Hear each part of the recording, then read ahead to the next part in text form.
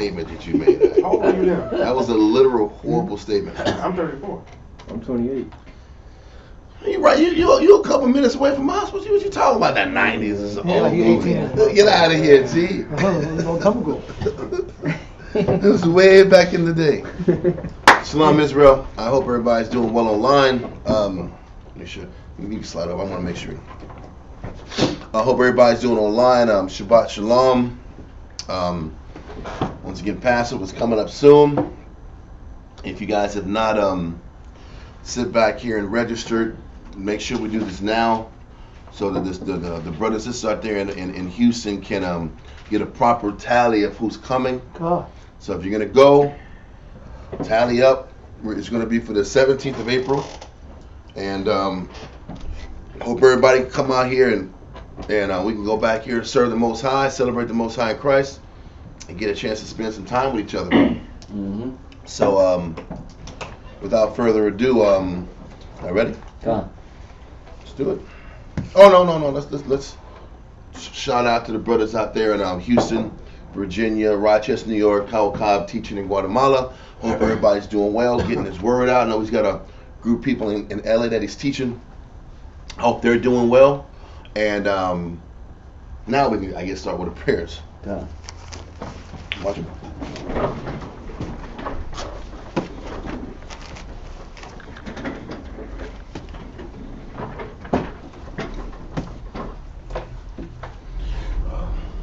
Barakatah Yahweh B'Hashem Yahushai. Barakatah Yahweh B'Hashem Yahushai. Hahawa'ah. Hahawa'ah. Nathan Lanoah. Nathan Lanoah. Award. Zayawam. Zayawam. Thawada. Aman. Aman. Bless you, Yahweh, in the name of Yahushai, that gives to us light this day. Thanks, so be it.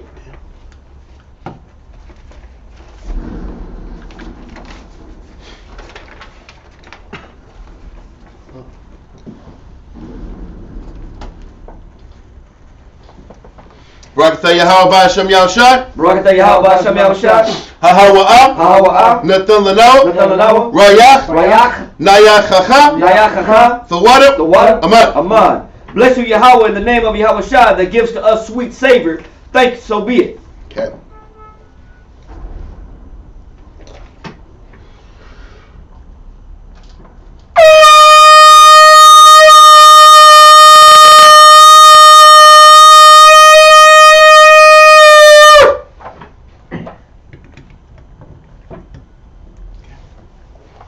Imagine Mapanya Yerushalayim. Stand and face Jerusalem.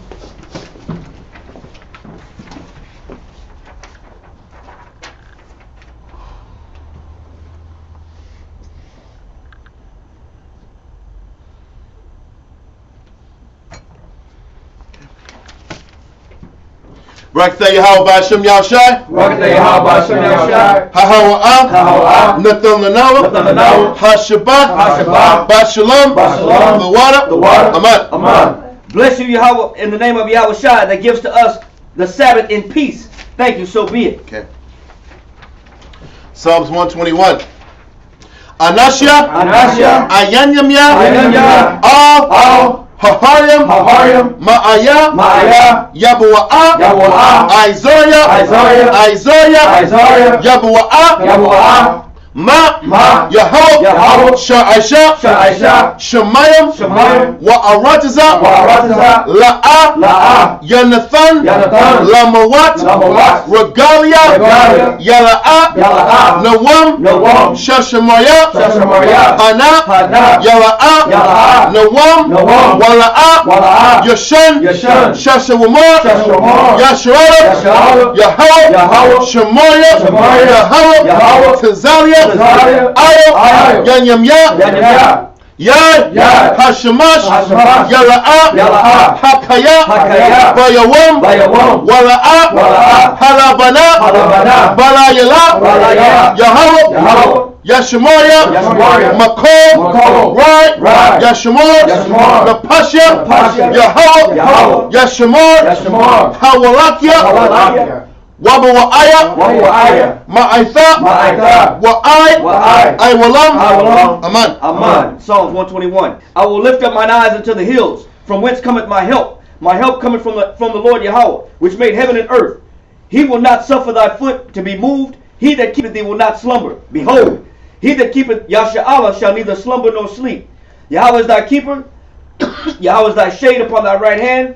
The sun shall not smite thee by day, nor the moon by night. Yahweh shall preserve thee from all evil. He shall preserve thy soul. Yahweh shall preserve thy going out and coming in from this time forth and even forevermore. Amen. Amen.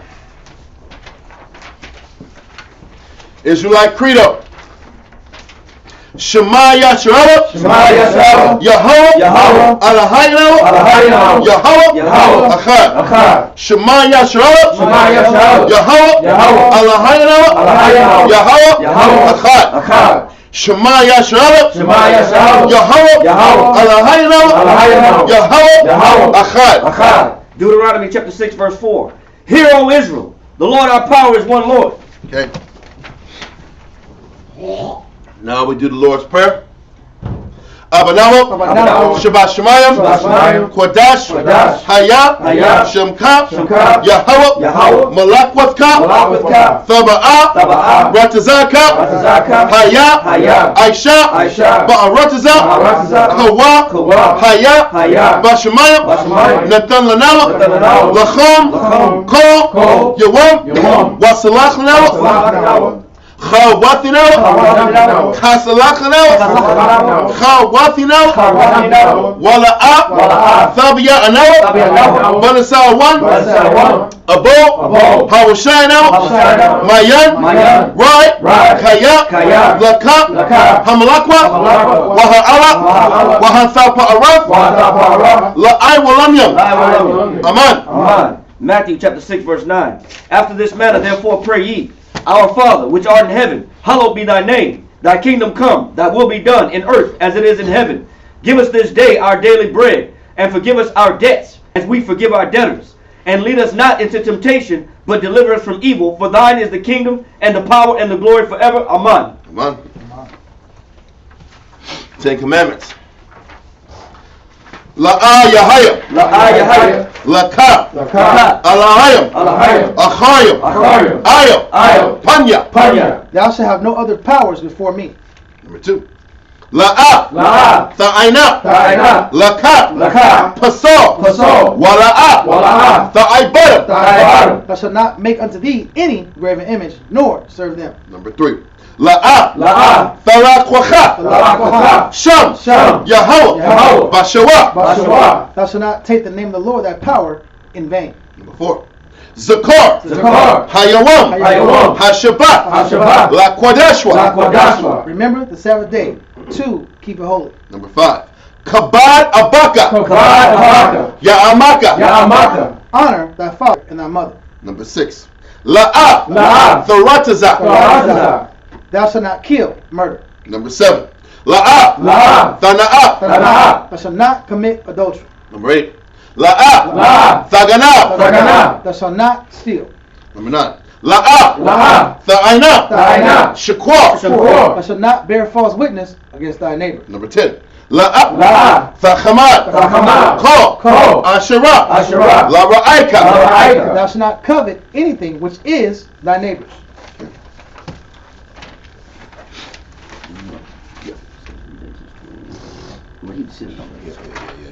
Everything gonna be okay.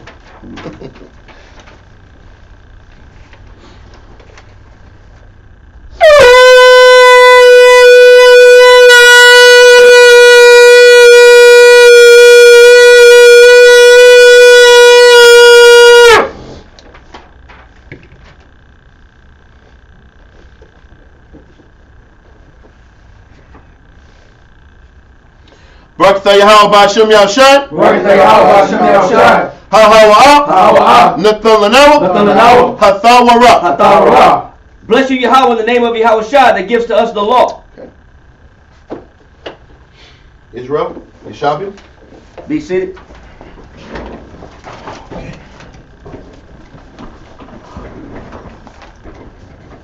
All right. Just a quick recap of last week before we go into this week. We left off with remember when the king, I think his name Amon, what was the name of Amon, or what was this guy's name? The king of the Ammonites. You had Nahash. He sat back here and threatened to kill or wipe out the Gadites and take their eyes out and put them into captivity if they didn't submit. And what was so telling about the situation is the people of Gilead didn't pray to the Most High to come and save them. The people of Gilead didn't sit back here and go to the Most High. What they did was sent letters out to the Israelites for help. And it got to the king, Saul. Saul sat back here and ordered everybody to go to a certain part of the land that's Bazek, and they went and took out the people. And everybody was going crazy, and they were happy that Saul delivered the people from this threat of the Ammonites. But Samuel came back around and reminded people that they made a huge mistake. And the reason they made a huge mistake was because they chose not to put the Most High first. They chose not to reach out to the Most High. They chose a king over the Most High to deliver them from their issues. And this was the number one reason why having a king was the worst thing that the Israelites could do. Because it would train the Israelites when there was calamities, where there was issues, run to the king for protection versus running to the Most High for safety and guidance. Now, as we go into chapter 13, 14, and 15, hopefully, you're going to see the other side of why it was the worst thing to have a king over the nation of Israel. Now, listen, when Saul sat back here and ordered the people to come together, that was good Saul. That was humble Saul. Now we're going to go on to chapter 13, 14, and 15, and we're going to start seeing elements of a diminished Saul. Okay? And we're going to start seeing the wear and tear that happens from an individual that is the king, that deals with the luxuries of being the king, the comforts and trappings of being the king. And you're going to start seeing the difference in the character of Saul when he, don't forget, when Saul had his humble beginnings and he was going to be anointed the king, he was hiding himself for an extremely long time. He was shameful. He didn't think he deserved the position. He didn't think he was worthy of the blessings the Most High was going to bestow on him.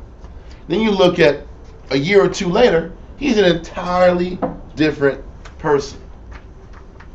And when you sit back, I don't want to lead too much, but we're going to start seeing differences in his character and his conduct very soon. So, 1 Samuel chapter 13 and 1. Let's get you saluted in. Kariah.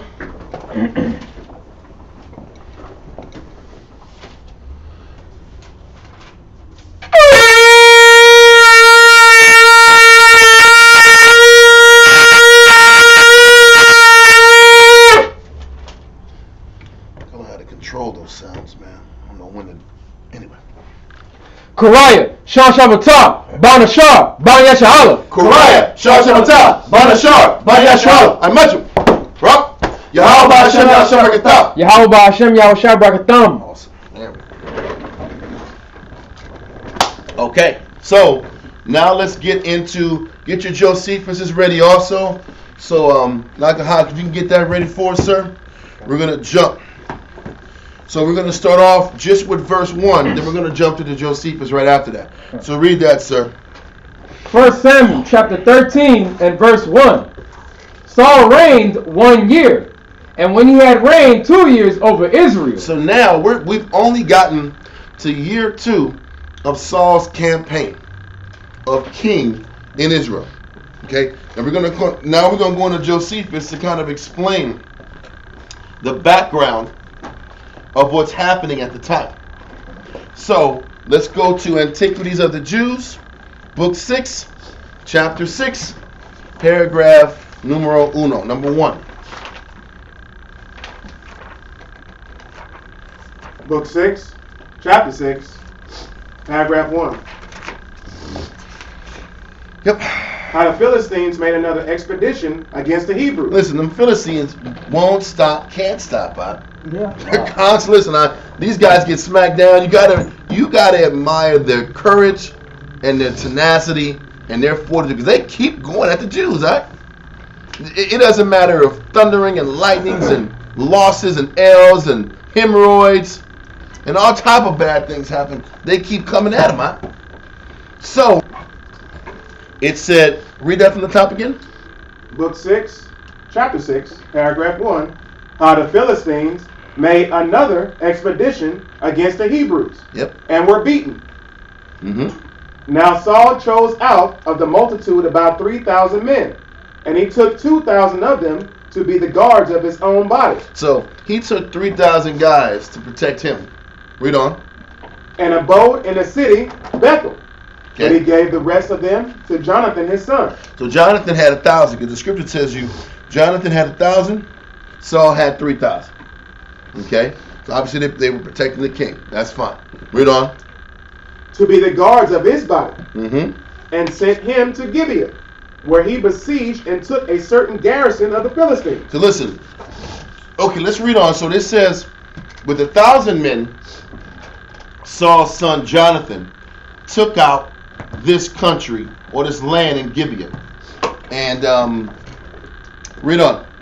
Where he besieged and took a certain garrison of the Philistines. Because that's what it's showing you is that there were, when at least when I thought the Philistines, I thought of the Philistines just being on the west seacoast, on the western seacoast.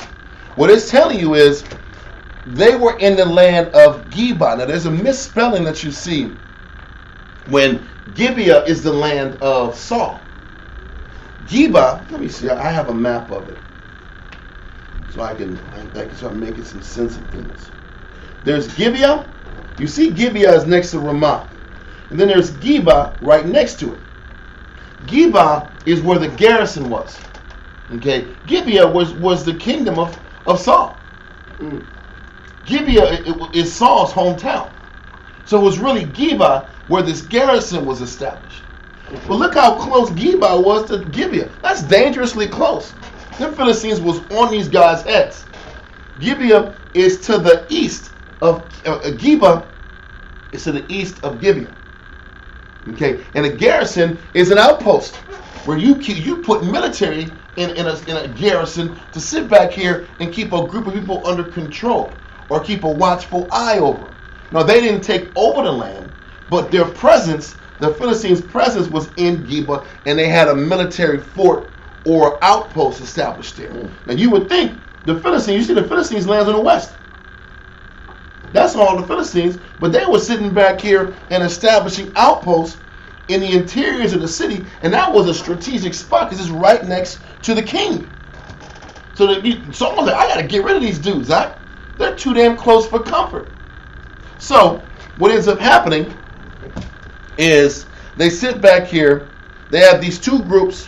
One was established, Saul was established in Bethel, and Bethel is north. And then they had, his son was established in Gibeah. Okay? Now, it says that he took the garrison, Jonathan took the garrison that was in Gibeah, read on, where he besieged, keep going. Where he besieged and took a certain garrison of the Philistines, not far from Gilgal. Okay. For the Philistines of Gibeah had beaten the Jews, and taken their weapons away, and had put garrisons into the strongest places of the country, and had forbidden them to carry any instrument of iron. That's crazy. They sat back here, whipped their ass in these cities, and said, I'm taking your weapons, and you are forbidden to have iron in your kingdom. We're going to take anything that might look like a weapon, or that you might even try to forge into a weapon. And that was their way of breaking and controlling the masses. And this is why they had to sit back here and take down these garrisons, because that was a real threat. They could take one city at a time and disarm them and surround the king. Now what are you going to do? Now you got a small fighting force having to take an entire group of garrisons coming at the people. So, read on. And had forbidden them to carry any instrument of iron, or at all to make use of any iron, in any case whatsoever. All the iron, which was the essential tool used for making weapons, was wiped out. So now, listen, what do you use? Some wood? You gonna use a staff?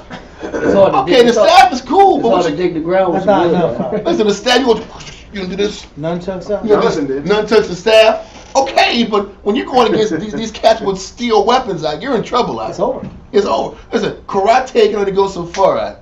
and that's what these Philistines are like. Listen, we're gonna break these dudes, take their steel and iron, and then now it's a problem. He got born arrows. Shit. Like, go like fighting with rocks. It's like, It's not gonna work, my guy. So this is why they had to sit back and break this. But keep going. And on account of this prohibition, it was that the husbandmen, if they had occasion to sharpen any of their tools. So if you had to sharpen your tools, so obviously you might have had the wood handle and a little area, a little metal part to like dig and cultivate your land.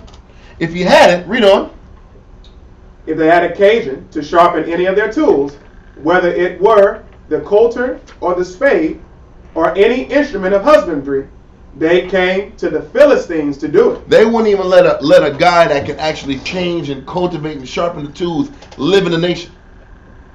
You couldn't be there. So you had to go to the Philistines to get your tools sharpened.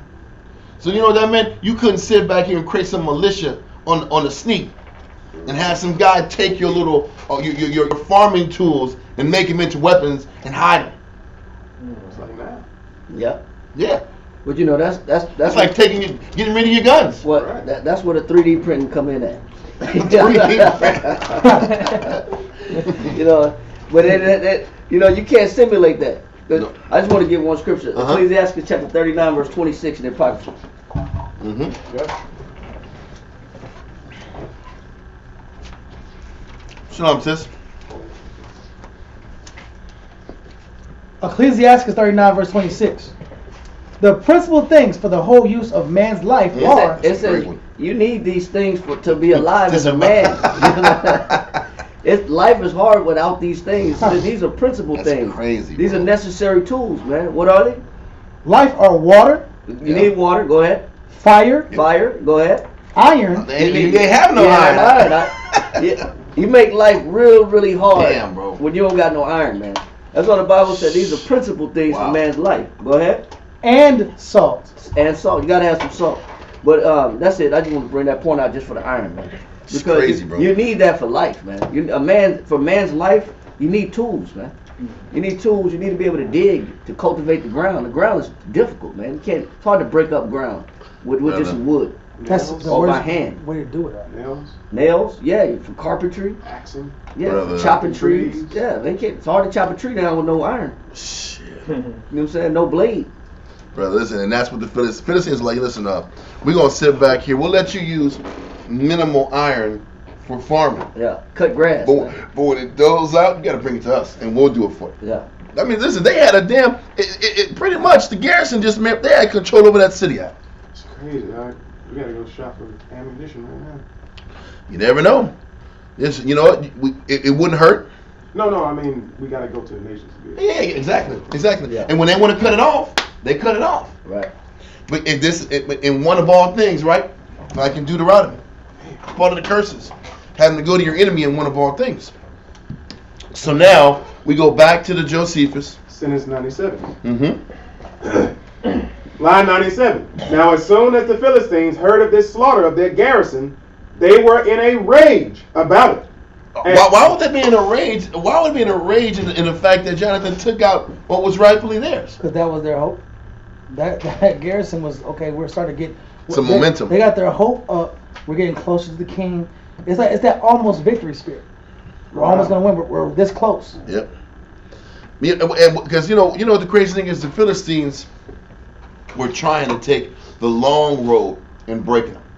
We're gonna go, instead of just attacking them in war, we're gonna go city for city, Yep. city for city, and before they will have the whole thing. They were very patient and methodical in their ways of trying to break the Jews. So now the Jews kind of caught up on it and said, we got to stop. We got to take out these garrisons that are established around. Because little by little, they're winning. Like playing checkers. They That's just the keep point. one little piece by little You mean piece. chess? They was playing chess at this point now. God. And they're like, we gotta be smart about how we get these Hebrews, because you know what? There's just a blunt going right at them ain't working. So anyway, the garrison sits back here, gets wiped out. The Jews retain or establish the land back in Geba. But now that pisses off the Philistines, and now they rally back together. Because the thing was this, it was almost like the Philistines were just trying to keep control of the area. They were letting them operate. I just don't need y'all to war. Mm-hmm. But the problem was, This always goes back to the beginning. We should have took him out when we had a chance to, but we didn't, and we gave them time to get powerful. Anyway, so now the people are pissed off with the Philistines because the garrison was wiped out. Now they're going to rally all together and come at Saul. This was the spark, so to speak. So, read on. They were in a rage about it, and, looking on this contempt as a terrible affront offered them, they made war against the Jews with 300,000 footmen. That's a lot of people that they gathered from, obviously from the west, to come back to Geba, or that area of Geba, which is right next to the king's territory in Gibeah. Just to go back, we can go back to show it. Gibeah is on the right, or Geba's on the right. Gibeah, this is where Saul had stationed his kingdom and empire. That's where he was at. That's 15 minutes away. 20 minutes away. That ain't very far. Man. It almost looks like a twin city. Con. Like it's a metroplex almost. Con. So they're right on top of each other. So obviously this was a legitimate threat that they had to deal with. Okay. So 300,000 Philistines were ready to go to war. Okay. So let's go. Matter of fact, hold this, and let's go back to 1 Samuel 13 and verse 2 now. 1 Samuel chapter 13 and verse 2. Saul chose him 3,000 men of Israel, whereof 2,000 were with Saul in Israel, whereof 2,000 were with Saul in Michmash. Michmash, yes. Michmash, and in Mount Bethel. Okay. And 1,000 were with Jonathan in Gibeah of Benjamin. Mm-hmm. And the rest of the people he sent every man to his tent. Okay. And Jonathan smote the garrison of the Philistines that was in Geba. So once again, Jonathan sat back here and took his troops that were stationed in their homeland, and they went to Geba and they took it out. Okay? Read on. And the Philistines heard of it. And Saul blew the trumpet throughout all the land, saying, let the Hebrews hear. First of all, you start to kind of get an idea of what type of personality Saul is at. I want to blow all the trumpets so all the Jews can hear. Everything was about kind of self-promotion and the overhyping of what you're doing. So the crazy thing is this: when he didn't realize this, the defeat was one thing, but the blowing of the trumpets and the hyping all the Jews up started pissing off the Philistines even the more. Okay. and now listen to what the Hebrews are doing. We took out the garrison. Let everybody hear it. That's almost like saying we won. That's what I'm saying. We shot the BB gun. Yeah. Listen, it was overhyping a minor victory. Yep. What they didn't realize is they woke up a sleeping giant. And now you look up, now you got 300,000 boys right at your footstep. You only won the first quarter, man. You just won the first quarter, right? What was he trying to say? Everything is about, look at what we're doing over here. Look at what we're doing. Hey, guys, we won over here. He do a lot of self-inflation. It's a lot of self-inflation, self-promotion, bringing a lot of unnecessary attention to him. But what it's showing you is in a 2-year time, whatever the hell happened, he started getting his ego started getting inflated. His attitude started changing because he wasn't like this. He was a very, I don't want to say timid, but reserved guy. Well, the reason why is because it's simple. Israel forgets where they come from. Yeah. And when they get the knowledge, they get puffed up. In this situation, he had small successes. Sometimes when Israel gets small successes, now we're beyond the common man. Now we're beyond certain rules and restrictions. Now we're beyond certain duties and responsibilities. Or just beyond just humility. Come. Listen, it wasn't the time to sit back here and get everybody hyped about and blowing trumpets. Blowing trumpets of excitement. We won. We took out the garrison. We took out the garrison. Did y'all know that? Every little victory you got to put it on the internet. It's the same concept. It also shows that he wasn't really as skillful in warfare as like perceived. He wasn't a skillful tactician in warfare. First of all, like David was. Yes. David was more skillful in warfare than Saul was because Saul won the party. Well, that and also what you're seeing is Jonathan just went and did the siege. It didn't say that the siege was established by Saul. Come. Listen, the order was Jonathan goes up north. No, not Jonathan. Saul goes up north to Michmash, Bethel. He said, listen, son, you and 1,000 guys stay in Gibeah. Once again, the plan was to stay in Gibeah. He takes his men and goes to Gibeah. That wasn't the order. So it's showing you already that Jonathan was already had the kind of spirit to kind of do things impulsively the way he wants to do it, and not how Saul wants to do it. You're going to see it because Saul constantly, when it came to actually fighting, he stayed back a lot, kind of waited things out. His son Jonathan was like, let's go do this. Let's go do this now. He sat back and took his 1,000 and bounced. He didn't even wait for Saul to give the call. Yeah. Went ahead. Jumped ahead. That's the thing. He went ahead without sitting back here and making sure it was clear and authorized. Multiple times. But this is the first time he does it without the consent. But instead of dealing with his son, he does it. We won. Right. Everybody, we won. It's still about, let me take this situation and spin it. It was all about spinning it to bring it about attention to him. Top full scripture? Yes. That's just a short scripture. Galatians 5:26. Galatians 5:26. Saul, once again, Saul did it again. I'm not even going to do any shots fired on this one, but once again, the King Saul came through. Give a congratulations to him. Exactly. What you got? Where's that? 26. Galatians 5:25 and then 26. Galatians chapter 25. If we 5:25. So 5 and 25. Come on. Galatians chapter 5 and verse 25.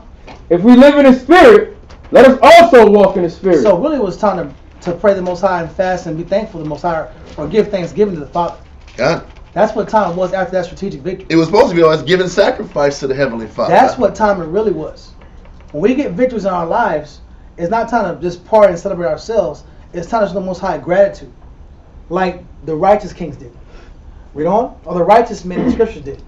Read on. 26. Let us not be desirous of vainglory. Let us what? Let us not be desirous of vainglory. Let us not be desirous of vainglory. If I'm celebrating and giving myself the glory, that means I'm stealing the glory from the Most High. That's the mistake that Saul is making. That was what I wanted to pull up. Oh, you gotta finish that verse 26. Read it from the top. Come.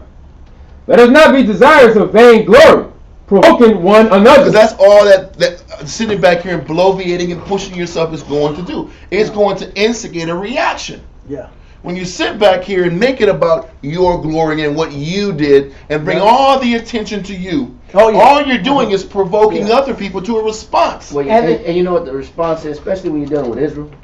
Oh, yeah, well, since you stunting, I'm going to stunt too. There you go. That's the game. You can shine, since you shining, I'm going to shine too. And that's the point. Yeah. So this is why there's no reason to sit back here and big yourself up, because nothing happens but more negative draws your way. Mm-hmm. Yeah. Even in the streets talks about, forget them haters. Well, why provoke the haters? Yeah. How about that one? Why provoke the haters? Why sit back here and be on Instagram Live showing what you doing, how you got spinners and money and bread? This is why these niggas get shot and killed. And they wonder why. Because I don't know why. That's another up and coming rapper. Young whatever. One. It's Young whatever the hell his name is. It's Young or Lil. Yeah. Young or Lil. Another Young or Lil gets killed because they're floss on the net and niggas won't go rob them. Right. Why sit back and instigate that? Recently, this guy just got signed.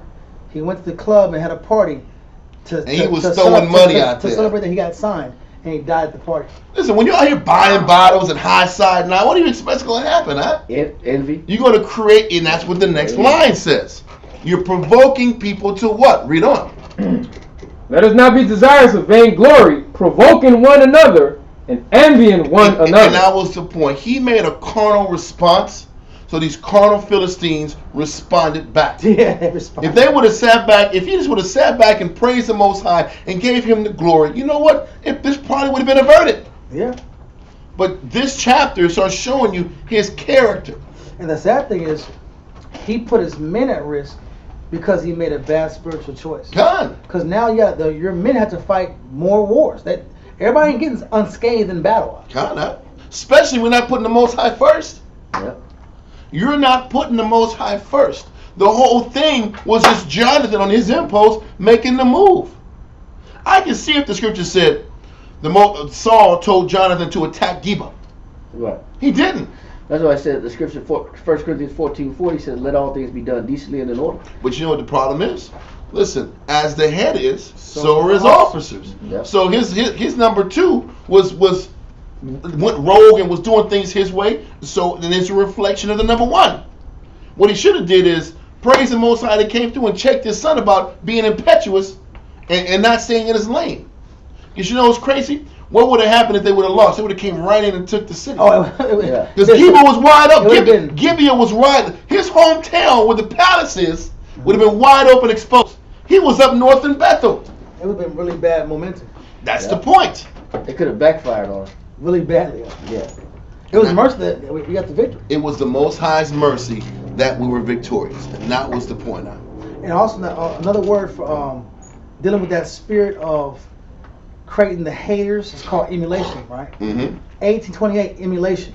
A contest, contention, strife, competition, rivalry, accompanied with a desire of depressing another. Exactly. Because that was the purpose. Read that last part It's again. beautiful. Emulation. It says contest, contention, strife, competition, rivalry, accompanied with a desire of depressing another. Because you know the crazy thing is, what he's saying is, it's a competition. You know what it's telling you? You can use competition one or two ways. I can sit back here. I can even use emulation one or two ways. I can sit back and watch a person's example that's better than me and use it as motivation to do better for myself for the right reasons. Or I can sit back here and use emulation to sit back here and tear another person down. To sit back and use that motivation so I can get back on top and humiliate this person like I was humiliated. There's two ways you can use emulation. I want to make sure we understand motivation is not a problem. And if I have a brother who's doing really good in the work, I can use his momentum and his success to drive me to do the right thing if the intentions are pure. But obviously, these intentions weren't pure, and it was about rubbing into somebody's face. Yes, I'm going to pull Romans 11 and verse 14. Romans 11 and verse 14. Just to show the good aspect of emulation. Yes. And the bad aspect of emulation. Maybe I'm showing the good aspect right here. Good. It's negative when you have the intention. Good. It's all about the intention behind the motivation. Read that. Romans 11 and 14. Romans chapter 11 and verse 14. If by any means I may promote. No, it didn't say promote. Read it again. My bad. If by any means I may provoke to emulation. So this is Paul speaking. He's teaching the gospel. He's going city to city. He's trying to inspire people. He's trying to gather people and guard people to Christ, not himself. Key point. Paul knows the history of Israel. He's doing his work. He's not making it about Paul. Look at me. I'm teaching. I was with Christ. I'm the man. No, he's pulling people towards Christ, right? And provoking them to emulation. Read. By his example. Read.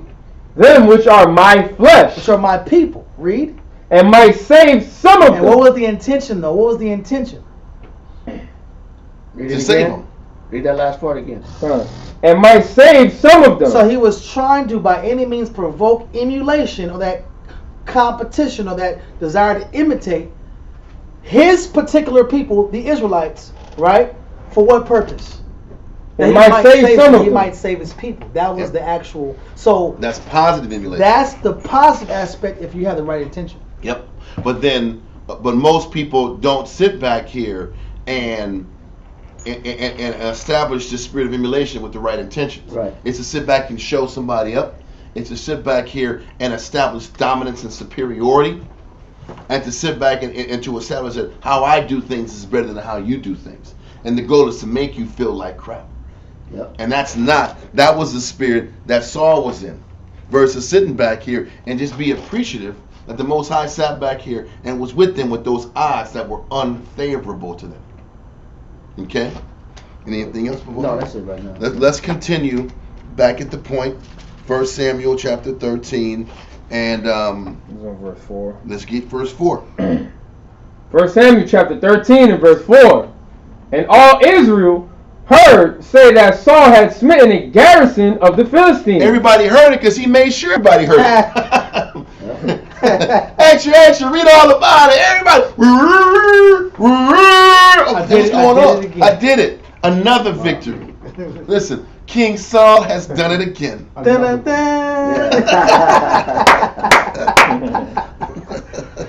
brothers do it now. Brothers do it now.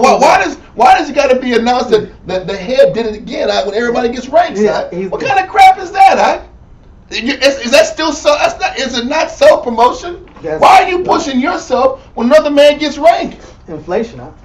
If another man gets rank, who earned that? That man. Why is it gotta be? I did it again. Another one of my guys, Why are you putting yourself? Why are you injecting yourself in the situation? Because it's the money. How about the brother sat back and worked hard and got his rank? Salute the man. Let's go back home. You got him dancing all in the video. You don't want him dancing in your video. That's hilarious. You on death row analysis? That's what it was doing. It's the truth. That's funny. But there's literally brothers out here, teachers now, that do that. Sound the horns. A guy passed the test. I did that also. That was me. That's it. That was me. That's crazy. That's Saul spirit. That's what that's what we're reading now. So, but I love the reading of this because self-bloviation. It's so beautiful because it just shows what not to do.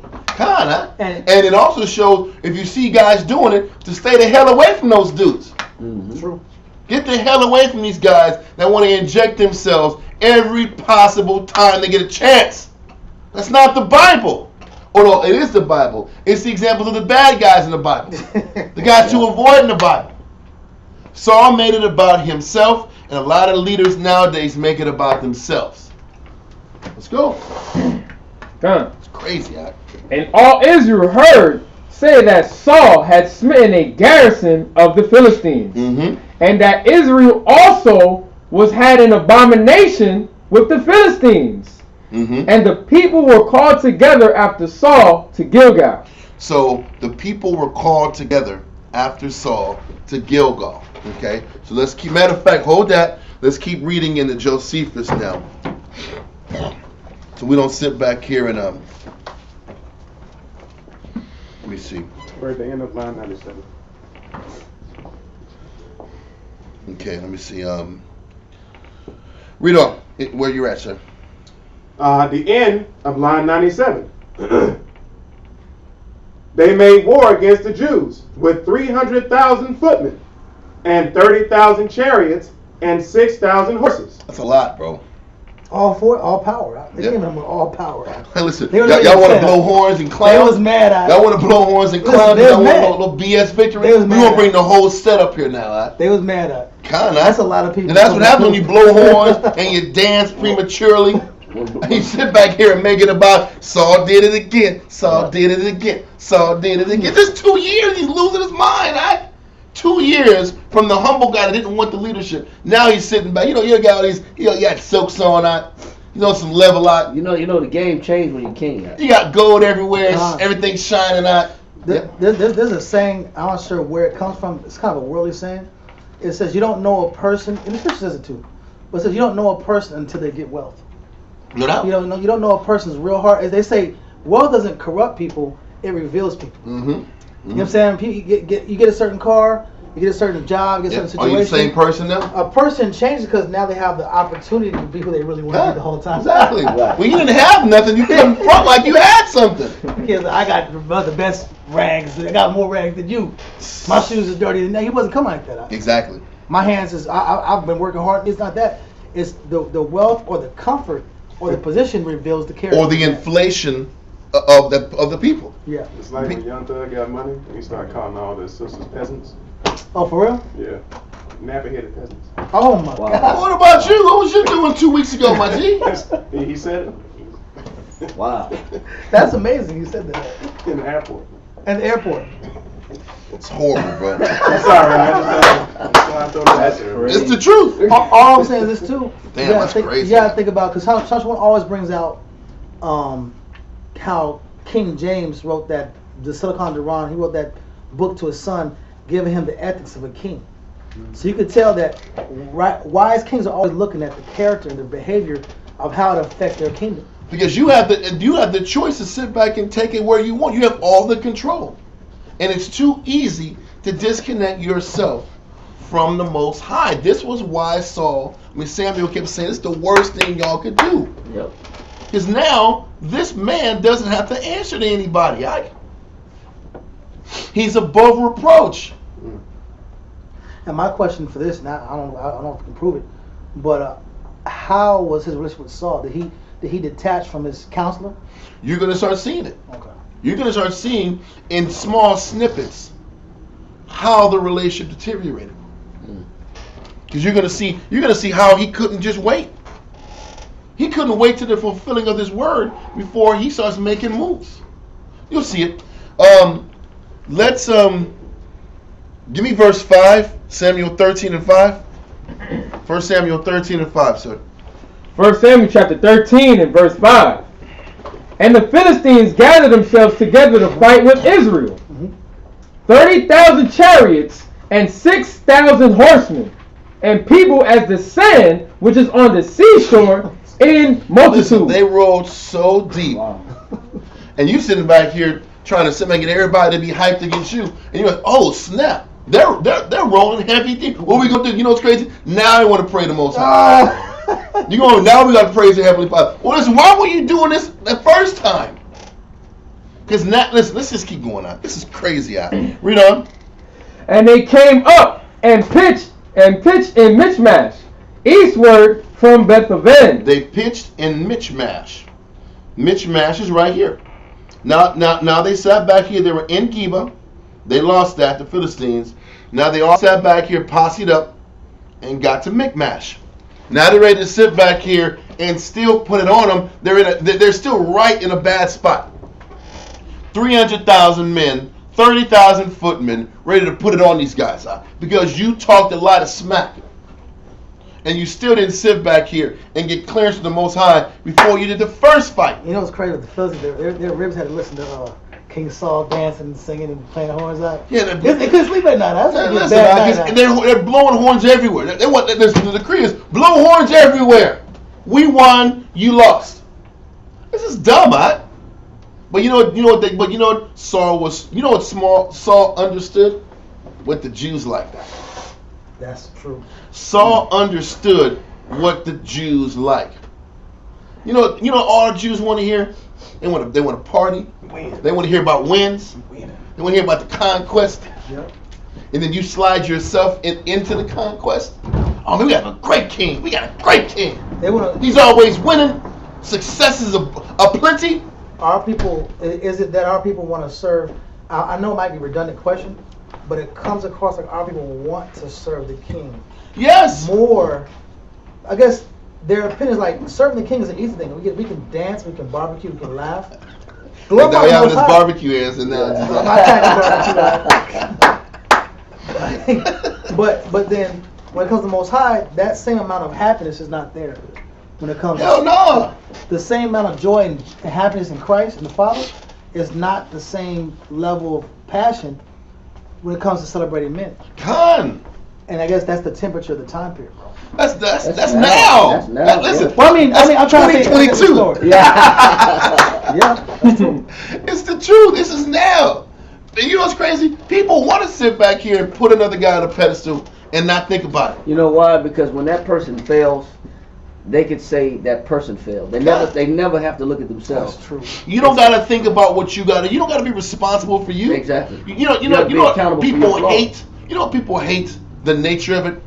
They hate being on the hook to be accountable every day, and whether they succeed or not, it's on them. That people would rather just be on autopilot, not have to think, not have to be responsible. Let me just lock into a system.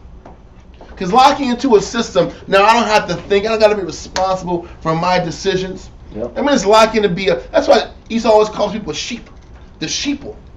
Because you just gotta. People feel better just locking into a system. This kid gets don't grab it. This is cool. You don't know who's that. That's okay.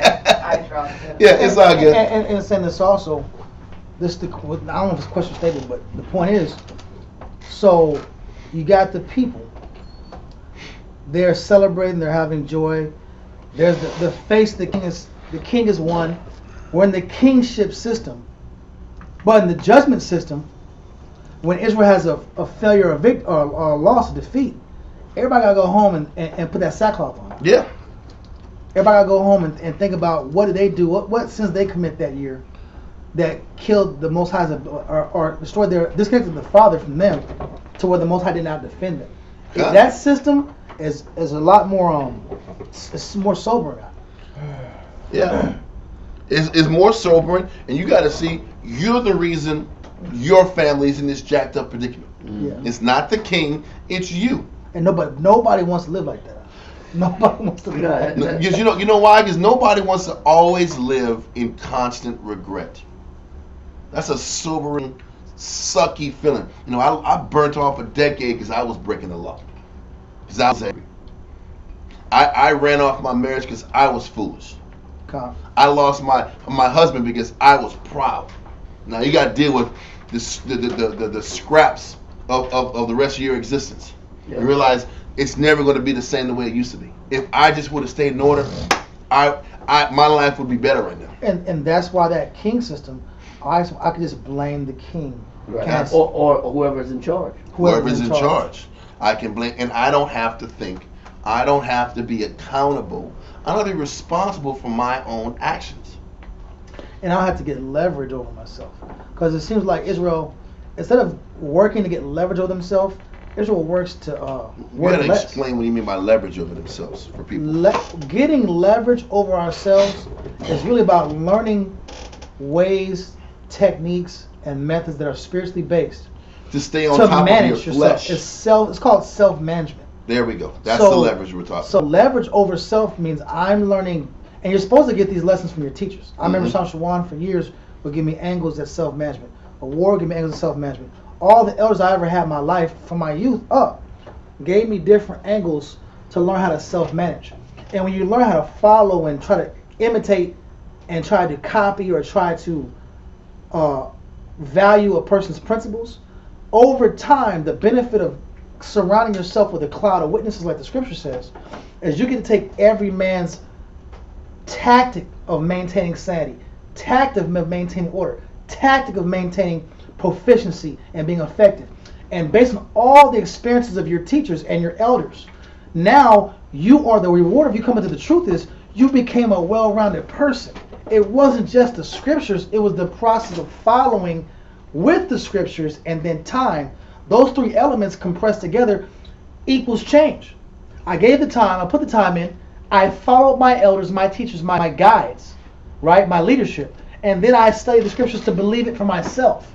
And over time, you start to adopt all the techniques and methods because you saw their examples. I never forget when I keep bringing Sean Shawan up today, but I never forget when Sean Shawan was dealing with them boys, man. It was like the courthouse steps was tripping out. It was I don't want to bring out courthouse steps. No, I don't want to. I mean, you bring it. I can bring it out. You know. Yeah, better. But no, that time period was crazy. No, I'll let you continue. What you're saying is, when you go through bank repossessions, you go through foreclosures, home foreclosures. Yep. You go through evictions. You go through loss. You go through financially being stripped of all control. But continue. Go ahead. What I remember that time period that the work ethic never changed, the dress code never changed, the positivity never changed. You didn't show examples of weakness in that time period. And this was a long time. This was like a year. I remember it being like a year. I say 10 months in my head, but it could have been longer. But I, as a young man, okay, this brother's losing everything, and he didn't give the camp less. He maintained the same pace as if nothing was happening in his personal life. Yep. That lesson ingrained in me. Whenever I go through a loss, it can never impede what I give the camp. It can never impede what I give the men. My life is separate from the camp. Meaning this: if I lose personally, it doesn't change what I give to the camp. The body needs no matter what. Or on the flip side, if you gain the things you want, it should never doesn't change what you do for the Most High. What both of y'all are saying is the very definition of spiritual integrity. Because that's what it takes to get up every day and produce the same amount of effort, whether you're losing completely or you're gaining completely. That is spiritual integrity, the ability never to lose your outlook, your stance, your purity of thought towards serving the Most High. And you can't get that just, I'm not gonna lie, you can get a surface understanding of it by studying, but you really have to watch people live their lives. You gotta watch people live their life to go through it in order for you to realize that it can be done. Because that's why Paul said he's learned whatever state he's in to be content, whether he's abased or abound. So you got to know how to be content on where you are, whether you're high or whether you're low. You can't change your integrity whether you're low. You can't change your integrity whether you come up. But I learned that from watching Kawakab. No doubt. I watched Kawakab lose, get stripped of things, and not change his demeanor, his disposition, his thought process, or his productivity. So, but I would have never been able to emulate, if we could use that word again, emulate in a positive way to say, you know what, if he could do it, I could do it. Because he lost and kept his faith, then if I gotta lose, then I gotta keep my faith.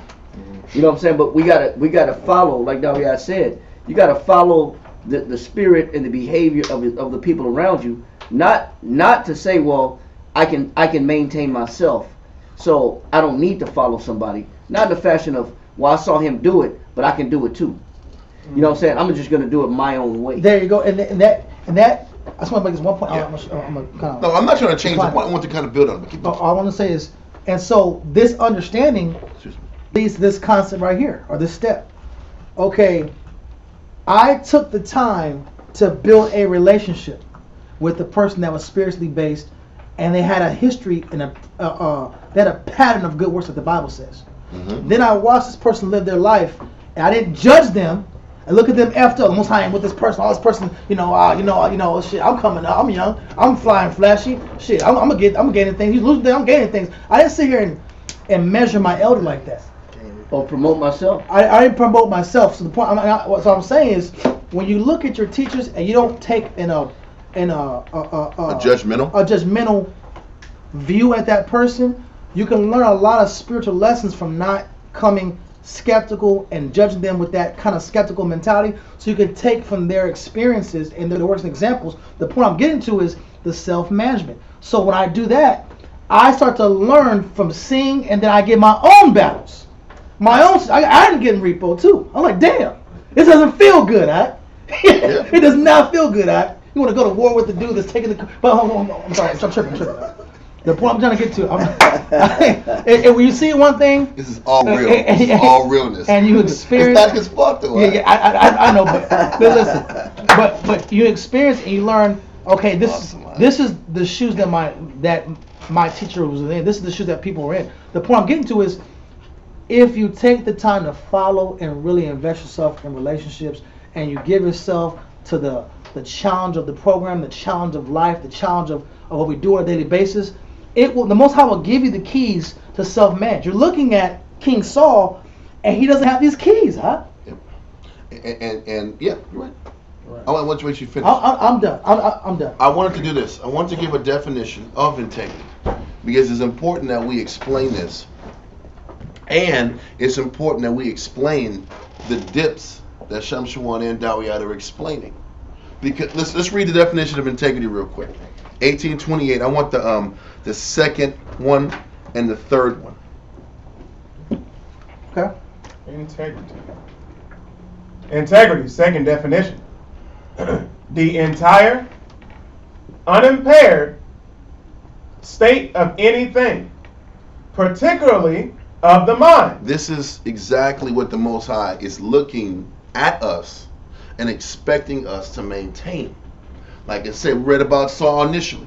He was humble. He wasn't about promoting himself initially. You took a guy that didn't even want to get brought in front of the entire nation to be exalted as the king.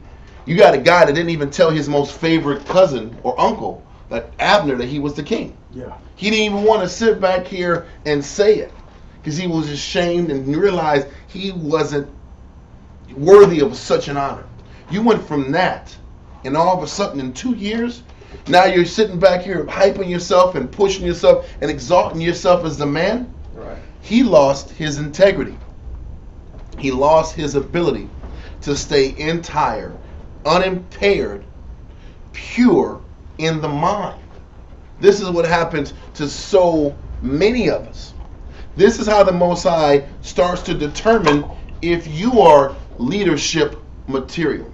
If you are a man that he can trust to lead people, to be a leader of men. What he first does, he breaks you down before he brings you up. Yep. He completely strips you of everything. And one of the first tests a young man has to go through is the loss of everything. How can he determine if you're trustworthy if you don't know how to handle loss? And if you deal with loss, and if you do lose things, has your mindset changed? Has your mindset now gotten sour towards the Most High? This is the question that the Most High is looking at when he is looking at our spirit. So it says the entire unimpaired state of a thing, particularly of the mind. This is what the Most High is looking at in us. If you lose things, how is your mind towards the Most High? Mm-hmm. And depending on how you handle loss or suffering or discomfort will determine how far the Most High starts to elevate each person spiritually. We're all like so dumbfounded and confused about why we all suffer things. If you don't suffer things, the Most High can't determine what caliber person you are.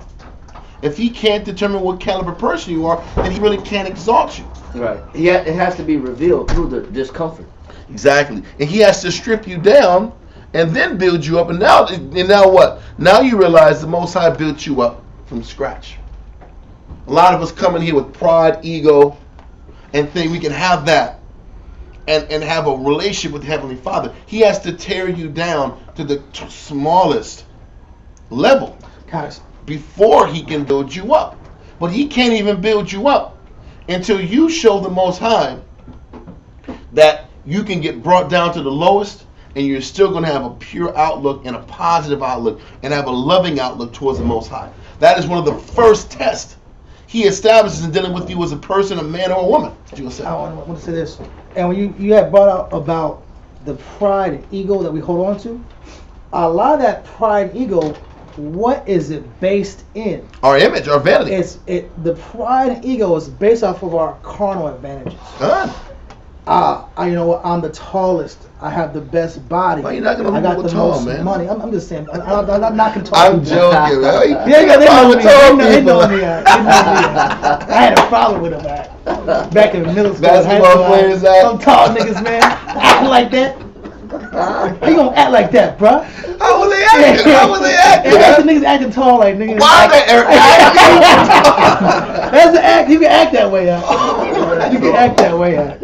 I didn't know that cats acted tall. There was an attitude. That is awesome. That's comedy gold, y'all. For everybody online, that is gold. That's gold. Oh my God. The point is that they acting tall. How dare they act tall around me? Who y'all think y'all is? Acting all tall, strutting around. Walking like this. Walking all tall. Standing like this. Dunking the ball out here. Who the hell you think you is? Reaching for high stuff like this. Listen, keep going out here. Oh my goodness. That's awesome. The point is that we hold on to carnal advantages, and those carnal advantages, that's the root system of your pride. I'm just the smartest guy out here, man. I can outsmart everybody. No one sees how I'm doing. They don't see what I'm thinking. I'm seeing them. They ain't seeing me. I saw you. You didn't see me. Right. People roll like that, bro. We remember those conversations, but we've also seen that spirit multiple times. I see you, you don't see me, or I don't really need this. I'm just here because I'm doing y'all guys a favor with my presence. My presence is a favor for you. Right. I don't have to be here. I never needed this. Right. Like, okay, you don't need the Lord, Right.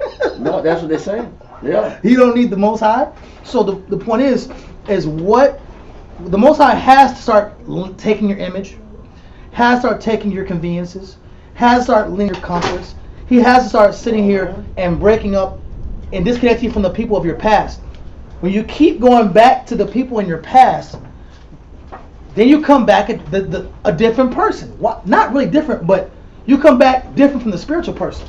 You're really pressing the reset button on your spiritual development when you go back around people from your past.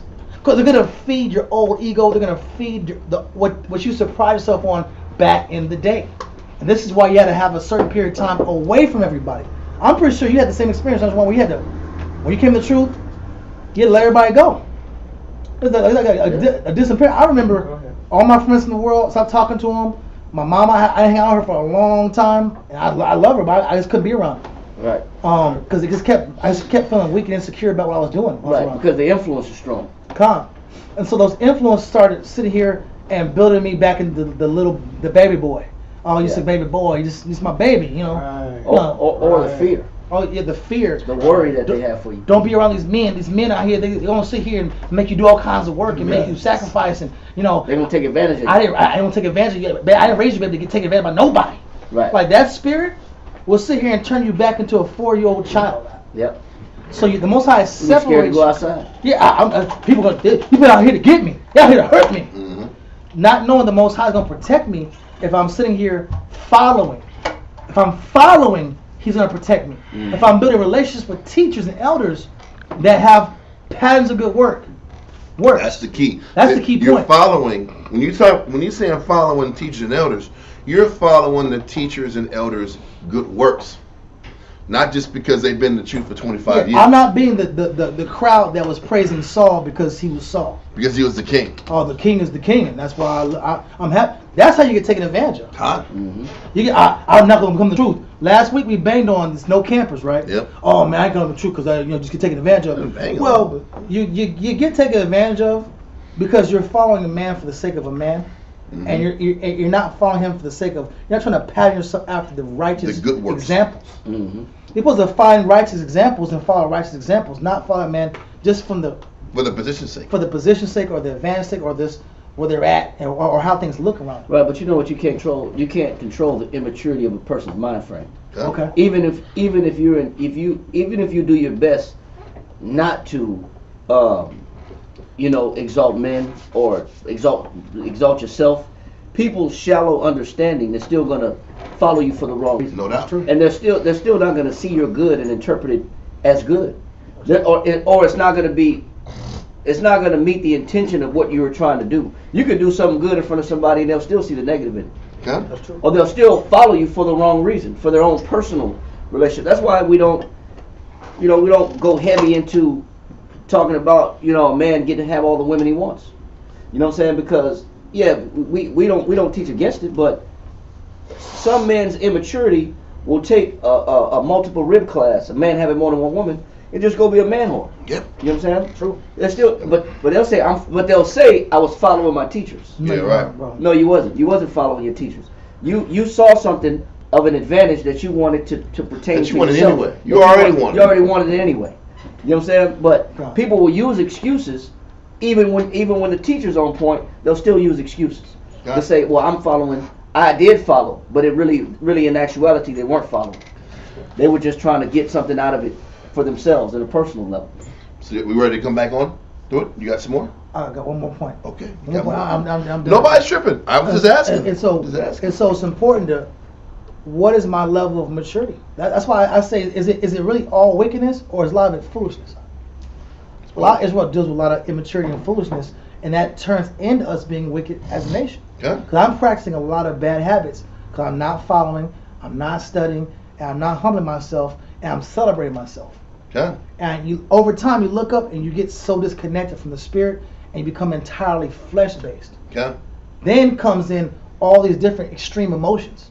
The extreme emotions are attracted to a fleshly spirit, a fleshly mentality. When you're spiritual, you're really detached from a lot of emotions. Okay. You're more objective. And so, but you can't learn that unless you get around people that are skillful in their examples. And so I'm connecting that back to Saul. Was Saul following my question? Where was Saul's relationship with his teacher, bro? With Samuel? It wasn't there. So Saul was listen. Samuel was in Ramah, right in the middle of everything. He wasn't getting called on. You know what's crazy? You know the difference between the king and the judge? What was the difference? The judge was only as good as his last prophecy. And when the Most High started removing himself from the judge, guess what happened? The Most High rose up another judge. Yeah, that's true. The king, that nigga stuck there for years. You're going to read that once Saul got exposed, he was still taking the nation downhill for years.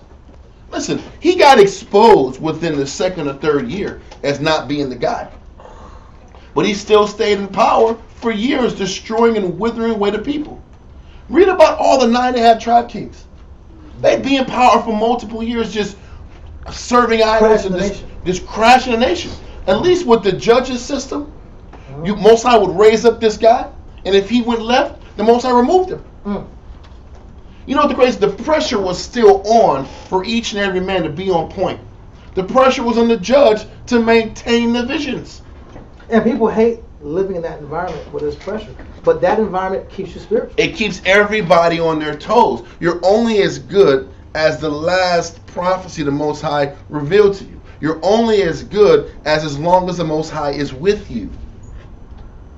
Saul, it wasn't even about Samuel. It was about, in worst case scenario, I'll call Samuel. But he still wasn't connected to the priest. The priests were where? Where were the priests at? The mountains? Shiloh. Was he reaching out to anybody in Shiloh at this time? He was in Gibeah living his life, and he was just making moves. He wasn't connected to the priest. He wasn't connected to his head. I'm going to show you again on the map. Listen, he was in Gibeah. Check this out. He was in Gibeah. Where's Ramah? Ramah is where Saul lived. Gibeah is right here. Ramah couldn't have been but 20 minutes to an hour away. How come he wasn't going to Ramah to seek guidance on every move? That's a great point. Because it wasn't about making the spiritually right decision. It was about making the decision that he sees fit. But the thing is, he was right next door to counsel on tap. At any given moment, he could have got counsel. But that's us. We're right next to. I watch people. They're right next to help. Help is a phone call away, or really maybe 15, 20-minute drive away. Yeah. There's help like right there. There's sisters that are available for other sisters. Yeah. There's brothers available for other brothers. And I watched for years, people not really. They create reasons, or I call them smoke bombs. That's my little saying for it. They create justifications to not go 20 minutes down the street. Yeah. To not make a phone. Why I thought you were tired, or if you thought you was up, why didn't you wait until they weren't tired to call them and get the clearance before you make a move? It still goes back to that. I had to do it. No, you don't. Listen, why couldn't you have? Listen, you had guys that were trained to just run from one city to another. You know that, right? There was guys in the army. You just got to run, G, and deliver this message. Yeah. Wow. Don't forget earlier when the Philistines wiped out an area. I think it was near Aphex. A guy ran from. Check this out. A guy ran from Aphex to Shiloh to deliver the message to Eli and the people that we lost the ark. Man. They ran from there to there. So you can't have a guy run from Gibeah to Ramah? That's at least 100 miles, bro. Well, it said around 25 to 30. If that was 25 to 30, then this is like 5 miles. We can't even run 2 miles right That's now. the point. Exactly. Man. Listen, so what are we dealing with? We're dealing with the fact that Samuel was right there. He just didn't choose to stay connected in a spiritual way. He didn't value it. It's no different. It's no different than when the what do you call it, a war? The Gadites were asking for Saul's help in the war. Why didn't Saul just send prayers in? Saul didn't sit back here and say, Father, what should we do? You know what he did? Bring these guys to war. We're going to kick their ass. I got it. You know what ends up happening? You start finding a little success with your own decisions. And you start thinking you don't need to go back to the Most High to stay locked in and blessed. Wow. He took a couple wins with his own advice. Now guess what? The Spirit's with me. Yep. But you know what? If you don't always go back to sources to keep you potent, you stop getting those victories. That happens to all of us. You make a couple wise decisions and things work out, and then you think, what? I can always just sit back here and do this on tap. Until the Most High dries up your decision making. To remind you, no, it was always me. So why not sit back and create a source where you always filter your thoughts towards a spiritual source before you make the moves? He stopped going to Samuel because he didn't think he needed Samuel until he needed him. Right. I just want to bring that out. 1 Samuel chapter 28, verse 6.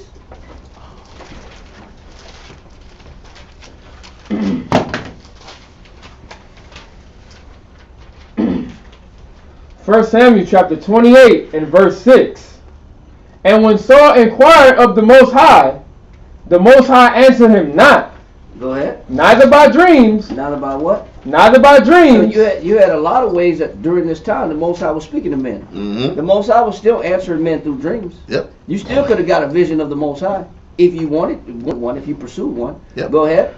Nor by Urim. Nor by what? Urim. Now read Numbers chapter 27, verse 21 real quick. Hold that where you at in 1 Samuel. Numbers chapter 7, verse 21. 27, verse 21. Oh, sorry. Numbers chapter 27, verse 21. And he shall stand before Eleazar, the priest. You still could go to the priest. And what does the priest have on him? Read. Who shall ask counsel for him after the judgment of Urim. So the Urim was a breastplate of stones that the priest wore that would, if you ask it a question, the Most High would answer through the breastplate. Okay. So you literally had that up the street. You had that ability. That's like the that's like the telephone of God, right? You had the ability to communicate with the Most High. All you had to do was go to the priest. They will ask the Urim a question, and the Most High would answer through the Urim and the Thummim. So you had an ability to get a direct word of the Most High straight to you at your disposal. Read on. After the judgment of Urim before the Most High. And the Urim would go directly to the Most High. Go ahead. At his word shall they go out. And then the Most High would answer the Urim, and then it would tell you what to do. So if Saul was really about following, if he was really about seeking counsel, if he was really about doing things the right way, he had multiple ways of getting the Most High's answers if he really cared about the Most High's answers. Okay. If he really cared about the Most High's judgment. Yep. Now let that go and finish that up in 1 Samuel 28. 1 Samuel chapter 28 and verse 6. And when Saul inquired of the Most High answered him not, neither by dreams, nor by Urim, nor by prophets. Nor by prophets. And that's because he didn't go to Samuel to find out what he should do. He didn't care about the answer that Samuel had. Don't forget, before he was made king, what did Samuel tell Saul to do? You remember? Fear the Lord. Before that happened, but on his way down, after he left Samuel's city, Samuel sat back here and let the partner or the servant that was with Saul go. Right. And he gave Saul instructions about meeting these who? Prophets. Prophets trained him. He was trained by prophets. So it's not like he didn't know what to do or how to sit back here and find spiritual solutions to his problems. Is Saul numbered among the prophets? That's the point. That's the proverb. And that was when he went to the prophets is when the Spirit of the Lord came to him. So he was obviously shown a way. to stay connected to the Most High from the beginning. So the Most High didn't just put him out there like we be saying, oh, Most High. I didn't know. I didn't understand. No, he was trained by the prophets before, and he made a decision to forego that training. So now we understand, as we read on, why the Spirit left him and why the Spirit stopped being on his side. Because he made a choice to not continue to nurture that spirit, to not continue to nurture that mindset. And because of it is why the Most High departed from him. Because if there's not a proactive mindset to nurture that relation with the Most High in you, then you're just making it about you. So this is what's happening. He was making a habit of making it about him. And that's the consequence of the losing of that spiritual sanity. Exactly. That's the consequence. Because this is all of us. Listen, this is where we all stand. And we don't continue to go back to the source, go back to that spiritual well, so to speak. Mm-hmm. And you're going to lose it too. You'll stop having, back, you might have read back then where it says the Most High, the Spirit of the Most High departed him. You know what that just means? You lose understanding. You lose clarity. You don't get those spiritual answers as much as you used to, and because of it, you're going to be exposed, and you're going to make the wrong choice. Cover. God. And one more verse on this point, 2 Kings 5:25.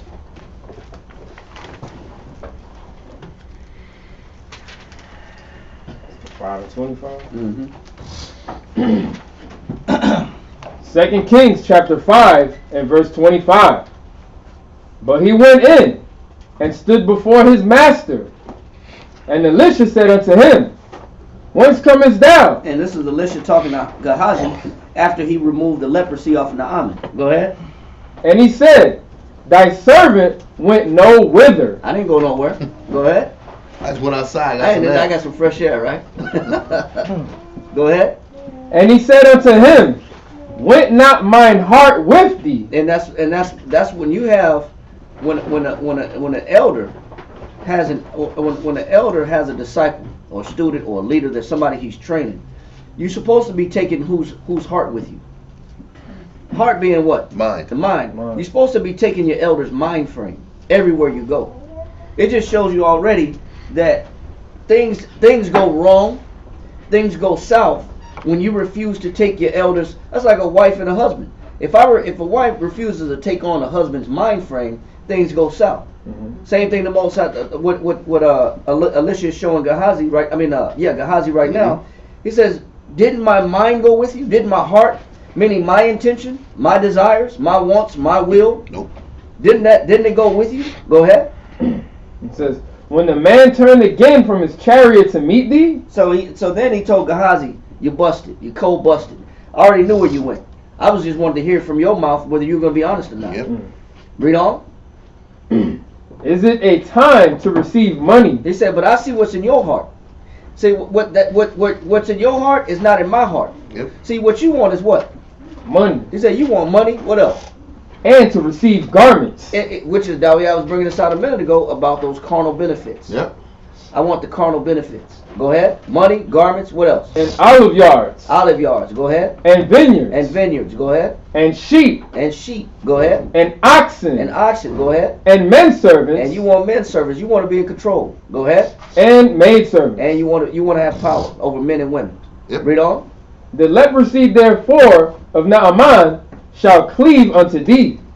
It said now that you're going to be stuck with the leprosy. Not only you, but go ahead. "And unto thy seed forever." Now also, not only you're going to be cursed like Edomites, but he said your seed going to be cursed like Edomites. How long? Worst thing ever. Forever, because you didn't have the right mind frame. You didn't develop the mind frame of your elders. That's why it's so important that whatever spiritual connection your elders have with the Most High, you better obtain that same spiritual connection. And you know what it also shows you? Listen, it wasn't like Gehazi was always like that. No. Gehazi was locked into Elisha for a period of time until he wasn't. And that's the reality. And that is the pressure that Dawi was explaining, that people don't like to be up under. Yep. Who wants to be up under the mindset as long as I'm on point, the Most High is with me. But the day I choose to go left, I lose everything. That's a very scary reality for people to have. But it's only scary if you go left. Or if you have a desire to go left. If you have a desire to go left. So you know what? This is why we're always taught to find joy in this. You have to find joy in serving the Most High. So there's no reason to want to go left. Yeah. And this is where, maturity-wise, we have to learn to transition from doing this out of fear to doing this out of love. That's the goal we should all be shooting for.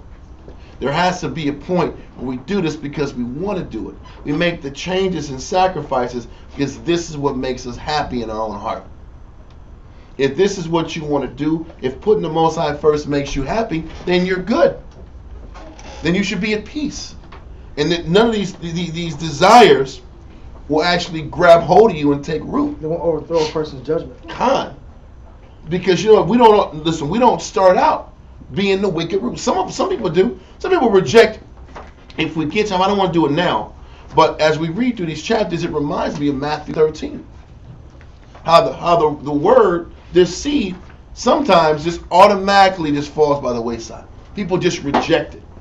And some people, they receive it for a little bit, but the word doesn't take root in them because the world or the thorns start choking it away. Yeah. This is what's happening to Saul. The world being praised, getting blown up, Saul loved the attention of the people. He loved the respect that the people gave him. And he's sort of falling in love with that. And I make this point. And this is the reason why Esau pushes his social media so strong. Like, people complain about social media, and I get why they do. But the spiritual aspect behind why social media is creating higher levels of depression, mental health problems, and I think anxiety and suicide rates are going up. Yep. Is because now that you're touching this spirit of having to constantly please people, instead of pleasing the Most High, you're going to be a slave to something. You're going to be a slave to the Most High and serve, or you're going to be a slave to these people and these lights and having to look a certain way, having to have your image, I guess, appreciated. And now you're a slave to that. And now you got to be happy all the time. Everywhere I go, I'm just good everywhere I go. Hey, everything's perfect. You got to be a fake post everywhere. You got to make that post real. Every post is you got to be winning at. You're winning. You have to win on every single post, every single day, every single moment. You're always smiling. You're always smiling at. Every outfit's good. I'm always happy. I'm always smiling. Everything's good. I'm my background. You know how much money these companies are making? These little lighting companies at. They're making so much money at those little selfie lights and stuff like that at. Because they got to make the perfect picture. Yeah. And that's why they have that. What's that thing on how they change how your face looks? And they make your filters. And the filters, that is insane. Everybody's filtered up. They're getting bread. They're making money. Is that an app or is it free? Do you pay for that filter? Sometimes it's free depending on what app that you use. But how you know about filters, man? I mean, you know. Got it! How you know about filters? I said, you know, sometimes. No, I ain't gonna lie to you. Oh my goodness. I don't use filters. How do you know about filters? No. All original, you heard? Got him! I let the sun out. You know what I'm saying? Right, he got covered. Shit, I might make a filter my own. Oh my goodness! I'm sorry. I had to say it. I had to get that out. So listen. Keep going. But I'd have been like, no, I'll let you talk. Nah, you sit there. You fell right into it. No, I'm just messing. But it shows a desire to be in this flawless situation where everybody sees no flaw. We're supposed to have that flawless spirit when it comes to our actual real spirit. Are actually changing. The Satan has reversed everything. Instead of your spirit being flawless, and the Bible's your filter, we use digital, the outward, the outward, and then we're miserable on the inside. Whereas in the Most High's way, your flesh might be miserable. Your flesh might be uncomfortable.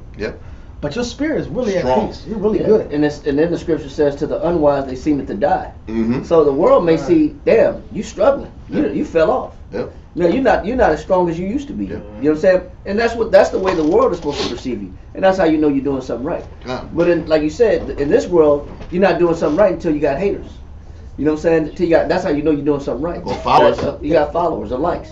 So or you get, whether it's attention either way, positive or negative. You know what I'm saying? True. But I like what you say, because that's our people's mentality is that way. But following, I just want to get one more point on 2 Kings, Ecclesiastes chapter 21, verse 19. And like you were saying a minute ago, how living under the pressure of always having to perform what's right in the eyes of the Most High is punishment. You mentioned that earlier. Mm-hmm. Ecclesiastes chapter 21, verse. In the world, it's a worldly punishment. A worldly punishment, right? Ecclesiastes chapter 21, verse 19. Verse 19. Doctrine. Which is good Oh teaching. my goodness, great verse. Doctrine is teaching. It's advice. It's counsel. And it's instruction, It's in doing things right. the right way to find success in your life. Read on. Doctrine unto fools is as fetters. It says doctrine unto fools is as what? Fetters. It's like control. You got me under confine. You always got my back against the wall. You always got too much. You got too much pressure on me. I don't want to live this lifestyle. It's too much. It's too intense. I don't have no freedom, no liberty. Let me make sure I explain doctrine. Doctrine is the proper instruction of how to succeed in this realm. Yep. Listen, there is a worldly doctrine. There is a worldly template of what you do to find success in the world, right? Okay. But then there's a spiritual template of what you have to do to succeed in Christ. There's different templates. Yeah. There's different processes. There's different doctrine of what this is. If I'm in the world, you do this, this, this, and this. This is the formula. And this is the formula. Right. Doctrine, spiritual doctrine is this is the path that you have to take, the mindset that you have to have if you want to see success in this realm. Yep. There is doctrine in every realm of life. Athletics, there's a way you have to do things. There's a path you have to go. And in the drug game, you know what? There is a way you have to do things if you want to be successful in that game. They call it the game. Right. You got to develop street smart. Exactly. And there's a way in the mindset, and there's a way you have to become. You have to become a certain way to survive that arena. There's a way to get to function in the music industry to find success, right? Yeah. But in this realm, there's a way you have to be also to find success. But this doctrine, this spiritual doctrine to people who are fools, it's like you're putting me in chains. Yep. This is not the life I want. I am unhappy. I am full of restraints in this world. Yep. But you know what? But this is the path that you have to go through if you want to find success in a spiritual arena. You're playing by a different set of rules when you start opening this Bible and living according to the Bible versus the set of rules that you have to live when you're in the world just doing you in the world. And can I accept that if I'm going to follow the doctrine of the Most High, what you're going to accept, you're going to be dealing with no control, you're giving up control, you're going to put your hands in fetters. Hell, Ecclesiastes 6 says you're putting your feet in fetters too. You're putting your whole body in fetters. But it's not fetters to a person who understands that it's really my protection. Right. Because that's Ecclesiastes 6 explains the whole thing. We got to go through it, but that was a perfect verse. Keep going. Start from the top of your verse again. Ecclesiastes 21. Perfect verse. And verse 17. No, 19. 19. Doctrine unto Sorry about that. I fools. want to hear this right. Doctrine unto fools is as fetters on the feet, and like manacles. Manacles are handcuffs. Go ahead. It's crazy. And like manacles on the right hand. How many of us feel like the Most High got manacles on us? I can't do nothing right, man. I can't go anywhere. I always got to put on my Israelite image. Manacles is a heavy damn word. Yeah. I'm in chains. You got a question? Yeah. So right now, in terms of, being how we are in the world versus how we are here, I have like a really hard time right now because at my job I have to be, everyone's inclusive and I have to be really cool with all these different agendas, and then I go home and we don't live that way. Mm-hmm. And I'm having a really hard time switching from one to the other because I feel like, why am I working for Esau, having to follow these rules, and then turn the switch and do this. Like, it makes it hard for me not to, I don't know, like. I understand exactly what you're like, saying. I don't know. You know, the crazy thing is, what you're experiencing is what most Israelite sisters face on a day-to-day basis. And just like we're kind of explaining and we're going into details about how to overcome this battle or this battle, it's very important that obviously you download to your husband, but you keep talking to other sisters who's been having to face this for 15, 20 years of having to do what you have to do here. You know, the number one reason that sisters do it is because in order for the husbands to properly and freely get this word out, in order for the husbands to get this job done, the sisters have to go out here and bear that burden. So that the work, listen, what sisters don't understand is that you guys have an important part in getting the word out too. It might not feel that way. It might not feel that going out here and shucking and jiving at the job is the most rewarding or fun thing to do, but you play an important part in what we're doing for the Most High. Because you know what? As we're building a camp, as we're building a school, and we're taking steps, small steps every day to take this camp further, it's important that sisters handle and push at the job also. Because what that does, we're able to keep pushing forward as the sisters are pushing forward on their end. Because you know what? If sisters aren't fighting and doing that job, guess what the husband has to do now? Yeah, think about all of that. Now he's got to go, and he can't focus himself on doing the work of the Most High and building with the men and building as a leader. So now he's got to sit back here and take his attention 1,000 directions besides pushing forward, working with the men, studying, teaching, working on getting his word out. So a sister might not get the kudos, or it's a job that's not the most beneficial. Well, not beneficial. It is beneficial, but it's not the most rewarding. Yeah.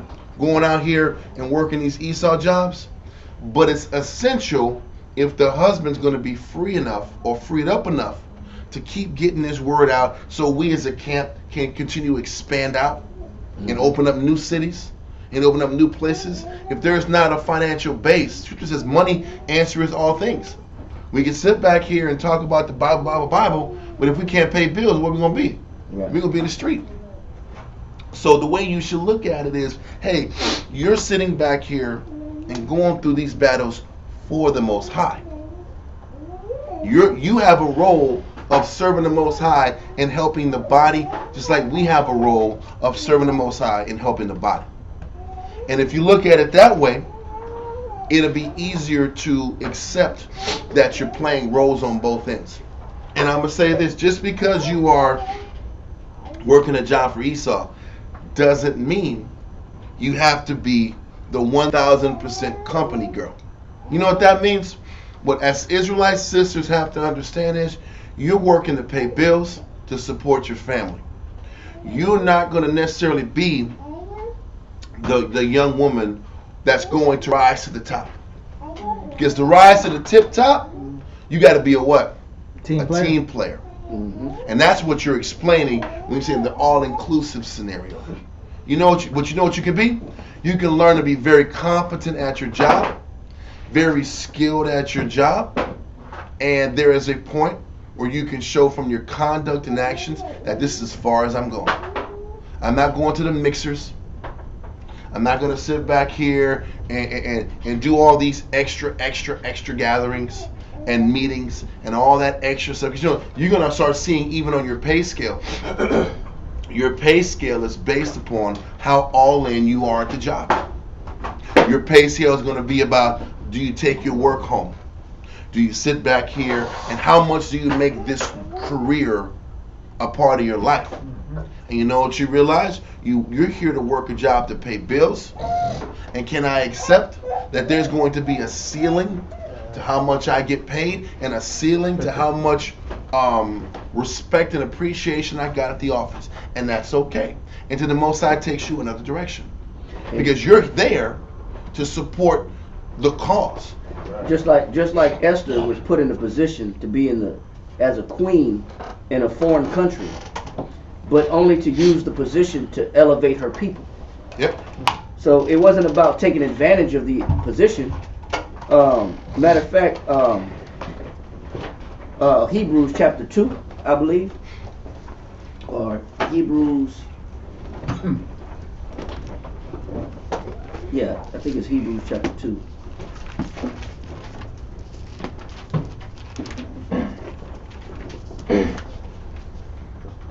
But this is something that all the sisters face as they're working up the quote-unquote corporate ladder. But just accept there is a ceiling, and it's okay. Because your job is to sit back here and serve your husband, and you are a part of the camp just as much as the men are part of the camp. We're just all playing a different part. Like I said, one thing, a short statement. So the job has to serve you. You're not serving the job. God. Okay, this job is serving my interests.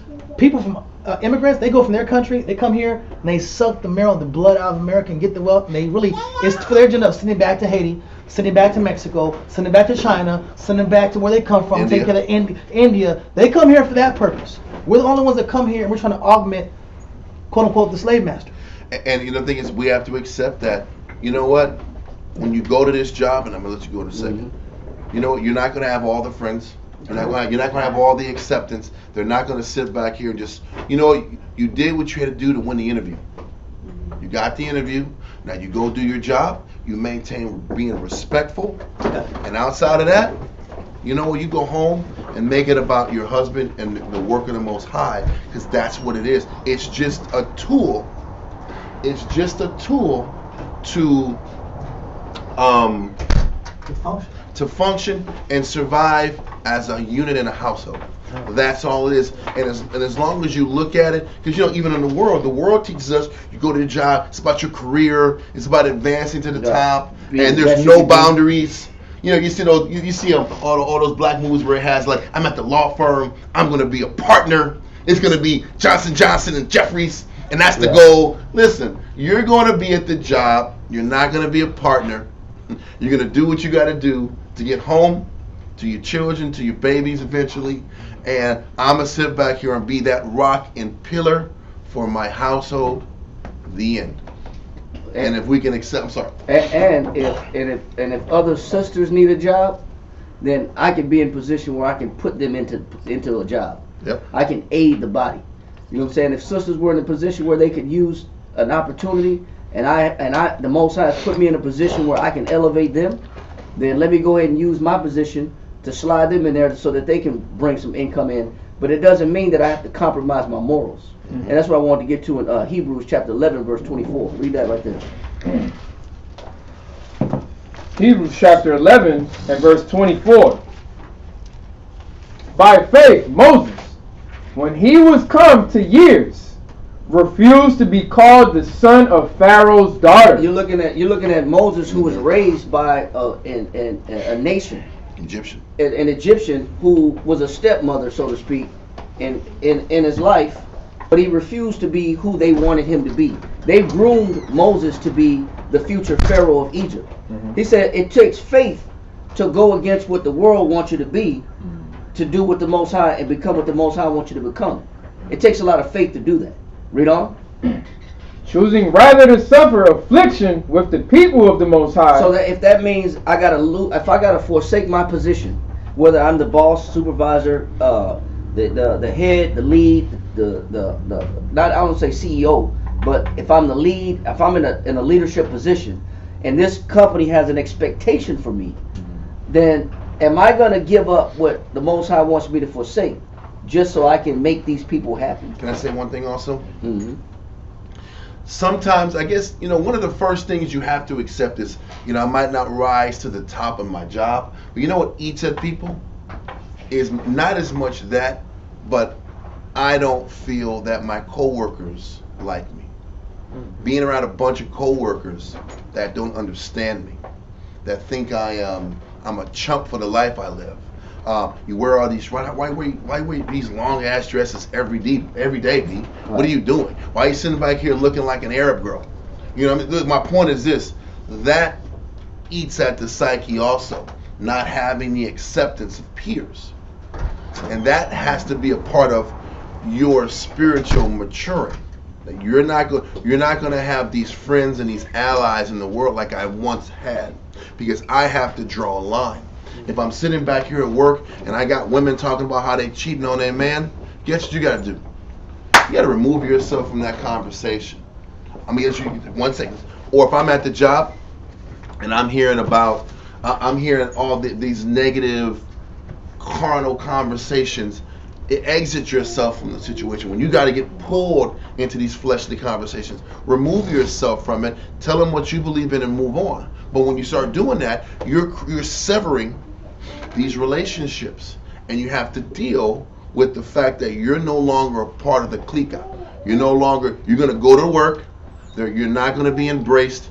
They might be whispering about you on the side. Might be a lot of chisme at the job, and it's going to be revolving around you, but you have to accept that that's part of making your stand, on top of not pushing to get to the top, because that rejection is a part of serving Christ. Like when you read in St. John 15, it says, marvel not that the world hates you. The world hated me before it hated you.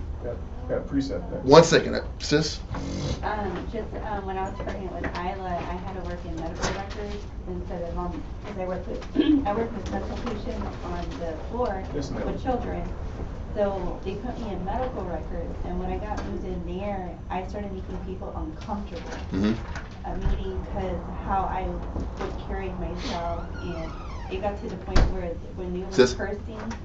When they got to the point when they were cursing and like talking, how they talk at work, they were like literally apologizing, and then I started noticing my hours started getting cut because I made them uncomfortable to where they're like, well, let's just cut her till 11 so we can be who we want to be.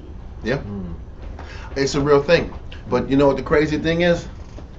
Finding a way to respectfully just not be into what they're into is the challenge, and allowing the Most High and trusting the Most High will keep elevating you, because of as you and your husband's works increase, He's going to keep taking you higher levels because of what you need, what your family needs, and just trusting that. But just understanding that I have to be cool with them, but I don't got to be a part of them. I have to work with them.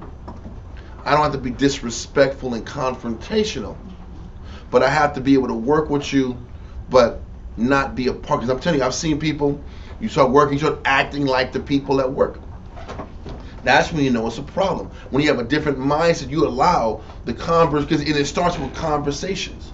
You have to know when to cut off talking with people about negative things. If they're talking about negative things, you have to separate yourself from those people. Reading Psalms chapter 1 is a good chapter to remember. Do it now. Reading Psalms 1 about the understanding that I got to separate myself from scorners, from scornful people, from negative people. I can't be around that. I can't be around gossip. I can't be around people talking negative, talking condescending. Listen, it's no different than music. You have to know what music I need to stop listening to, because when I listen to this music, I'm in a negative mindset. It brings a completely different element out of my character. The scripture says, know what's evil for thy spirit, and give not unto it. Right. So I got to figure out, I'm going to give you 1 second, figure out what environment I need to get away from. What was your question? So what's or maybe we talk about that after, but like the line, like yesterday they were talking about, I work at a spa now, and they give massages there, and someone called and asked if their husband was allowed to be in the room, and they put her on hold, and everyone in the room said no, that's super weird to have their husband accompany them, and I was the only one who said yes, and everyone started looking at me like, why? Like, why is that okay? And I explained to them that to me that would be perfectly fine if my husband wanted to come with, and then everyone was like, they started like you said, standing off, because to them that was creepy. I was like, why is that creepy? At what point do you think it's okay for us to like keep telling them what we believe them? No. At work or no? The truth is this: what you have to do is just remove yourself from the negative, at least to start. And then over time, if there's a person who receives your message, you might want to talk to them on the side. But the scripture says, give me the verse where it says, harmless as doves, wise as serpents. Wise as serpents. Find that verse. I think it's in Matthew 10:16. I think it's Matthew 10:16. Read that real quick. I think it's Matthew chapter 10 and verse 16. 10:16. Oh, make sure it's there. Make sure it's the right verse. It's there. I don't understand. You're getting all loud like it's a fish. Like, oh, that might not be the one. It's there. It's Okay. there. Read that. Matthew 10 and 16. I'll make sure it's just it gets it real quick. Matthew 10:16. He said it with confidence. I don't know. I was like, man, I'm not sure yet. Read that out. Matthew chapter 10 and verse 16. Behold, I send you forth as sheep in the midst of wolves. He says, Christ sends us as sheep, meaning humble and innocent, in the midst of wolves. Whether you're going to the job, you're going into out here in the world, we're sitting back here trying to live a spiritual life around a bunch of animals. Ravenous animals that are out here just to take whatever they can take. And a wolf in a definition is a really hungry person. It's a person that has a lot of strong desires. And wants to take. Strong lust. And take the spoil. A wolf's mindset is, what can I get out the damn deal?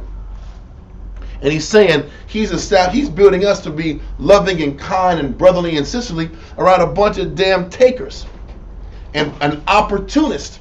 Yep. Okay? So read from the top. And manipulators. Opportunities, manipulators, kind. Read it from the top again. Kind. Behold, I send you forth as sheep in the midst of wolves. Be ye therefore wise as serpents. So we have to be wise as serpents when we're amongst these opportunities. We have to be aware of the people around us. We have to be aware of the co-workers. If there's certain people that don't want to hear us, you talk about the Bible, then don't talk the Bible. You keep it surface. When they want to take it negative, you get out of there. You get away. Okay? You don't have to go to war at the job and run everybody off and get fired. You just got to sit back here, play it smart, be wise, and just don't partake in their activities. If they want to sit back here, girls' night out, no, I'm not doing that crap. Let's go out and go to Chili's and drink and act like a damn animal. And talk carnal and drink mojitos all damn day long. Whatever the hell they want to do, don't do it. Don't go out to those little gatherings. Working Women's Wednesday. Oh, hell no. Yeah.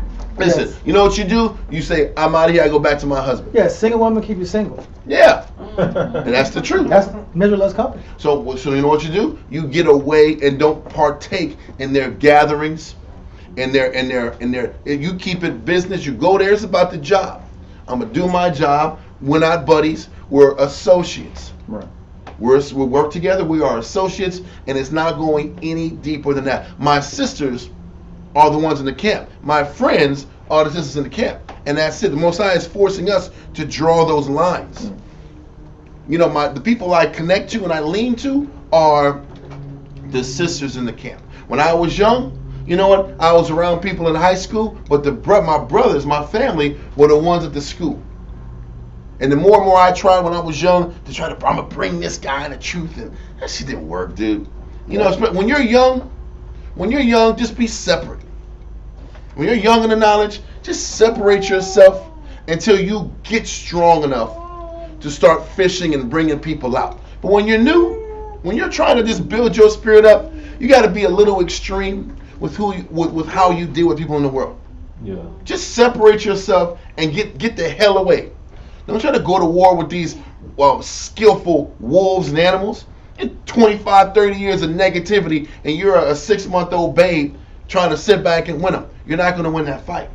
And I can tell you that from experience. So you're better off just staying away, being respectful, stay away, go do your work, go home. Do your job, go home. Don't start no stuff. Don't start no battles. Yep. And just make sure, what am I doing this for? You're always gonna get the Valentine's Day. Everybody's gonna pass out candy. Halloween, they're gonna pass out candy. They're gonna dress up. They're gonna put on costumes. You're gonna have the same old wardrobe you've been wearing all year. Yes. And they're gonna have elves and goons and witches and brooms, maids, all that crap. Everybody's desk is gonna be decked out with all the little decor, and they're gonna have balloons and little Easter egg bunnies and Easter eggs on your desk. and they're gonna wonder why you don't participate in none of How that. come we're not wearing green on St. Patty's Day? Yeah. they're gonna figure it out real quick that you're not part of that program. Yep. You know what I'm saying? It'll be made known over time that you don't agree with them, neither do you think like them. But you don't got to go to war with them. You don't got to go to war with them, nor do you have to sit back and associate yourself with them. And one verse, hold that right quick in Hebrews, Ecclesiastes in the Bible, chapter 21, verse 19. God says that's exactly how it is. You did not come here to work, be your friend. Yeah, hold on. That's the truth. Ecclesiastes 7 and 12. I'm sorry. Ecclesiastes chapter 7 and 12. Ecclesiastes chapter 7 That's verse strong 12. right there. That's a strong statement right there. Read that.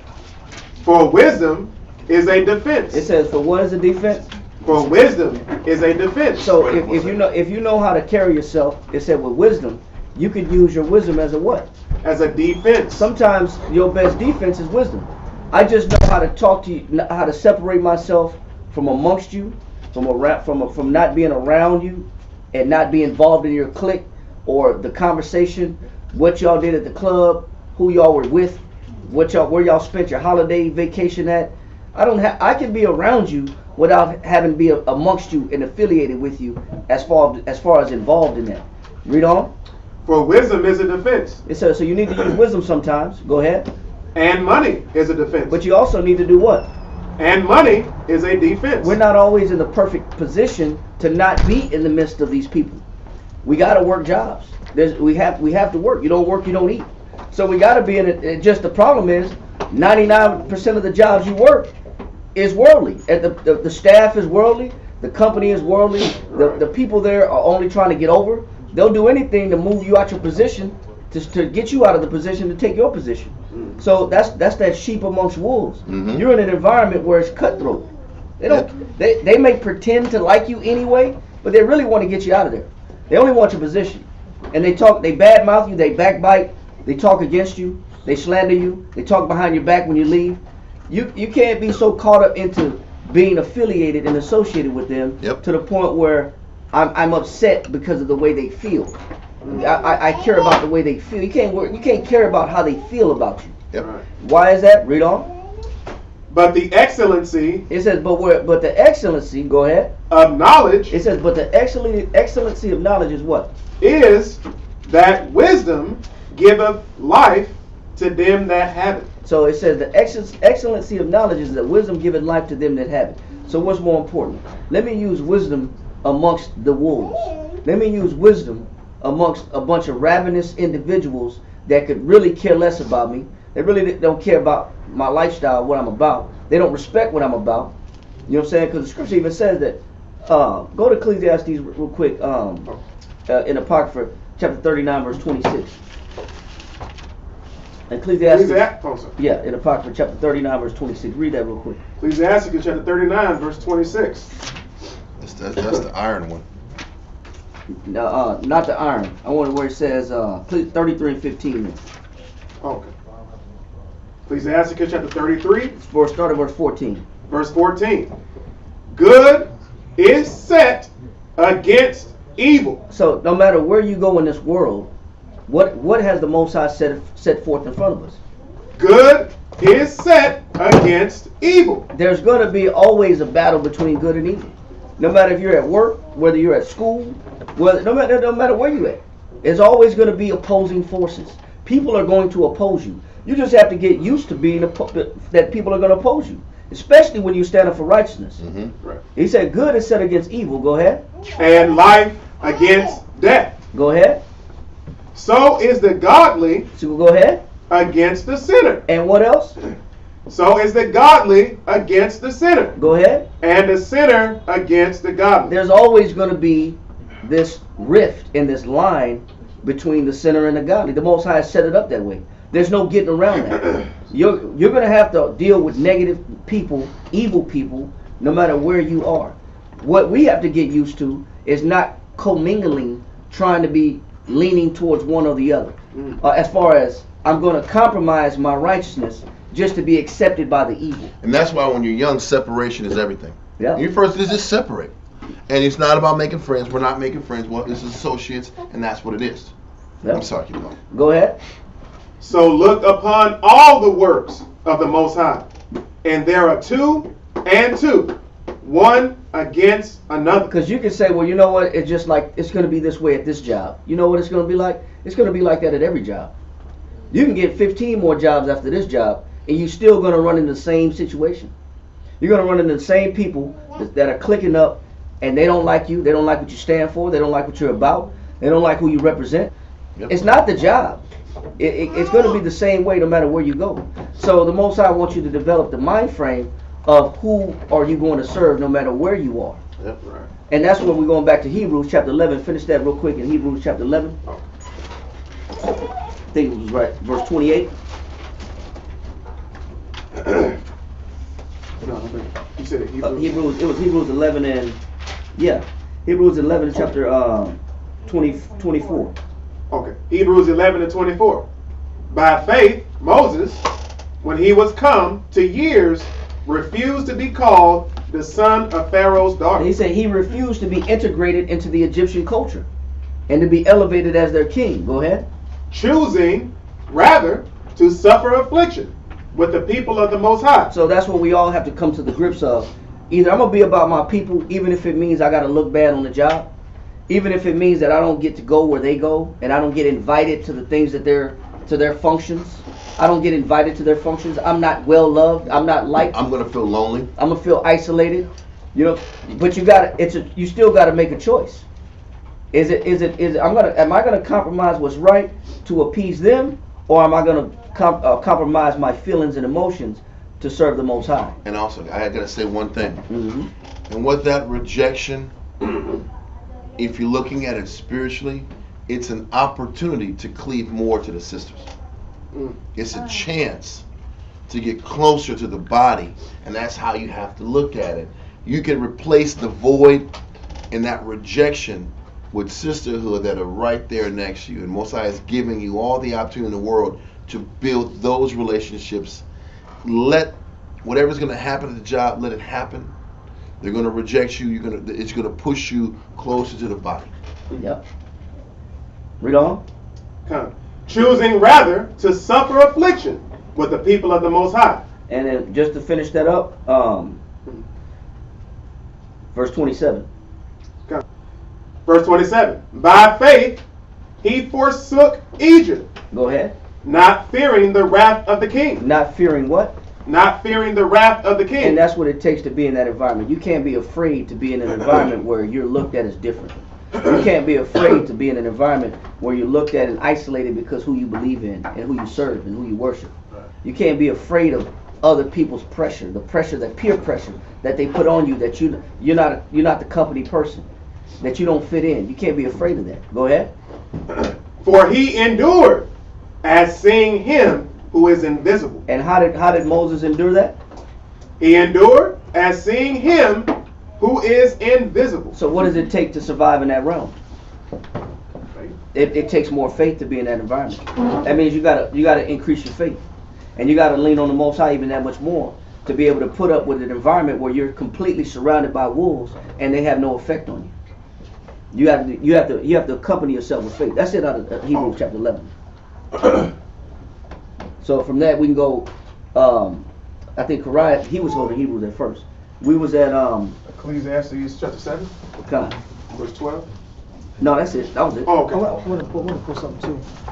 For 2 Peter 2 and 7. Okay. 2 Peter 1 and 7. 2 Peter 2 and 7. Verse, 2 and 7. Yeah, verse 6 really. Then go to verse 7. 2 Peter chapter 2 verse 6. Yeah, we haven't had it. Verse 13. And turning the cities of Sodom and Gomorrah into ashes, condemned them with an overthrow. So the Most High guaranteed that he was going to destroy Sodom and Gomorrah.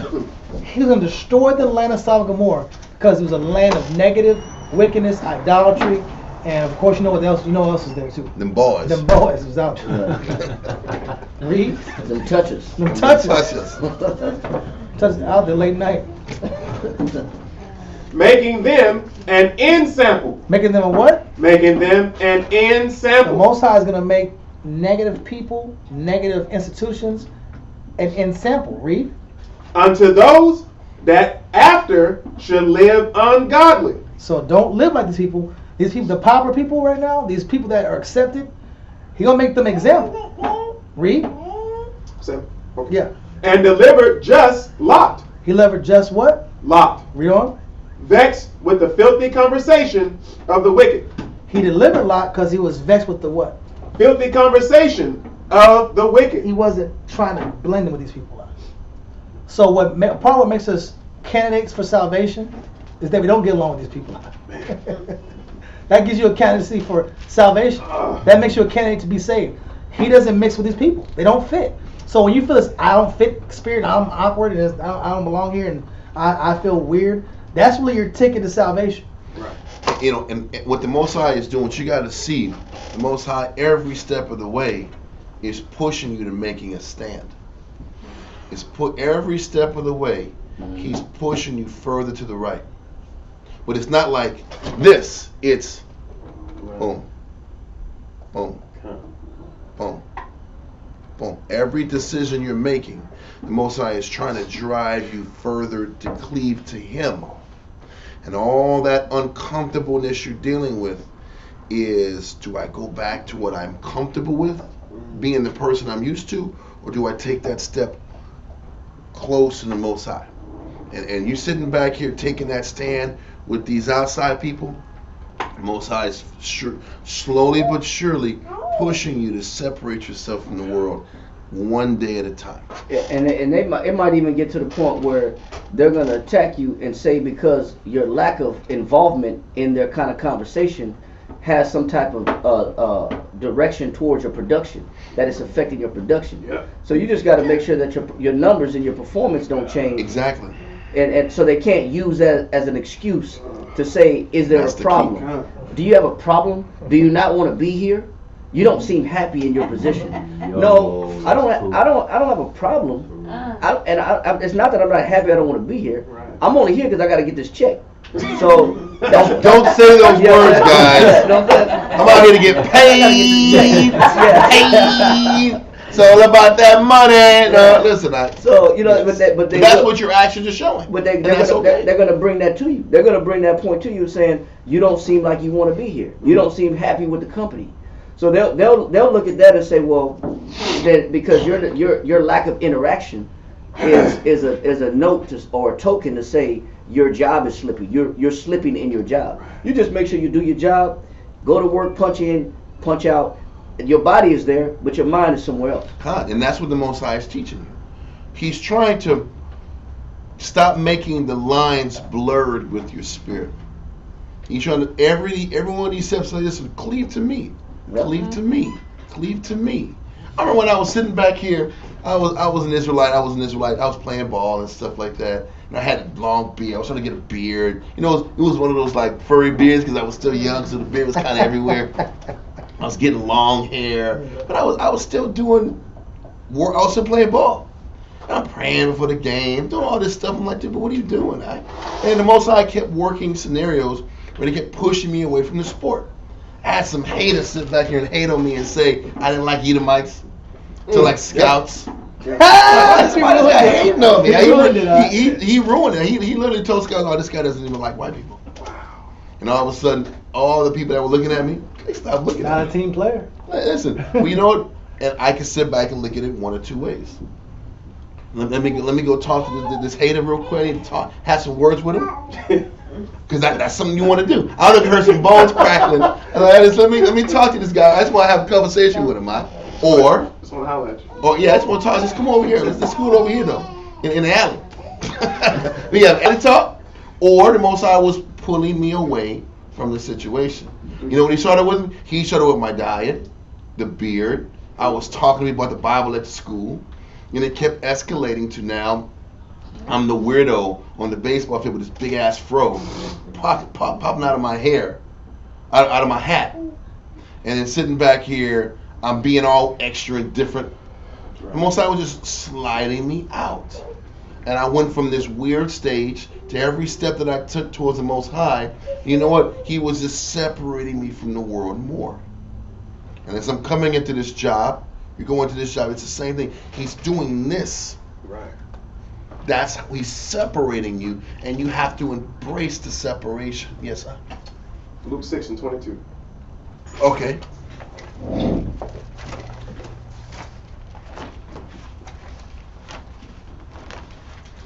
I saw the strain in your face, man. I said, let me see. It was antsy. He was antsy. He was antsy. I was like, let me get us better this, man. I appreciate that. What you got? Luke chapter 6, verse 22. Yes. Blessed are ye when men shall hate you. Exactly.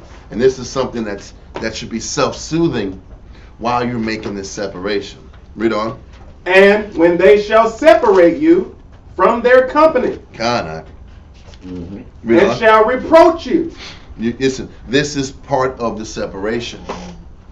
People are going to look at you different. They're going to respond to you different. This is how the Most High is untethering you from the world. That's the indication. And it's not a bad thing. And this is where you should be at peace mentally. It's like, you know what? The Most High separated me. Let me be okay with it. And let me let this flow and see where this goes. Read on. And shall reproach you. And cast out your name as evil. You're going to be looked upon as the weirdo, the oddball, the person that doesn't fit in. The quicker that we learn to accept it, the quicker we can be potent in what we do for the Most High. Because if you try to play both sides of the fence and live in both worlds, you're not going to be potent in either. You're going to be weak in the world, you're going to be weak in the scriptures. So the Most High also says that person that's lukewarm, that's in the middle, he spits those people out. And because the Most High through all of our lives is forcing us to make a choice, right or left, world or the Most High. And what we like to do, we like to stay in this suffering mode, because when you try to play in the middle, you're suffering more in the middle than by making a choice. If you're going to be in the world, do the world thing, live it up, drink, smoke, party, club, and then when it's over, it's over. Or if it's about the Most High, choose the right side and embrace that path. And the Most High, just situationally, is forcing you to choose your path. I like what you said. You said the Most High is putting you in that position. Okay. He's forcing you to make a decision. Because ultimately, it's not the people at the job. Nope. It's not them. The people at the job is a condition the Most High set up. Right. They're doing what they're supposed to do. They're supposed to make you feel uncomfortable. Because the Most High is drawing you to the point where you have to make a decision. What are you going to be about? And so they're doing exactly what they're supposed to be doing. Worldly people are worldly, and that's their job. Yeah. You know what I'm saying? They're doing their job. But then you have a job to do to play the just, to play the righteous. Yep. That's your role to play. Yep. Your role to play is to not be one of them. Moved. Yeah. And not be affected by them. All facts. But it takes more faith to do that. But it also shows you you're in the right spot. This is when you know you're growing, because you're facing these scenarios, these discomforts. If everything was, hey, yeah, everything's fun, everything's good. If everything was good, that means you're not growing. So these uncomfortable situations are indicators that you know you're fighting now, or you're at least in the battle. Now, what do you do once you're in the battle? What side do you choose? What path do you take? And can you be content in the path and decision that you take? Everybody good? Was there any more of that? It's just the end of it. What the Son of Man say? And one last thing I'm saying, and this is the reason why when you're fighting a real battle, it takes daily communication. Yes. You can't just make a decision and then I made a choice to be this way, and then you're just gonna fight the battle. I'm gonna say this: the way to self-soothe is daily venting. Daily. And I'm gonna say daily venting about the same damn topic. Yep. And a lot of times we say, oh man, I don't want to bother this brother or sister because I'm saying the same damn thing I said yesterday. But you know, the only way to soothe and overcome a traumatic experience, metamorphosis the Most High is putting you through, is by constantly downloading the same issue until that issue doesn't affect you anymore. Yeah, that's true. You got to talk about it and talk about it and talk about it and talk about it till there's no need for you to talk about it. Right. You might hear the same verses being brought back to you every single day. You keep reading them and studying them and talking about it until the thought finally in the light clicks. But the problem is we're so worried about how people look at us and how people, if we think that they're judging us, and that's even in this realm, that we remove ourselves from the healing mechanism that is automatically provided to us by the camp and by the body.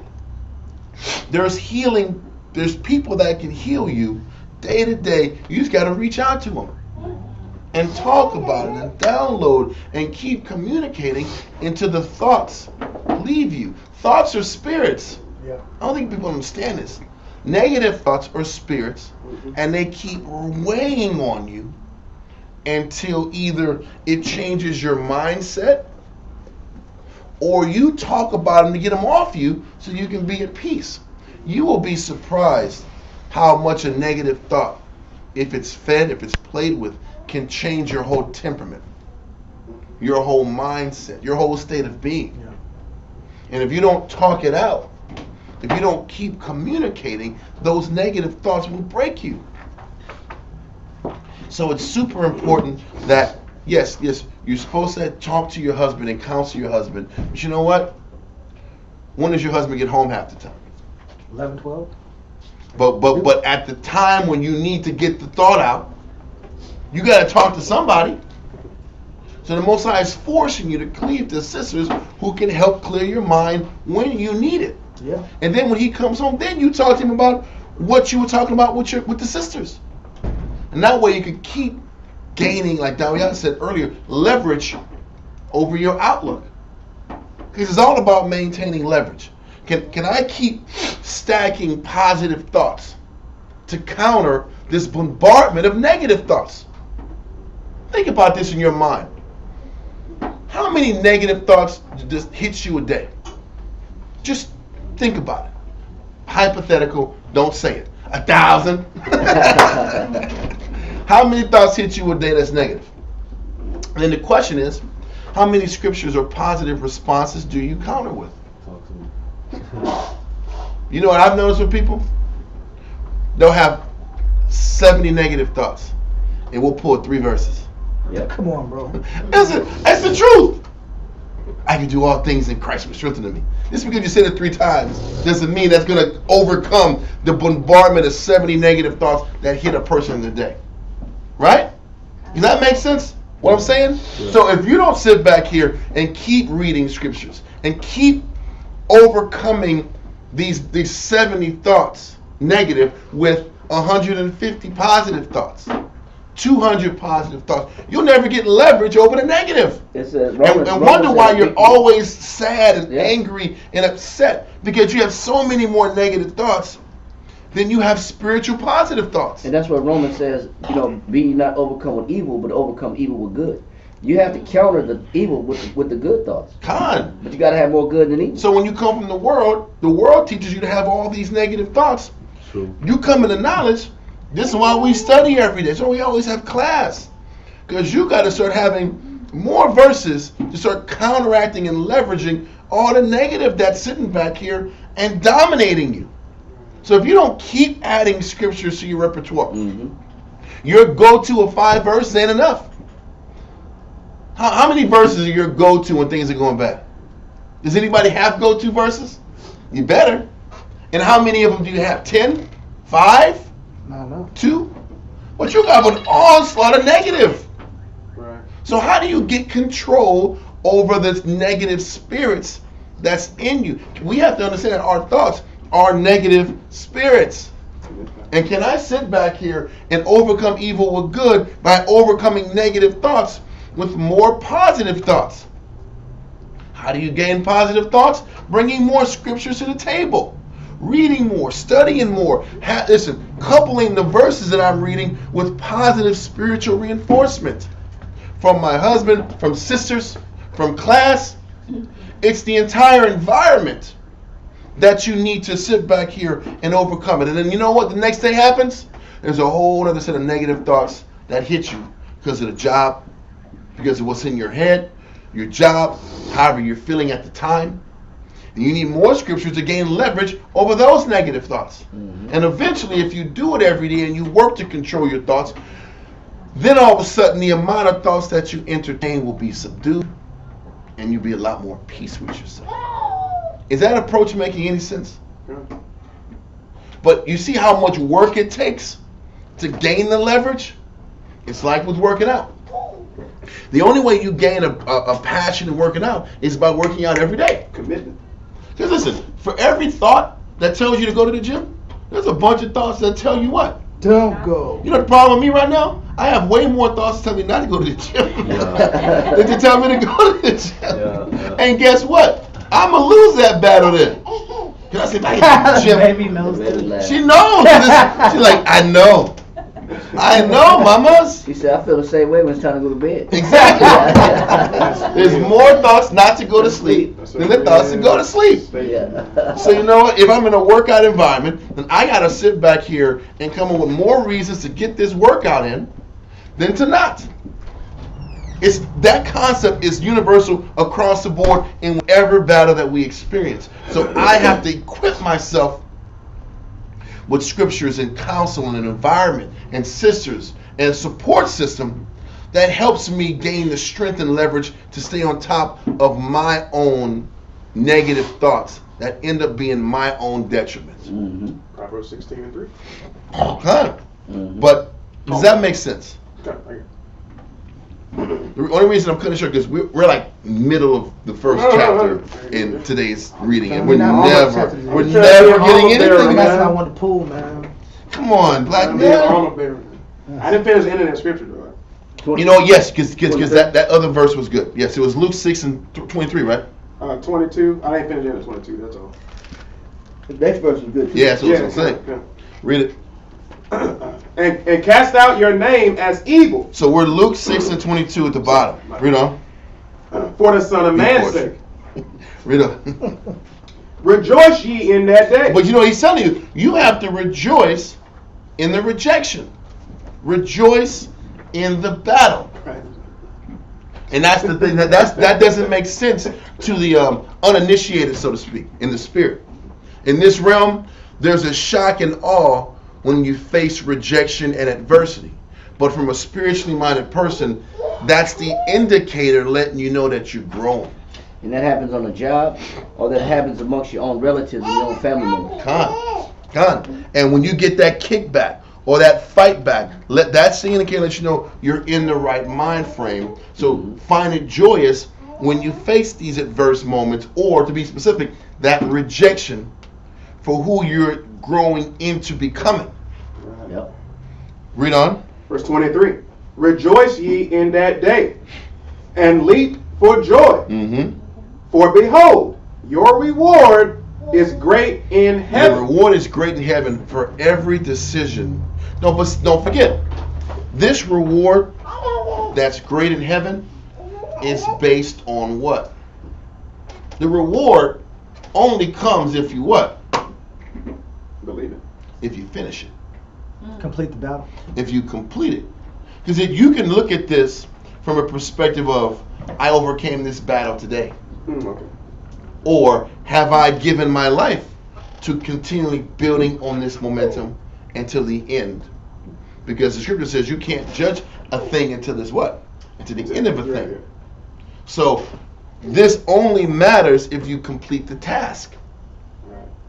And can you sit back here from scenario to scenario, keep cleaving to the right-hand side, and for every adverse scenario, realize this is another opportunity to get closer to the Heavenly Father.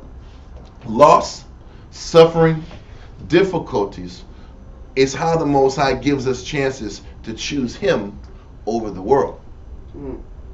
And people are not going to take what you're about serious until you make it a solid point in your mind that you're not going to change. Mm-hmm. Then they'll eventually just respect your decision, either leave you alone or they'll ask more about it to try to figure out what keeps you so sound and what keeps you so strong. Okay. But until you're solid, they're going to keep probing at it and looking for vulnerabilities to see if they can penetrate your faith. Mm-hmm. And plaguing at you. Are you done with that? No. For in like manner did their fathers unto the prophets. Anybody that had a relationship with the Most High had to face this rejection. Yep.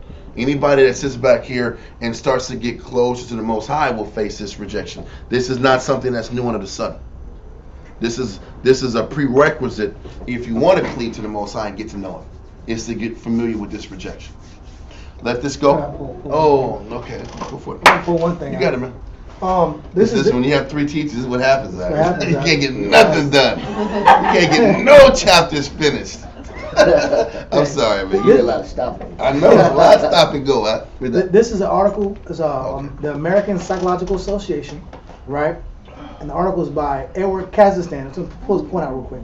It says, some treatment implications of the ego and self-disturbances in alcoholism, right? So basically, ego and alcoholism, right? It says, views alcohol use not as a reflection of unconscious intentions.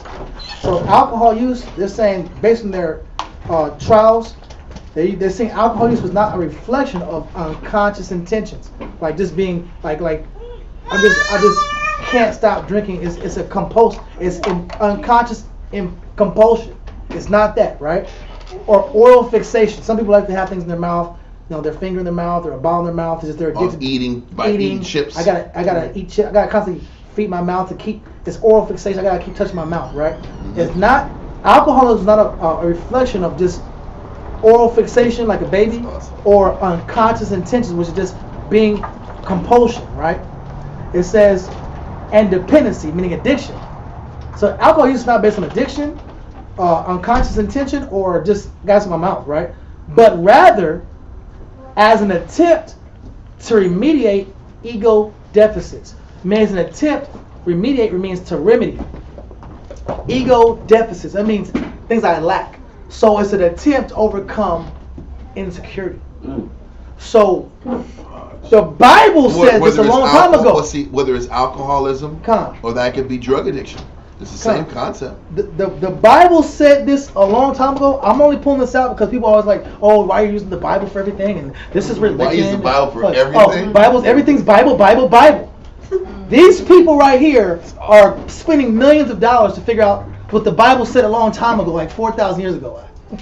Oh, well, the American Psychological Association needs to figure this out. You have to make sure you do this. Yeah.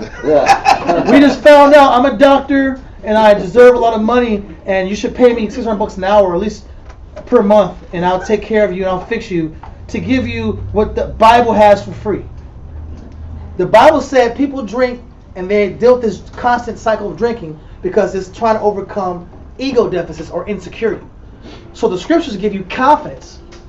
Confidence in Christ, confidence in the Lord. Now I don't need these physical connections. So you're saying that your relationship with the Most High destroys the alcohol industry. Yeah. Destroys the cigarette and tobacco industry. And the CBD industry. Yeah, the CBD industry. The strong. The last point. I'm done. Okay, go ahead. I just want to say this. Yeah. On what you're saying, it's the using of the scriptures, but it's how we explain the use of scriptures. It can't be this religious mindset. I see a lot of Israelites, their notion of being spiritual is just playing the YouTube class.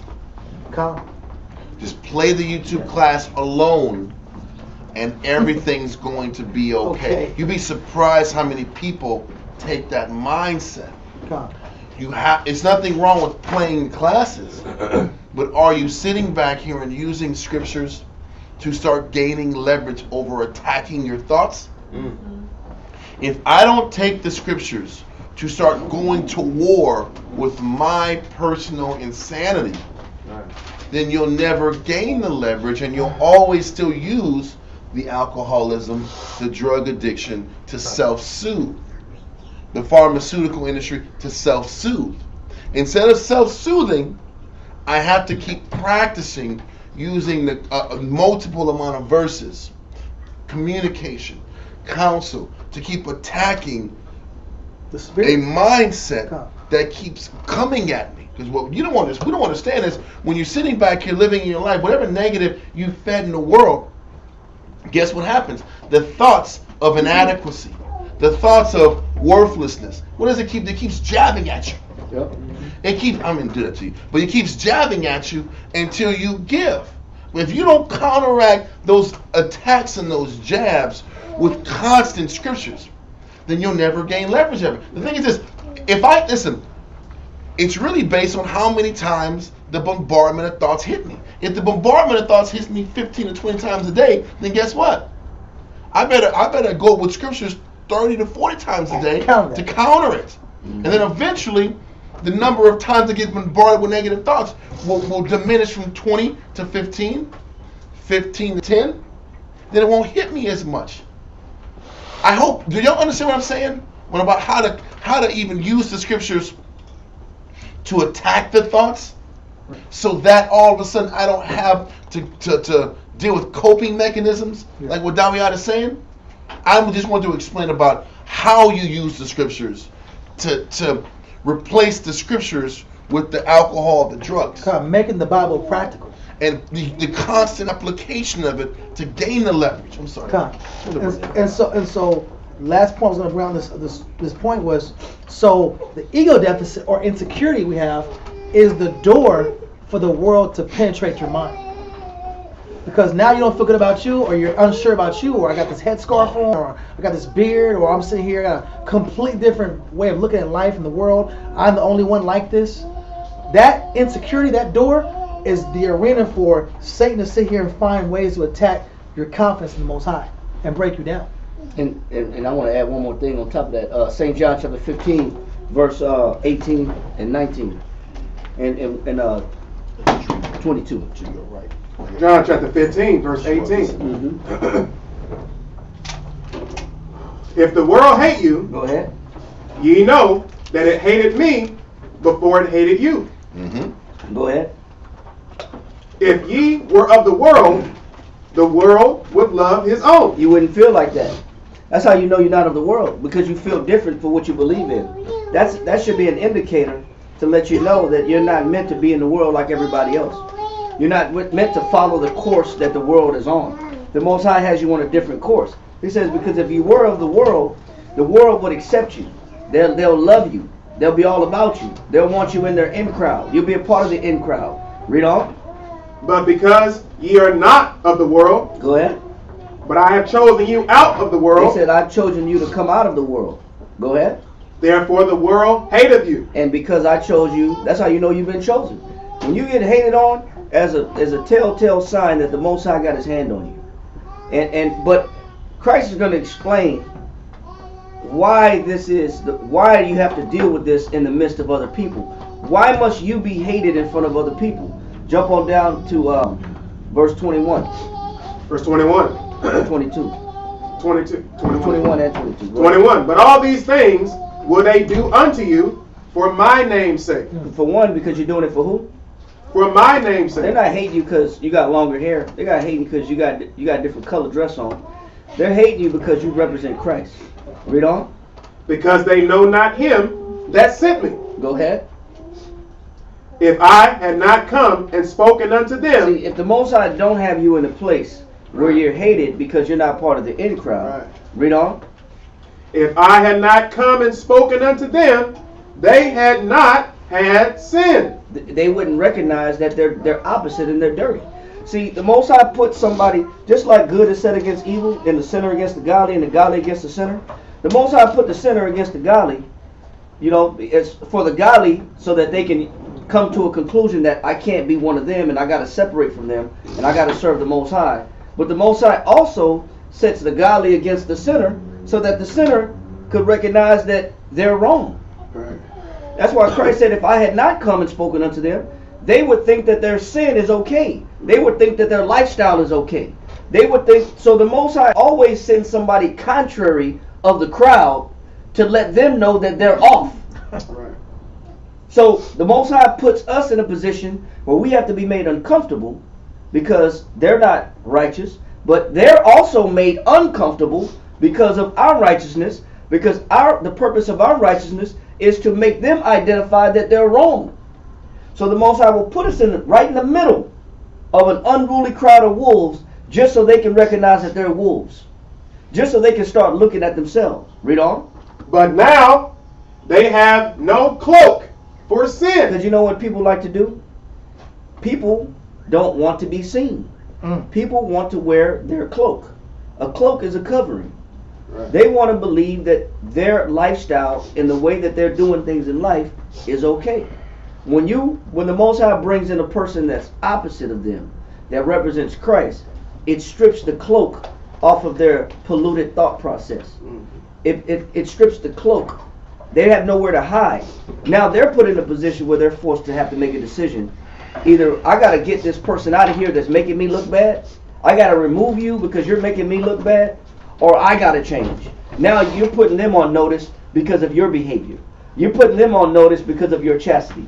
You're putting them on notice because of your modesty. You're putting them on notice because of your uprightness. Now they're on notice. Yep. And people don't want to be put on notice. They rather just assume that their way of doing things is right. But now, when the Most High puts you in that environment, now he starts to peel back that onion and starts peeling back those layers that of wickedness that they possess. So that the Most High is doing two things at once. He's doing something with you being in the midst of them, but he's also doing something to them by you being in the midst of them as well. The Most High is behind it all. Just wanted to bring that up. You let that go. Okay. So listen, let's get back to. Does anybody else want to bring anything else? Let's get back to 1 Samuel 13. Okay. I think it was good that we did what we did, but we got to at least get to, and at least try to get to the end of 14. I doubt we'll be able to get to the end of 14 because 14 is like 52 verses. So one chapter a day, right? It's crazy. That's cool. I'm cool with it, but no. Continue to do that, because it's crazy.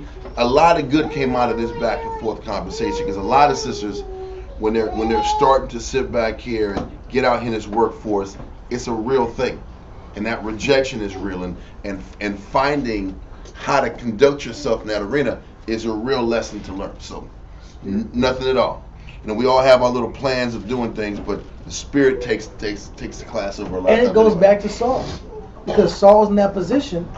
And man, he did it. That was a hell of a segue right there, man. All that. I was trying to find how I could do a segue. That was professional segues. Wow, I was like, wow, skill. And about Saul, boom, bring it back. It does go back to Saul though, because it goes back to Saul because he's in the midst of this crowd. Now we know where he fell. He was trained to be a prophet, and now he's the king, and everybody that rejected the Most High is the majority. Everybody rejected the Most High. We want a king. We don't want to sit here and be accountable for the Most High. So now you got to be this priest figure / king. And I'm pretty sure the first year was on point. He said this is going to the second year when he started rolling. God. But then over time, being in the midst of these people who are quote unquote almost godless, they have no fear of the Most High, they have no conscience of the Most High, their manners start to do what? Affect him. Yeah. Their manners start to affect you. I can't be around certain people all the time. For me, I can't be around certain people. I can't be around certain music. I can't be around certain places in the city. There's certain places I can't go. Because these places have an effect on your soul.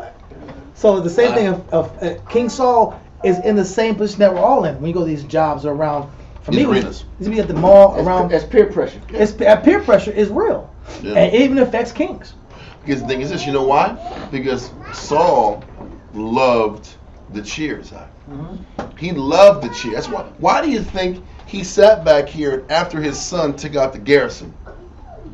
Why do you think he said, everybody blow these trumpets and horns? Because he wanted everybody to say, man, Saul, you're the best. He started loving that ego. So let them have cake. Give them what they want, so they can keep giving me what I want. I can keep getting my ego fed. That's part of the game too. I need to feel good. I need your acceptance. I need your acceptance because that feeds the ego. So I'm going to give them what they want, blow the trumpet, let everybody know we want to battle, so everybody can sit back and feed my ego, make me feel good about myself. It becomes less about the service of the Most High and more about the ego. Okay? And he was very sensitive to the pulse of the people. And the crazy thing is this, what you're going to read as a leader, you have to understand the people, but not be about making the people happy. It's not about what the people want. It's about what the Most High wants. So you're saying that ego can become a snare for anybody? It's definitely a snare. And being too sensitive to the people is a snare also. I'm so connected to the people that I over-empathize. So now I got to give them what they want. There has to come a point. It's not even in the child. You have to love your child, but you can't be so connected to them that you give them whatever they want. You have to know what they need and what they don't need. And you got to tell them no. The bad parents don't tell them no. Just because you go to the store, they're supposed to get candy every damn time they go to the store? Yeah. The ring pops? Or And the candy? Because, every time you go to the store, the kid wants something. You can go to the Dollar Tree, the Dollar Store, H-E-B. They're always banging you in the line eye. right. And Esau understands they get all this candy in the line eye, and the kids are going bananas out. And then what you say, because you don't hear their mouth no more. Here, go ahead, here. Exactly, and you break all the time. Yep. Or if you say no, then they start getting a little stomp. Then you gotta shake them. Then it's uncomfortable time. Not shake them like Listen to Yeah, You gotta shake the babies out. No, Do not say shake babies. okay, what I meant is a stern tug of the arm. Do not shake babies out. Listen, I'm gonna shake them. I'm gonna shake arms. I don't know about you. I have shaken tugged many arms in my life. When I'm at the damn grocery store, and I'm gonna shake it. I'm gonna talk to him like this. Nobody's gonna hear it, but that kid heard it. You better stop this. And a lot of times you break. That's how it happens. Yeah. You break because you don't want them screaming and make you look like a bad parent. Especially when it would pull the opposite way like this. And then you gotta drag your kid through the store like that. Like they on the ground and they got one hand and you just drag them through the store. Yes. That's embarrassing as hell. They're making you look bad. You know what I'm saying? I want some candy. Yeah. And then everybody says, "Oh, you don't take care of your kids. You're a bad parent." You know what I'm saying? Oh my When people goodness. start pulling out their phones on you, start recording it. You know what I'm saying? They start recording you and your Oh, that's child. what I do like this. Yeah. And that's horrible, man. But Saul loved everybody agreeing with him out on the side, and that was a bad thing. And in leadership, you have to understand the people and give them what they need, not what they want. Can I pull this one scripture? Yes. Ecclesiastes 7:4 in the Bible. Ecclesiastes 7:4 in the Bible. Classic scripture. There's more understanding with this class. Mm-hmm. Ecclesiastes chapter 7, verse 4. The heart of the wise is in the house of mourning. So it's where do you put your mind? The heart or the mind of a wise person, right? We went over be wise as serpents, be harmless as what? Doves. As doves, right? The heart of the wise is where? In the house of mourning. And the house of mourning is talking about what? Self-denial. Well, I'm explaining a little more. The house of mourning is, listen, I'm in the place of need. I'm constantly in a place of need, and my purpose and my value, if I'm always in the house of mourning, then I understand that my true purpose on earth is to sit back here and deal with the sick and deal with problems. It's hard to have fun when you're always dealing with problems. But you know what? There's always problems everywhere you look. There's one or two ways you look in life. There's problems everywhere, or let's find the next party. Right? It's a mindset that you have. Am I going to sit back here, even in developing a household, developing a child? I can sit back and make too much about my child. Or I can sit back and say, what does this child need for their spirit next? What do I need to work on in their spirit? What's the next thing to work on? Or every smile that they have, I'll put it on Facebook. Look at her dance. Ooh, she can show her dance. Am I going to make everything a party or make it a development? This is the mindset you should train us in. The wise person is always in the house of mourning. That starts to train even the teacher. Uncomfortable development. I have to thrive and function in the sick areas. I can't look for the next festival or the fun time. Or the highlights. The highlights is in the rehabilitation. You don't thrive in the fun times, you thrive during the times of difficulty. Come. Read on. But the heart of fools. But the heart of what? But the heart of fools. The heart of a person that's not wise, and their perspective is the wrong place, and their mind's on the wrong things, and their priorities are out of alignment. Read. Is in the house of mirth. In the house of mirth. Whatever makes me feel good. And that means they're purposely avoiding the problems. If I'm always in the house of mirth, that means I'm avoiding the problems. Let the kids have some fun. Yeah, exactly. Let them have their fun. Let me not deal with the fact this kid got an attitude. Right. But they don't deserve it because their grades are horrible. Exactly. Let me not sit back here. You know what? Let's have fun. Let's go on vacation versus dealing with the fact this guy can't read English words out. And he's speaking a whole other language out. That's the point. Let me go look for the difficult issues or the fun in the breaks.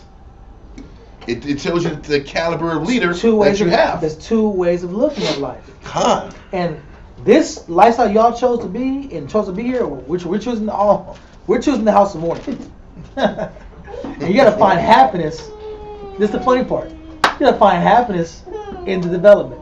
Happiness in the morning. Or people in the gym say you gotta love the burn. Right? Love the burn. That's how you get big. That's how you get strong. I've literally heard somebody say that if you're working out, if you're too fatigued, you should stop. I'm like, you'll never gain any muscle that way. You'll never get stronger if you're fatigued. Stop when you're fatigued. Exactly. You're actually supposed to push past the fatigue if you expect any results. It says you gotta work out to failure. I'm sitting here. I had to exercise my spirit to where it does hurt. It does feel uncomfortable. Same thing in the spirit. It is. I do feel conflicted. I gotta go back to some counsel. I gotta go home and study tonight. I had a hard day. I gotta read the book. I almost lost it today. Right? I do have to restrain my emotions. I do have to find another tactic to manage my spirit. Because my old tactics ain't working no more. He that endured to the end of things we say. Can't use that verse no more, It's not working anymore. Stop pulling that one verse, man. It's not working anymore. I said, man, think it's so easy. You gotta go with some new bars, guy. Yeah. And it's gonna force you to look for the Most High as the comfort mechanism, as the soothing mechanism, or the smiles from people, acceptance, parental figures, old places, certain foods. Yep. Those things are gonna be sentiment. Those things are gonna be the comforting mechanism. Yeah. Yeah. Very clear. So Saul was sitting here like, hey, bro, being a prophet was cool. Yeah. But I kind of like these horns, man. Listen, the horns, the gold, the kingship. I'm loving this. I love the roars of the crowd. The standing ovations out. Is that the same spirit as like the parades? I got the love of the hood. Yeah. I got the love of I got hood love. The people love me. Street fame. Listen, I said people love him. He loves that. Everybody's, I love you, Saul. Man, that was a great victory Saul had you the last week. I know, but it's okay, man. Most High bless me. Yeah. He's loving that, He was his ego was inflated. But let's go. 1 Samuel 13 and verse 5 again. Only on verse 5, huh? I didn't salute him. Oh yes. There we go. Do what? He's in order. Automatically saluted. No, we're good. We're good. You say what? He's automatically saluted him.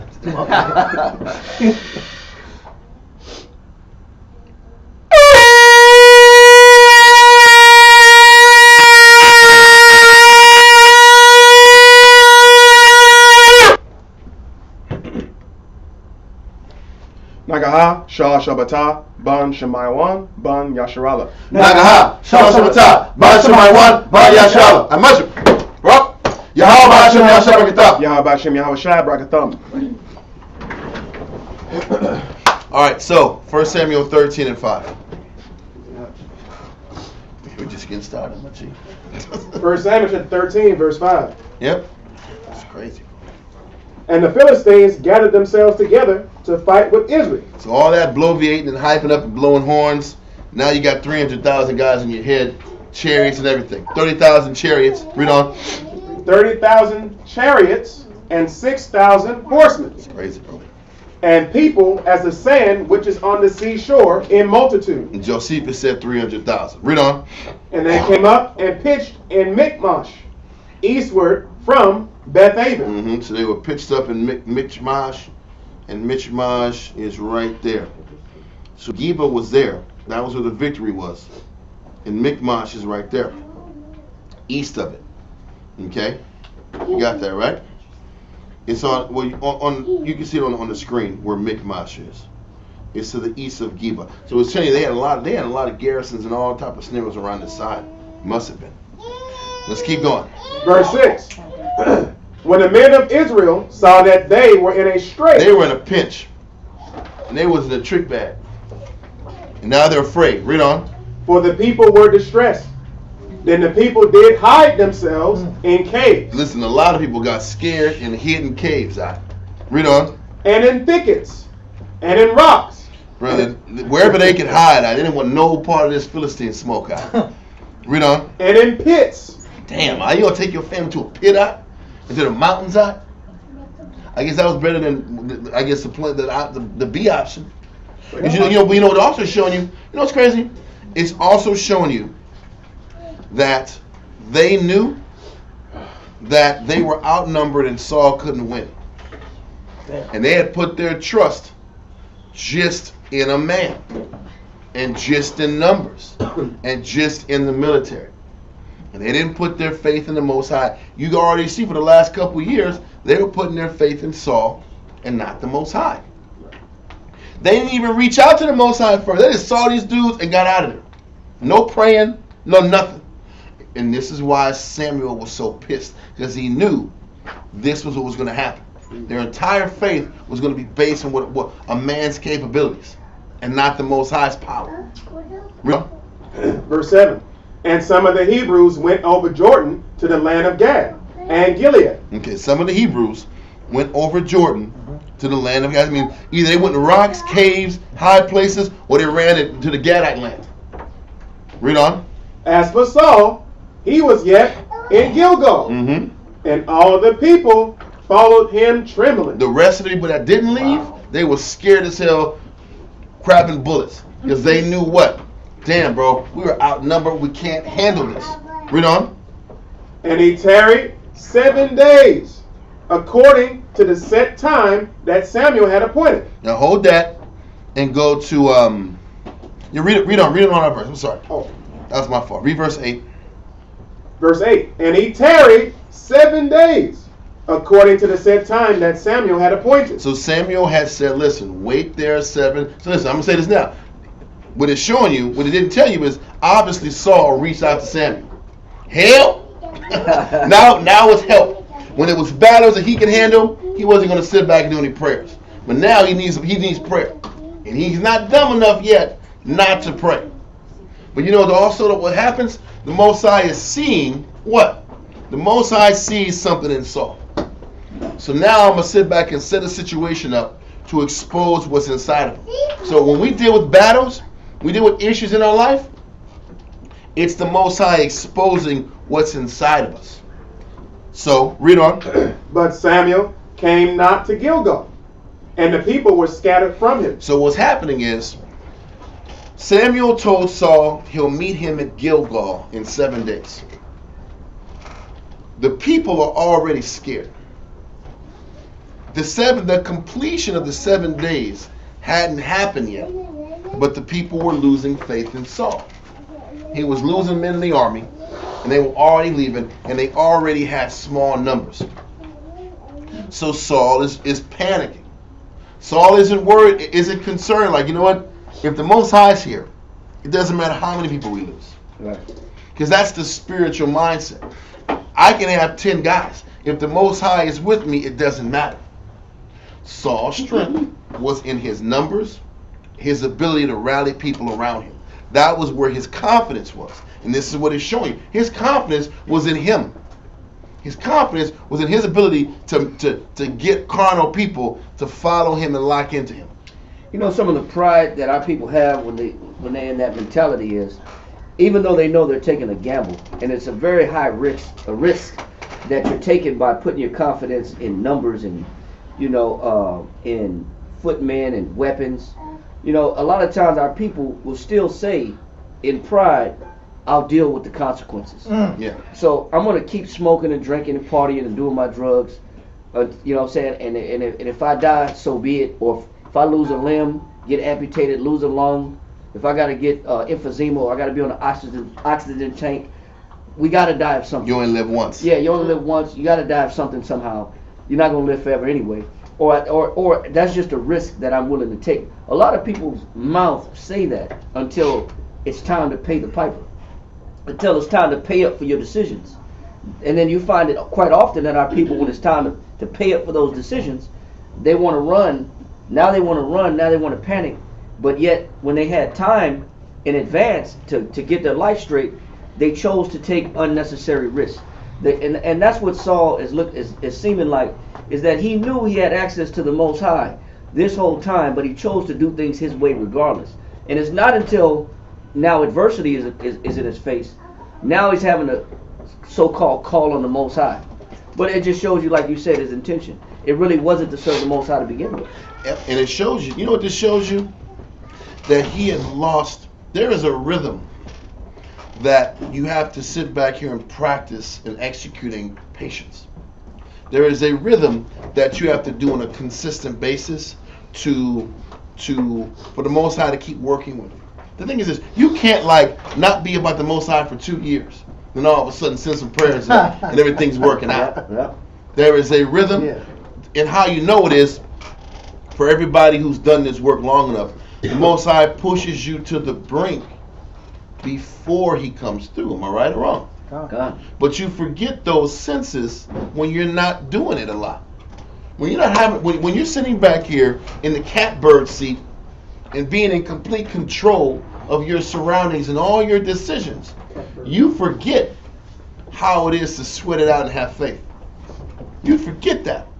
And this is where Saul's been about. Saul's been pulling this, do that, do this, do that. He's been in complete control. Because he's become unacquainted.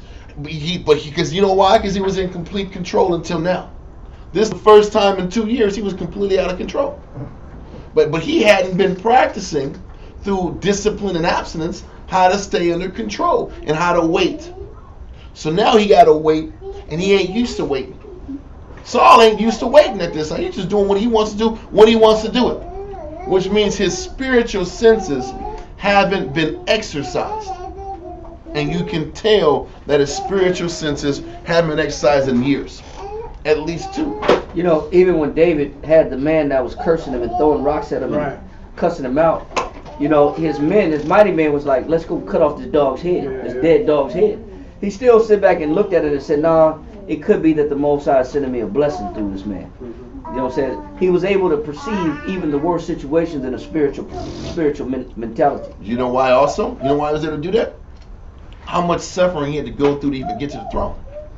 And I think that's another reason why the Most High let David just go through all this suffering to teach him how to rely on him before he gave him the throne. Saul didn't have to lose nothing to get to the throne. He just got propped to the throne and never understood what it meant to wait on the Most High. He never understood what it meant to trust the Most High. To depend on the Most High. So all he knew was do what I want to do when I want to do it. David had to sit back and learn how to wait, suffer, lose. If I'm not mistaken, he was anointed king, but didn't get to the king for 14 years. Can you imagine waiting for 14 years before the Most High gives you what's yours? But that taught him, that built the relationship that David had with the Most High. The suffering and the loss prepared him for the leadership position. Without the suffering and the loss and learning how to wait for the Most High, he would have never been the king that he became. So now we're dealing with Saul. Saul never had to learn how to wait in the Most High at all. And all he had was successes and never learned how to wait. So now hold this, jump to Antiquities of the Jews. Chapter 6. We're at line 98 last time. I just want to jump to paragraph 2. So 6 and 2. Page 159, paragraph 2, line 100. But Saul sent to the prophet and called him to consult with him about the war and the public affairs. Now he wants some answers. Now he wants to counsel. Now he wants to counsel. He wants to counsel like most Israel wants to do. Right. Israel wants to counsel when you have a damn big ass problem in front of you. Right. He didn't want to counsel him when it was like, well, what are we going to do, Samuel, about these garrisons, man? These garrisons are a problem. What should I do? They didn't want to counsel them. He wants to counsel when I got 300 boys right down the street out, and they're angry and they're pissed. But that shows how Israel is all the time. We want to counsel after we make a bunch of mistakes. Or we saw one victory, and we have one victory under our belt, and we expect to win all the time. You know what I'm saying? God. He had one victory. He had two. 2 victories. Yeah. Against the Ammonites. Look, The Ammonites ain't built the same as the Philistines. No, they're not. But you're right, he had 2 victories, and from those 2 victories, it's almost like I don't need the Most High no more. Exactly. That was exactly the point. I don't need the Most High. I don't need to consult with the Most High. About what to do. Because I've had a couple of good days. Yep. Because I had a couple of good days, I don't need to depend on the Most High. Well, the crazy is, he only beat the Ammonites and stopped counseling. He should have sat back and counseled when the garrison was there. Yep. But now you bit off more than you can chew, like most of us do. Maybe we want to pray and ask counsel and get advice. Right? So keep going. So he commanded him to stay there for him and to prepare sacrifices. For he would come to him within 7 days. He said to prepare sacrifices. All you got to do is prepare the sacrifice. Because you know what? The sacrifices weren't supposed to be done by the king. The sacrifices were supposed to be done by the priest. Don't forget, Samuel was a priest also. He was a Levite. Yeah. The sacrifice was supposed to be done by the priest, the high priest to be specific, but not him. Because even the high priest had a greater right to do the sacrifice than Saul. Mm-hmm. So let's keep going. And to prepare sacrifices. For he would come to him within 7 days, that they may offer sacrifices on the 7th day, and might then join the battle with their enemies. So the sacrifices had to happen before the battle was joined. Read on. So he waited. Stop. Now I want you to go to the bottom part. I don't know if your book has that asterisk next to it. Yeah. Read the bottom part where it says Saul seems to have stayed. Saul seems to have stayed till near the time of the evening sacrifice. So just like how the Most High deals with us, you have to be in order to the very last minute before the blessing comes in. He makes you wait until the very last minute before he opens up the blessing. This is how the Most High deals with all men. He don't just give you the blessing because you showed up. You got to wait and wait and wait. But it's not about waiting, it's how you wait. Can you stay in order? Can you keep a proper outlook? Can you be peaceful while you're waiting? Can you be content while you're waiting for the Most High to come through? Because when you show that you're not content while you're waiting, guess what you start to do? Your clock starts over again. You don't get what you're looking for. If you don't know how to wait properly, he's not giving it to you. Until you wait for the proper amount of time he has disclosed for you while you're in order. You're not going to get what you're looking for. And you don't know when that time frame is. That's the point. But what's so crazy is that Saul knew the time. Yeah. A lot of times we're in a position of sickness or economic hardship, and we don't know how long it's going to last. Yeah. And we're debilitated for an unknown, unannounced amount of time, but undetermined. But Saul was told just wait 7 days. You know what I'm saying? He was given the date and the time. And how long it was going to be. That's even worse. That's even worse. And the crazy thing is, you know what? He says, read it from the top again, the asterisk part. Yep. Saul seems to have stayed till near the time of the evening sacrifice. It was almost it was almost the evening sacrifice. Maybe like 30, 40 minutes. He just couldn't wait till the sun went down. Why couldn't he just wait? Because you know what? He was losing people. And he's the kind of guy, his faith was based upon the numbers. Right. On the followers. On the numbers he had. His faith dwindled, the more people were running and scared. So as the people left, his praise left. His confidence was in his praise. His confidence was the people liking him and being there with him. And the more he lost people, his confidence waned. He started doubting himself. And the Most High was forcing him, listen, trust me. He created this situation and tailor-made it for him. The lesson for Saul was, listen, it's not about the numbers. It's not about how many people want you and like you. It's about serving me. And stop trying to please them and please me. That was the opportunity for Saul to really get closer to the Most High. Just wait.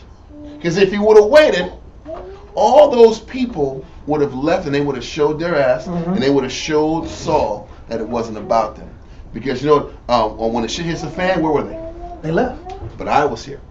You see what the Most High was trying to do for Saul? He was trying to teach him.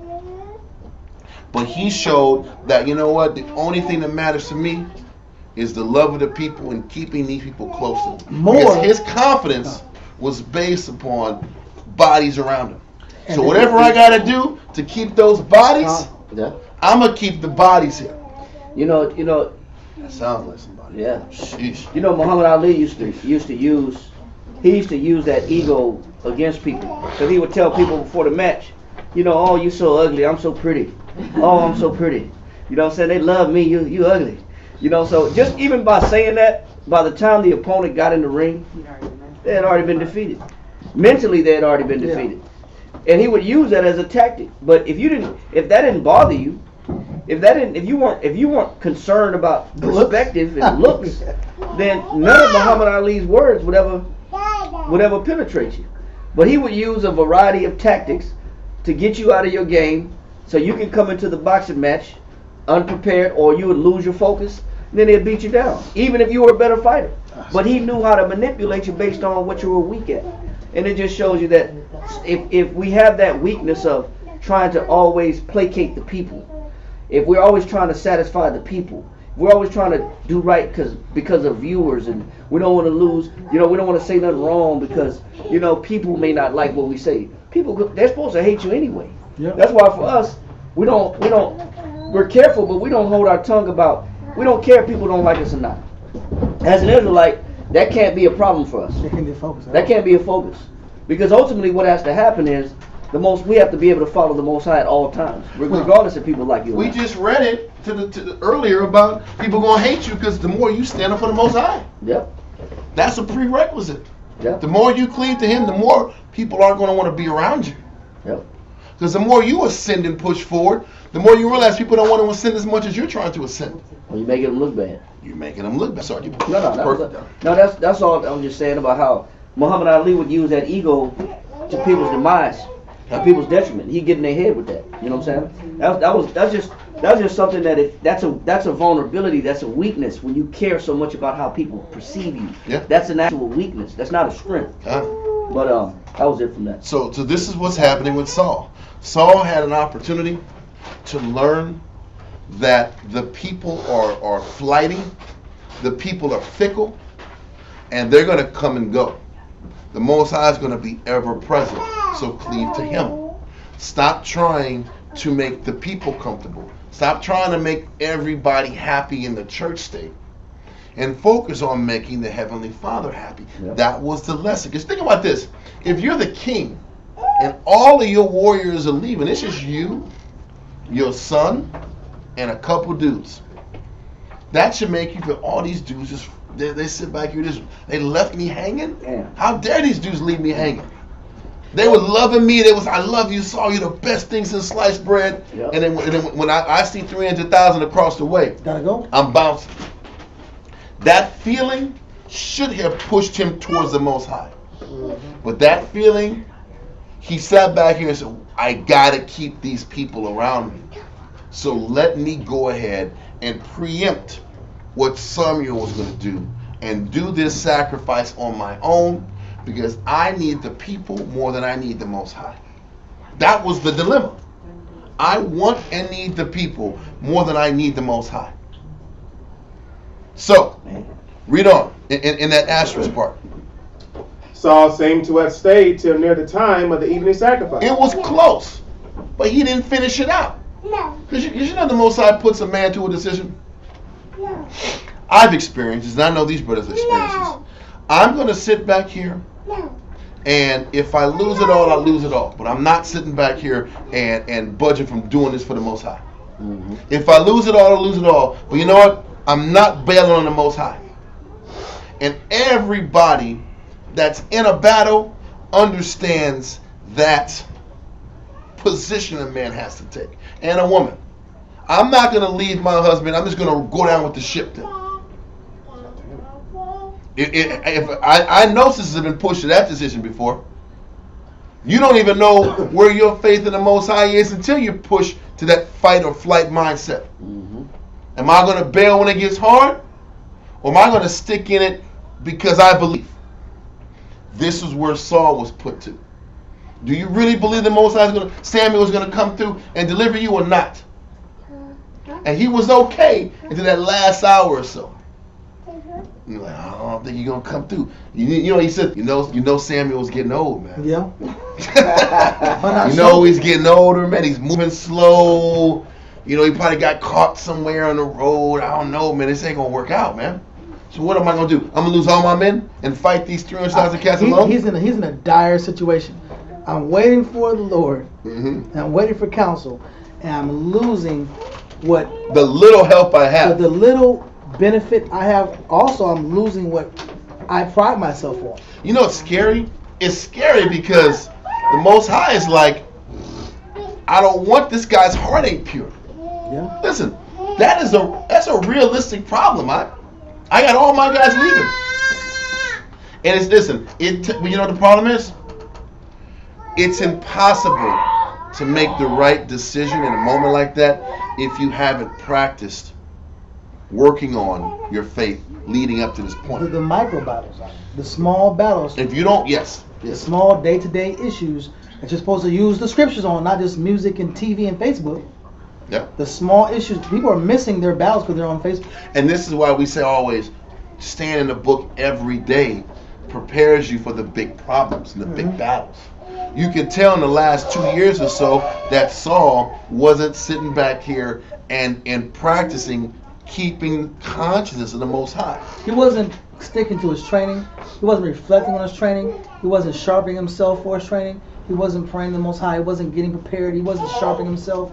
It was about indulgence. And in the joy, and he was almost too present in his moment. Because he was too much into the flesh and he didn't stay humble and he didn't maintain that spiritual connection. If he was practicing being humble, practicing going to the Most High first before you made moves, the people this situation would have been easier to handle. But he wasn't prepared to deal with having his back against the wall without him having to figure it out. He was used to himself figuring it out versus practicing trust. Listen, in order for a person to learn how to cleave to the Most High, you have to practice it. You have to practice cleaving to the Most High. You have to practice giving up control. You have to practice not trusting your own mind. So then when it's time to really trust the Most High, you can trust Him. He wasn't practicing it. Somebody had a hand up? Yeah, I want to bring one verse. John 12:41.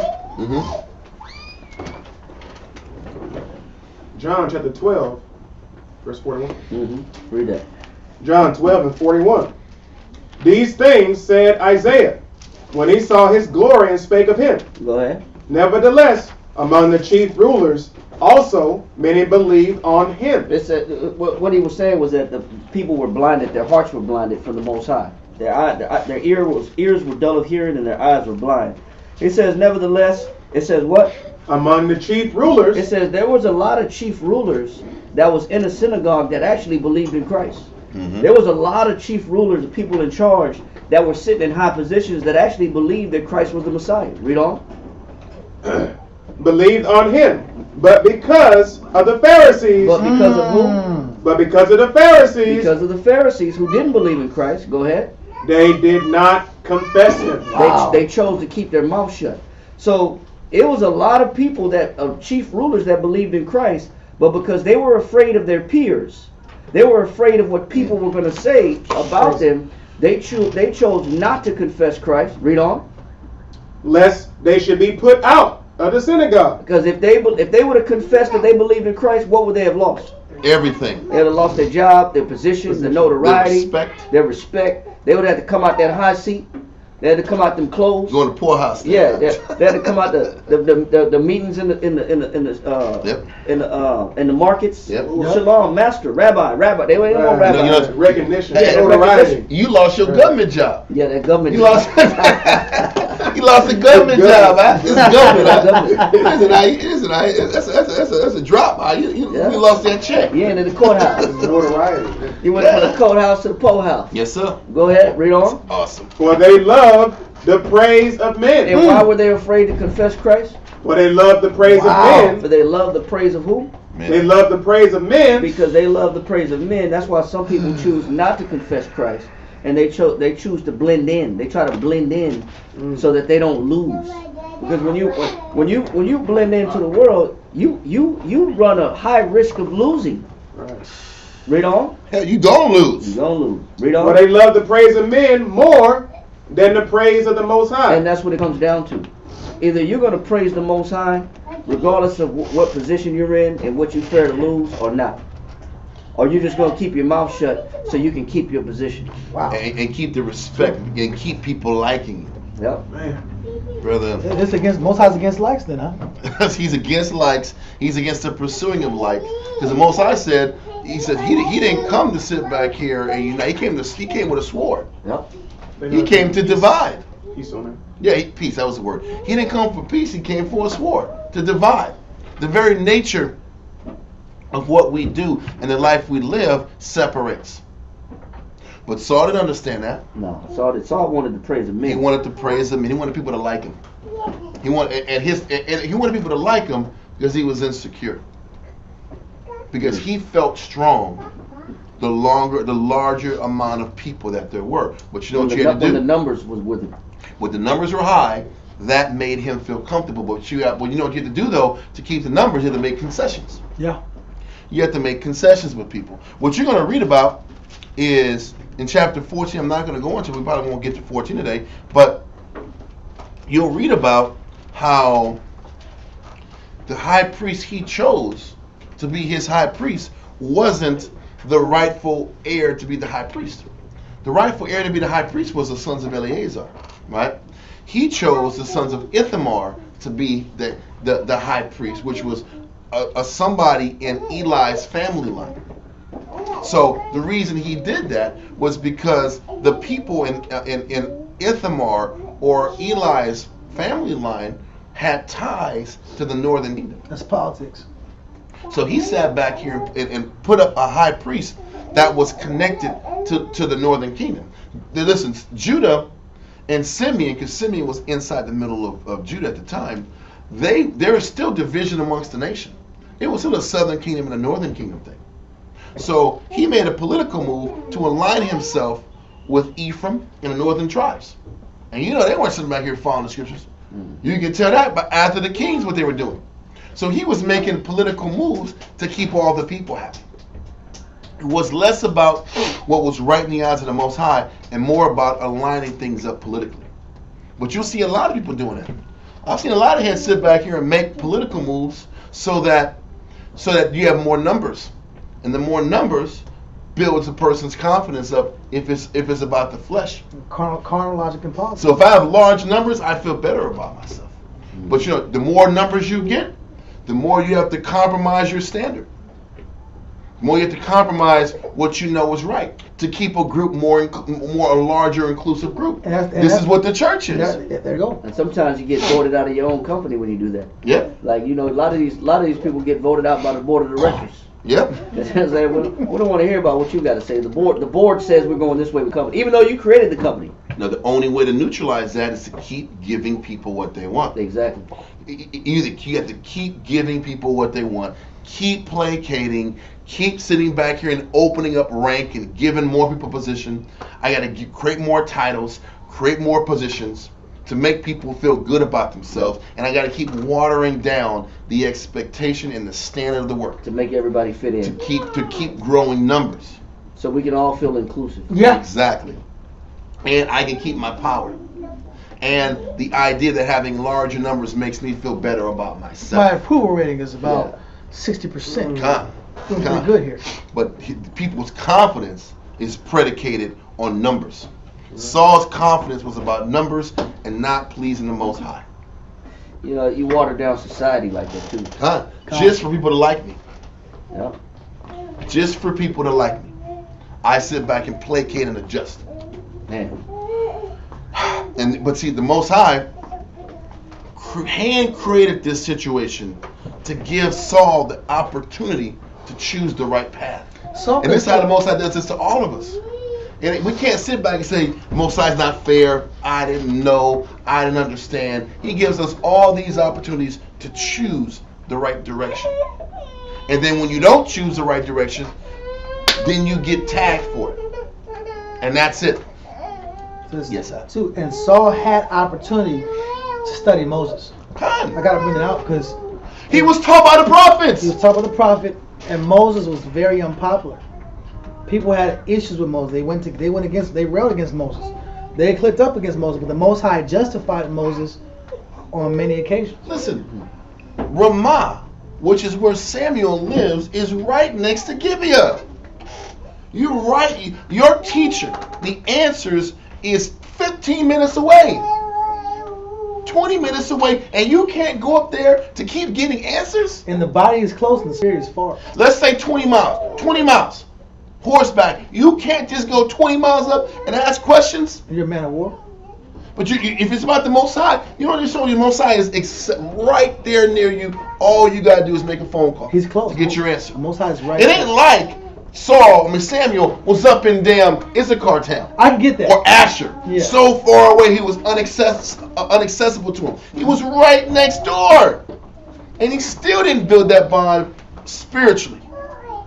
And you know what? This is a great template to see what we do when we start to get. When I'm getting weak, damn, okay. How far am I from my leadership?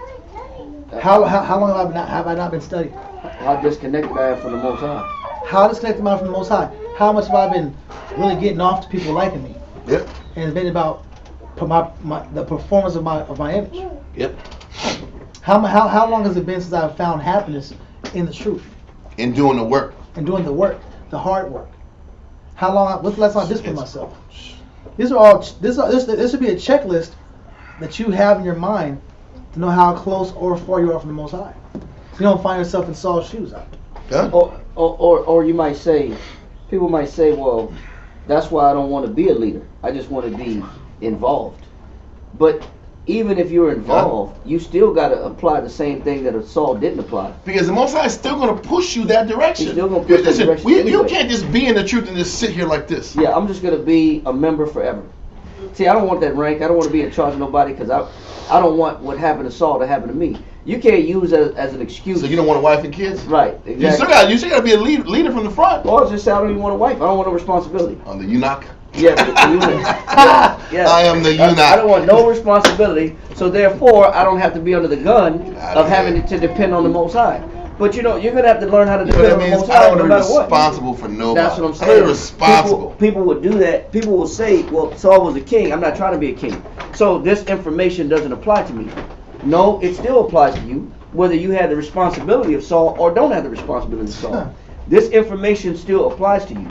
This understanding that you still got to learn how to depend on the Most High no matter what still applies whether you're a regular Joe Schmo or you are a king like Saul. It doesn't matter. Their position is irrelevant. Your faith is what the Most High has in question. Okay. No doubt. So let's continue into Josephus. Saul seems to have stayed till near the time of the evening sacrifice on the 7th day, which Samuel the prophet of the Most High had appointed him, but not to the end of that day. He didn't finish it out. Read on. As he ought to have done. And Samuel appears by delaying to come till the full time of the evening sacrifice on that 7th day. To have tried him, who seems to have been already for some time declining from his strict and bounden subordination to the Most High and his prophet. And that was the point. He was already diminishing from him being in order.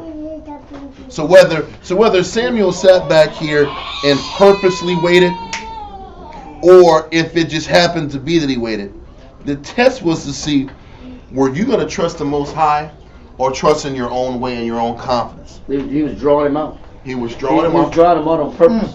The Most High does that. He makes you wait to the last minute to see where your integrity is, where your spiritual character is. But he does that to all of us to determine where we're at. That's how you know if you're growing or not. It's how you handle waiting. And Saul handled waiting poorly as hell. Read on. But he was already, it's showing you, he was declining from his strict and bounden subordination to the Most High and his prophet. You can tell by that because he wasn't praying when he sat back here and took out the Ammonites. When he took out the garrison, he didn't sit back here and get authorization and clearance. He just was going on his own way without making sure it was the right spiritual decision the Most High wanted. Read on. To have taken lifeguards for himself and his son, which was entirely a new thing in Israel. Wait a minute. Where is Okay, it said the subordination, the strict and violent subordination to the Most High and His prophet. Right. Read on. To have taken lifeguards. No. Read the next part. Is there another part? Because mine is whether he would. No, sir. Mine is to have taken lifeguards for himself. Yeah, I got the same. That is the shit. I don't have that here. Yeah, right here. Yeah. Mine says whether he would stay Mine is, till the priest you came. got a chunk missing out. That's lower down than mine. Wow, that's crazy. Yeah, I see it. It's coming though, your point. Wow, they jumped the whole thing. Yeah, so that's crazy. Read that then. Okay. Read what you said again. Okay. To have taken lifeguards for himself and his son. That's listen, you know what? That's a person who's what? It's two things. A person that's got a bunch of bodyguards out. There's rappers that say suckers need bodyguards. There was old rappers in the 90s that say suckers need bodyguards out. Why are you so afraid? What are you afraid of? It's afraid, and it's also about the look. And then entourage. If I'm rolling deep, that Diddy entourage. It's an entourage. It makes you look like you're in a level. You look big as hell. Rolling 3,000 deep out. Saul was rolling 3,000. Take that. Gold everywhere. Everybody's looking a certain way. That's whack, It shows you a very shallow guy.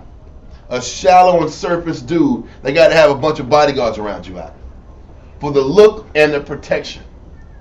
He was big timing everybody out. It means the Most High, he wasn't really. He was a shallow dude out. He didn't look at the Most High as his protector. Israel never had bodyguards. Why do I hear like with bodyguards? Night, man.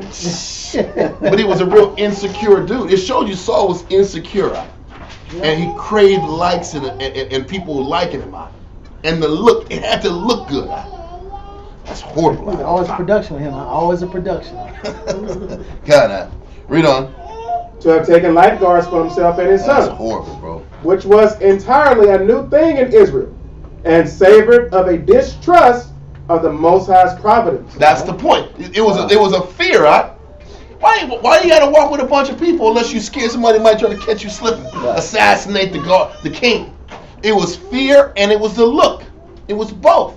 It wasn't just I was about my looks. No, I was about everything looking big, but I was afraid somebody might come and try to catch me slipping. So if I have 2,000 people around me, you know what? I'm gonna be safe. That's whack, that's weak, That's a complete distrust of the Most High. No trust, all fear, super insecure. I'm about numbers. Numbers make me feel comfortable. Not the Most High. It just shows you that. That's crazy. That Saul. Yeah, the street team, man. Yeah, it's very shallow, man. He's a very shallow guy, man. Let's keep going. That's crazy. And to have affected more than he ought, that independent authority. Stop right there. Say independent. What do they push on a societal level? Every woman should be what? INDEP. Independent. Everybody should be independent. For men, I gotta be one deep. Do my thing. Lone wolf. I gotta be a lone wolf. I gotta be to myself. Women. I gotta be. Just do me. Read on. Come. That independent authority which the pagan kings took to themselves. Comparative thinking. I gotta be independent, and I'm comparing my life and myself and my kingship to the Philistines, to the Ammonites, to the Moabites, to all these different nations. You know, he saw how the Ammonite king was. I can do that, man. He got around 1,000 on his side. Right. Yeah, let's do that. Let's do that also. You got horsemen, you got foot soldiers, you got charioteers. Let me do that. All around you. And see, this is what Samuel kept saying. They're gonna bring all. Listen, the king's gonna bring all your sons to himself out, just to be a human shield out. They're a human shield for Saul out. Yeah. Did y'all really want this? They knew it was gonna happen. This is what Samuel said was gonna happen. Nowadays they call them bullet sponges. Yeah. Wow. You're just gonna take a bullet for the king, because that was what was going to be nurtured. And he says Saul was the first guy to bring the bodyguard system out of that. That's taking the glory from the Most High. That the whole thing was the more as he started blowing up and making it about his ego, everything was about removing the glory from the Most High, the trust from the Most High. That's crazy. the confidence in the Most High. This is why when the Most High brought him to this decision about waiting till this full 7th day happened, it exposed that he wasn't used. He hadn't practiced submission. When David was parched, it was his battle. He had the mighty men were fighting, and they had to cross over these forces. Yeah. And to get him, and they wanted to get him something. Because he didn't even say he wanted it. He says, man, he's like, he talking about, I wish I had some of the waters in this thing, man. And they said, hell yeah, let's go. Right. And they brought it back, and he dumped it. He said, I can't sit back here and take this, man. Y'all risk your lives for it. But you know why? He stayed humble? It goes back to what we said earlier. He had to suffer and earn the kingdom. Saul didn't have to work for nothing. It was just given to him. Right. And that was a major aspect that the Most High did different with David than what he did with Saul. Right. David had to earn it. David had to lose, suffer, wait, go through trials and tribulations. Then he earned the rule. Anyway, that means Most High let Saul wither away for 15 plus years. Can I just one point too? It's crazy. And this is the funny part. You had said a little bit earlier about on the topic of submission.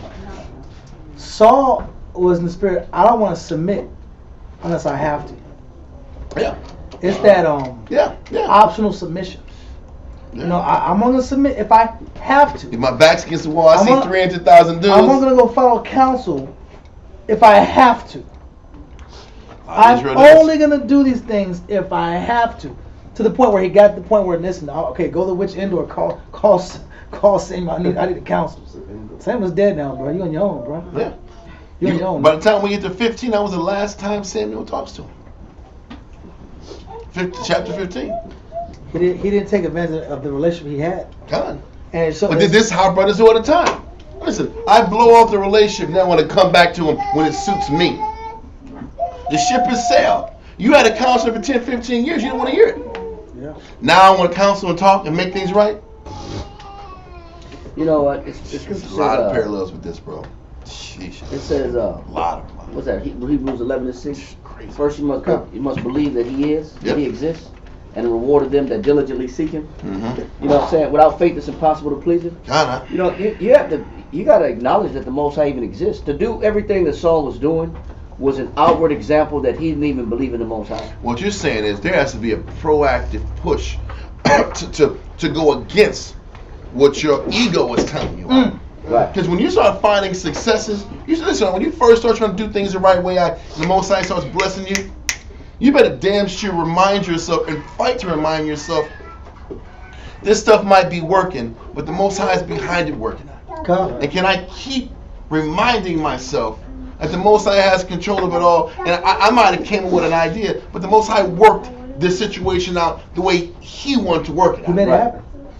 And can a leader or man, even in his own house, can you remind yourself it ain't your wisdom? Right. You know, there's a lot of cats. It's all about the wisdom. It's all about the wisdom. You gotta drop this wisdom. And if I drop this, boom, boom, boom, bam, bam, bam, we drop this wisdom, and now we got wisdom, and good things gonna happen. No, it's not just about wisdom. Wisdom takes you so far. The Most High has to sit back here and still honor your wisdom. And can you still acknowledge that? You can be the smartest smart guy in the damn world. Yep. That ain't enough. Because people think their intelligence gets them where they need to be in life. Not enough. And that's not enough, man. It's intelligence and work ethic and humility and faith. And then the Most High has to do with rest. Because all that's not, it just gets you to the step. And that's why Moses says faith without works is dead. You know, listen, and works without faith is dead. I can do all things. I can do things perfectly. If I don't have faith, it don't matter. If I'm not conscious that the Most High is in control with all this thinking and strategizing and plotting and scheming, if it's not in the mindset the Most High wants to be in, if I'm not in the Most High's mindset, He's going to blow it off anyway. He's going to blow on it. Exactly. Yep. There's one point you read in that footnote. It says that he said he said and savored a distrust of the Most High's providence. You know what I'm saying? So it showed that what Saul did was a distrust of the Most High's providence. That definition of providence, it says a belief in divine providence is a source of great consolation to good men. Mm-hmm. It says, by divine providence is often understood God himself. So when you have that when you acknowledge the fact that it's the Most High that's taking care of you, it's the Most High that is shielding you, it's the Most High that is got you under control, that he's providing safety for you. When you can acknowledge that definition of providence is saying that that's how it's understood that you believe in God himself. So your belief in God is exhibited in what you do, as far as how you show that the Most High is got your safety in mind, that the Most High is taking care of you. It's a sign of belief itself. It's a sign of faith itself. You know what I'm saying? But people that wouldn't, it says in theology, the care and superintendence which the Most High exercises over his creatures. It says, he that acknowledges of creation and denies of providence involves himself in a palpable contradiction. So it's saying that in order for you to acknowledge the Most High, you would also have to acknowledge that he exists and that he'll cover you. You have to acknowledge that he will take care of you. That's part of your faith in the Most High, is the fact that you set your life up in such a way as you know that I can depend on the Most High. Wow. I don't have to take matters upon my own hands. How I set my life up. Wow. Right, and that's what he's showing. You're putting your faith on display. But that means you're creating a system in which you're not in control of anything you do. Right. Or you see, it's about creating a system that leaves the door open to come in and come through. Because most people, when they create their own life, their own circumstance, their own surroundings, they create it in a way that where there's control in every facet of it that goes back to the individual. But then that just shows that you don't really believe in the Most High. Exactly. Because look at how you're trying to set things up. You really don't have faith because of the way that you're trying to set things up to take care of yourself. Yep. That's a lack of a denial of the belief in the Most High. And that's why the Most High creates reactions to break that system that you put down to force you to trust him. Most High like, okay, Saul, you want to make it about all these people and your confidence in numbers?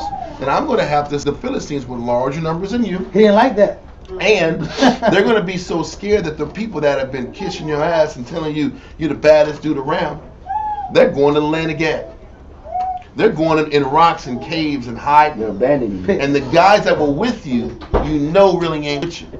And they start leaving you that even stayed with you. They start leaving towards the end of the day. I got your back. All these I got your back guys weren't around. So all these people you put trust, what he's showing you is, the Most High knew that Saul put trust in numbers and put trust in unfaithful men instead of putting trust in the Heavenly Father. So he took the people he had trust in and took them away in hopes that he'd cleave back to the Most High and restore that relationship with him. And he doubled down and did things his way because he wasn't spiritually exercised the right way. Through this 2-year time, he wasn't exercising himself spiritually. Like you said, he didn't create that system to where the providence went to the Most High. Right. And also, it shows the person. There's people in situations where you get to a point where, are you going to change or not, bro? We keep doing the same routine. You have to make a decision. Am I going to change how I operate? Or I'm going to sit here and do things the way I've been doing things? Like you said, he doubled down. Yeah. Okay, so listen, where are we at? Let's keep going. Samuel, I say, seems to have tried Saul whether he would stay till the priest came, who alone could lawfully offer the sacrifices, nor would boldly and profanely usurp the priest's office, which he, venturing upon, was justly rejected for his profaneness. You got to read that again, man. Please read it again. That's potent, bro. Samuel, I say, seems to have here. No, read from that whether he would stay. Is that where it was? I'm kind of lost because. That's it right here. Samuel. This is the footnotes. Yeah, footnotes. That's right there, sir. Yeah, read that part. Samuel, I say, seems to have here tried Saul, whether he would stay till the priest came, who alone could lawfully offer the sacrifices, nor would boldly and profanely usurped the priest's office. Because he wasn't supposed to do. That was the priest's job, to perform that particular sacrifice, because it was the evening sacrifice for the entire nation. It wasn't just like, when Solomon sat back and sacrificed 1,000 animals to the Most High. This was the evening sacrifice that was supposed to be done by the high priest every night. He takes on the big boy sacrifice like he's doing something. Read on. Which he, venturing upon, was justly rejected for his profaneness. It was profane. It's still, listen, I'm doing this in front of the entire nation. I'm performing an out-of-pocket sacrifice. Read on. And indeed, 2.27.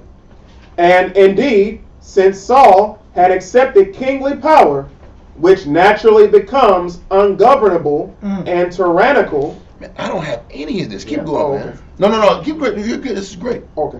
Which naturally becomes ungovernable and tyrannical, as the Most High foretold, and the experience of all ages has shown, the divine settlement by Moses had soon been laid aside under the kings. He said this is showing you, as soon as the king got into power, how Moses set up the kingdom by leading from the front got just tossed aside.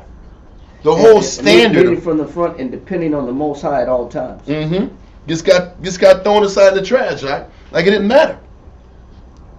Damn, keep going, had soon been laid aside under the kings. I'm sorry, let me read it. The divine settlement by Moses had soon been laid aside under the kings. And so that one leader that was connected to the Most High, that made his whole life about serving the Most High and being that mouthpiece for the Most High to the people. Read on. Under the kings, had not the Most High, by keeping strictly to his laws and severely executing the threatenings therein contained. So he says the leader's job is to tell the people where they're off. The job of the leaders is to live a pious life and tell the people what they need to hear spiritually. Don't candy coat it. Don't play around with the Jews. Tell them where they got to change. That was what made Moses Moses. Right. Don't water it down. Don't placate the people. Tell it to them like it's got to be told. Read on. By keeping strictly to his laws and severely executing the threatenings therein contained, restrained Saul and other kings in some degree of obedience to himself. Nor was even this severity sufficient to restrain most of the future kings of Israel and Judah from the grossest idolatry and impiety. You know what's crazy? At least with Saul, the Most High kept a potent prophet to keep going at him and checking him. He said these next generation of kings, they just got worse and worse and worse, and they deviated more and more and more to where even the idea and presence of a prophet wasn't accepted. Right. The 9.5, a little bit of Judah from the southern, but the northern kingdom didn't give a damn, bro. Ahab killed the prophets. That's what I'm saying. You couldn't even be in a position to warn the people at that time. Things had diminished so much. Read on. The advantage of which strictness in the observing divine laws and inflicting their threatened penalties. You know what they're showing you? The leader had to be the fire. The leader had to be the fire and the standard together to keep Israel in line. Fire and standard, and I can't be sitting back here making about what the people like, what the people want. The teacher, the leader, was the bearer of bad news. Pretty much. Yep. He was the bad guy. And being the bad guy kept everybody in line. But you're not going to be liked. You're going to be hated for being a bad guy. I never forget Zimri, what Zimri told Moses. Zimri wanted them nations. I said, you're taking away my happiness. These guys were passionately hating Moses because he stood up for what was right. Let's keep going.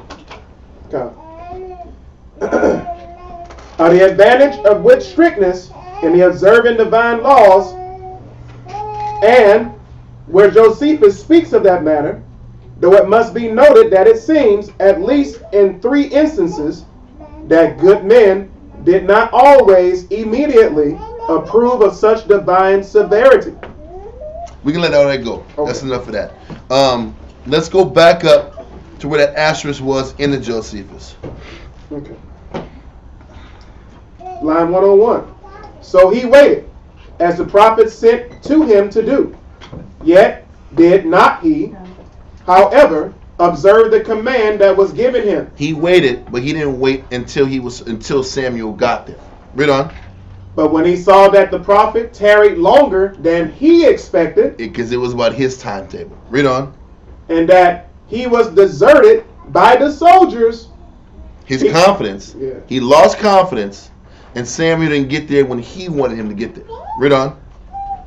he took the sacrifices and offered them. And took the place of the priest for the evening sacrifice for the nation. Read on. And when he heard that Samuel was come, he went out to meet him. Like nothing happened. He acted like nothing happened after he did it. Read on.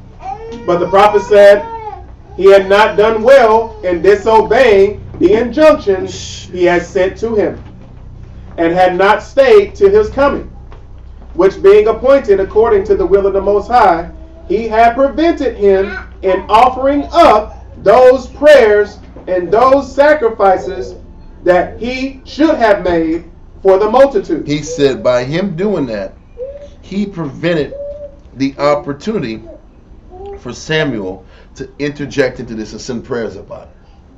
So now the prayers weren't going to get heard anyway, because he did things out of order. He did things his way. His way. Yep. He did things out of desperation. And a lot of times we make decisions out of desperation. Kinda. And those desperate decisions have major consequences. It's still lack of faith. Yeah. Make not haste in time of trouble. So he's like, listen, man. He's like sitting right here like, listen, man, what you did, now I'm not going to pray for you. I'm not going to pray for the nation. Now the nation is in danger of extinction because you just couldn't wait to cook this meat and to burn this animal. Read on. Those sacrifices that he should have made for the multitude, and that he therefore had performed divine offices in an ill manner. Because it was out of order. Man. And you weren't supposed to do that service the way you wanted to do it. Yep. Read on. And had been rash in performing Because them. you didn't have the faith necessary to really hold this position. It wasn't like it was another year or two. You just said just wait 7 days. It wasn't even a full 7 days. Yeah. And he just couldn't wait. Read on. Line 103. Hereupon Saul made an apology for himself. Sorry, man. I'm sorry. We're going to hold that. Let's go to the scriptures real quick. Divine offices in an ill manner. Kinda. Let's go to Verse 5 or let me see. Was it the same way with that one king? He Oh, no. got turned to leper. Yes. Yep. It was the same concept. verse 7. I'm gonna take it in my own hand. I'm gonna take this divine office in my own hand. Exactly. It's 1 Samuel 13 and 9. Oh, it's not? Okay. No, Verse- verse 8. Verse 7. Verse 8 and 13 and 8. God should most times against self-direction. I'm gonna sit here and direct my own show. Well, the crazy thing is this: there were kings, but the Most High didn't want us to act like kings. Yeah, I get that. He gave us the office. He gave them the office of kings because the people wanted it. But he still didn't want them to act like kings. Nah, you saw. He didn't want them to serve the Most High and put the Most High first. Well, you took the office of king all the way and forgot the Most High, and now you're leading the people down that destruction. You got the bodyguards, got the production. You got the production, the bodyguards, and now because you made this move, your people, our people, are at stake of dying and falling by these Philistines across the way. You know, so he made amendments to not having a king. And even though the Most High made concessions with us, made amendments and gave us a king, there was still an expectation that you still depend on him. Got it. Yep. So let's keep going. 13 and 9. Verse 8. 8, I'm sorry. And he tarried 7 days, according to the set time that Samuel had appointed. But Samuel came not to Gilgal, and the people were scattered from him. So he hadn't got there yet, and the people were scattering from him. We read that earlier. Read on. And Saul said, Bring hither a burnt offering to me. I'm gonna go up here and do this priestly job on the day of podium for the evening sacrifice. Read on. I'm taking it upon myself. And when I do this, they're going to turn around, see it, they're going to all come around. But you know why I did that? Because that gives them more glory. It gives them more glory. Let's be real. And the hope is that people are going to come around that were leaving and see him do the sacrifice and everybody come back. It's also panicking now. Hell yeah, he is. There's a lot of crazy going on. Listen, you know you're going to have it right. Blow some horns. Blow some horns. Get it back over here. I burnt it. It's ready to go. It's crazy. It is panic. You know, what's crazy is that we read about Saul not killing completely all those animals. Mm-hmm. You know, a lot, not letting nothing from the Amalek live. That's the next chapter. But we only focus on that as being the sole reason why Saul fell. It was a progressive scenario. But he had been falling way before that. Wow. It is in Chronicle. He was screwing up before this one. It went 2 years and he was screwing up leading up to this point. Right. These are just trigger points that are revealing the character, how he had diminished years before. Like we read earlier, it said, who seems to have been already for some time declining from his strict and bounden subordination to the Most High and his prophet. He was already diminishing leading up to this situation. After that first win against the Ammonites, he's not losing his damn mind, right? So the slippage was progressive. But keep going. No. That's all I wanted to bring up, bro. That's just we just focus on that. In chapter 15 is his downfall, but he had already been falling way before that situation. You know what I'm saying? That was just the final straw. But he had already been failing from his discipline and his faith in the Most High way before that. It just never hit me like this to see his decline had already happened by the time he made that real bad decision where Samuel told him the spirit of the Most High has departed from you. This is why these Sabbath classes, when you take your time and really analyze it, so much more comes out. It really does. Most definitely. Just keep going to verse 9. Verse 9. And Saul said, bring hither a burnt offering to me, and peace offers.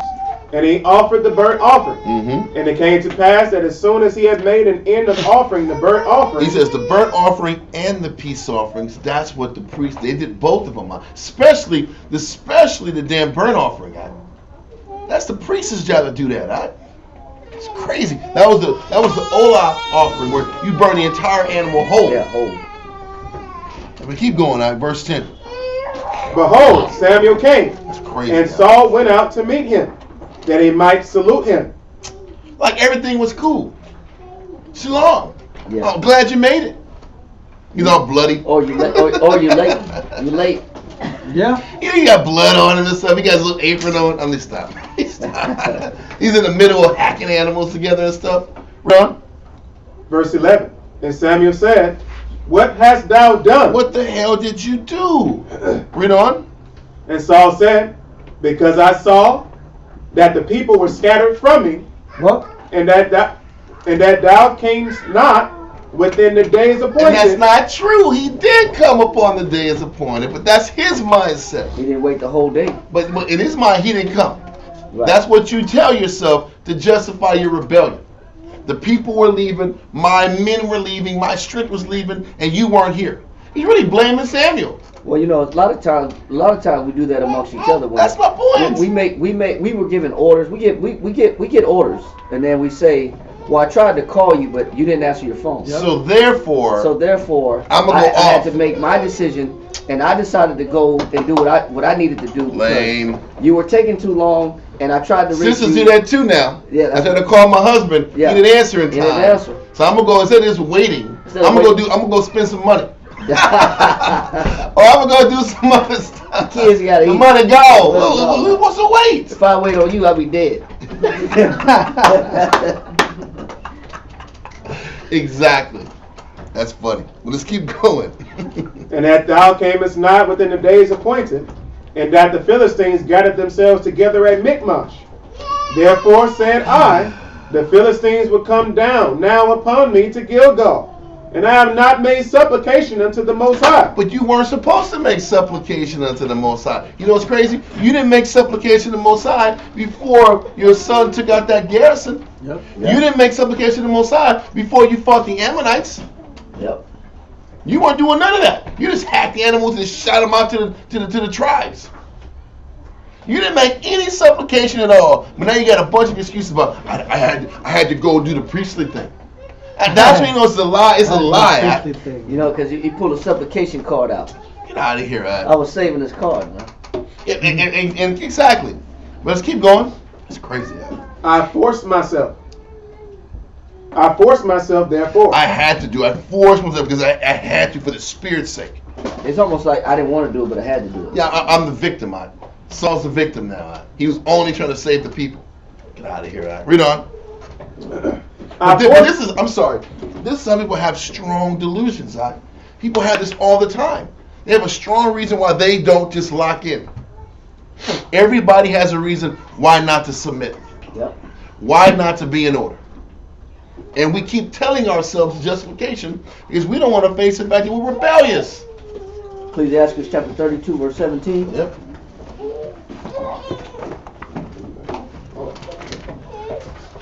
Ecclesiastes chapter 32, verse 17. Read that. A sinful man would not be reproved. You can't check it. You can't correct a sinful person. Why is that? But findeth an excuse. Because they're always going to have a what? Excuse. Based on what? According to his will. According to his will. So a sinful person cannot be corrected because they'll keep coming up with 1,000 excuses to execute what they want to do. It's never about me doing things the way I'm told. It's never about me being in order. It's never about me following. It's always, the end result is I had to make a decision ultimately because I couldn't depend on you. So I had to do what I needed to do to function. So I did what I wanted. I chose my way instead. Okay. But that kind of mentality is showing you behind it is a sinful person. Okay. Let's keep going. Forced also means to compel oneself. Yeah, I'm forced to do it. I have to do it. Yeah, I had no choice. Because you didn't come through in time. Read on. I forced myself therefore, and offered a burnt offering. And Samuel said unto Saul, Thou hast done foolishly. Thou hast not kept the commandment of the Most High thy power, which he commanded thee.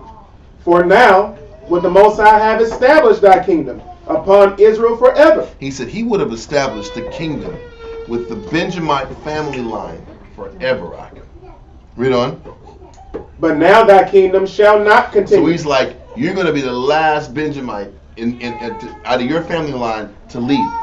What this sin just meant the Most High was never going to let another one of his children lead. He cut off the perpetuality of the kingship. Man, you got to finish reading that real quick. In Ecclesiastes 32:17, okay. Finish reading down to 19. Okay. Ecclesiastes chapter 32, verse 17. A sinful man will not be reproved. Go ahead. But findeth an excuse according to his will. Go ahead. A man of counsel. It says, but if you're a man of counsel, go ahead.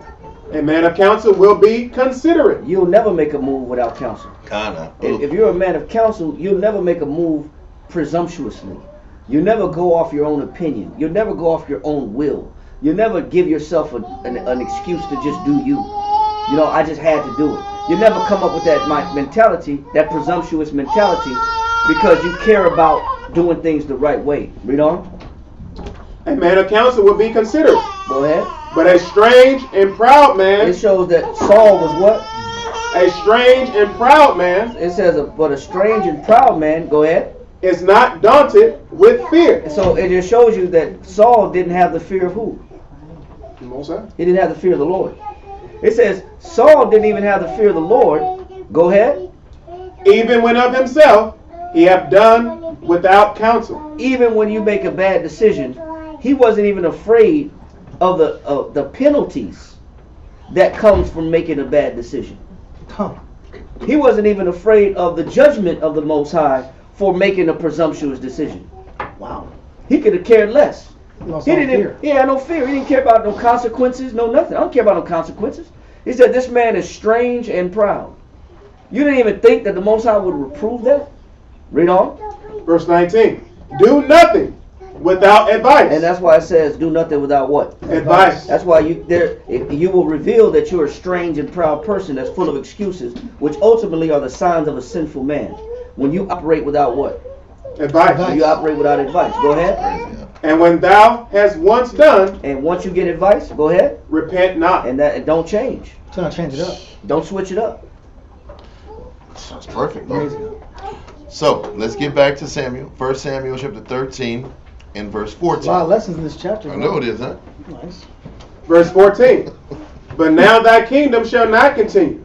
The Most High have sought him a man after his own heart. He says, Most High spawned a man after his own heart is going to lock into me. Read on. Can I say one thing too? And it's thy kingdom will not continue. For us, is whatever your situation is. Our situation ain't going to continue. Our path. Yeah. Continue. After his own heart. And the Most High have commanded him to be captain over his people. Because thou hast not kept that which the Most High commanded thee. The crazy thing is the Most High was still merciful.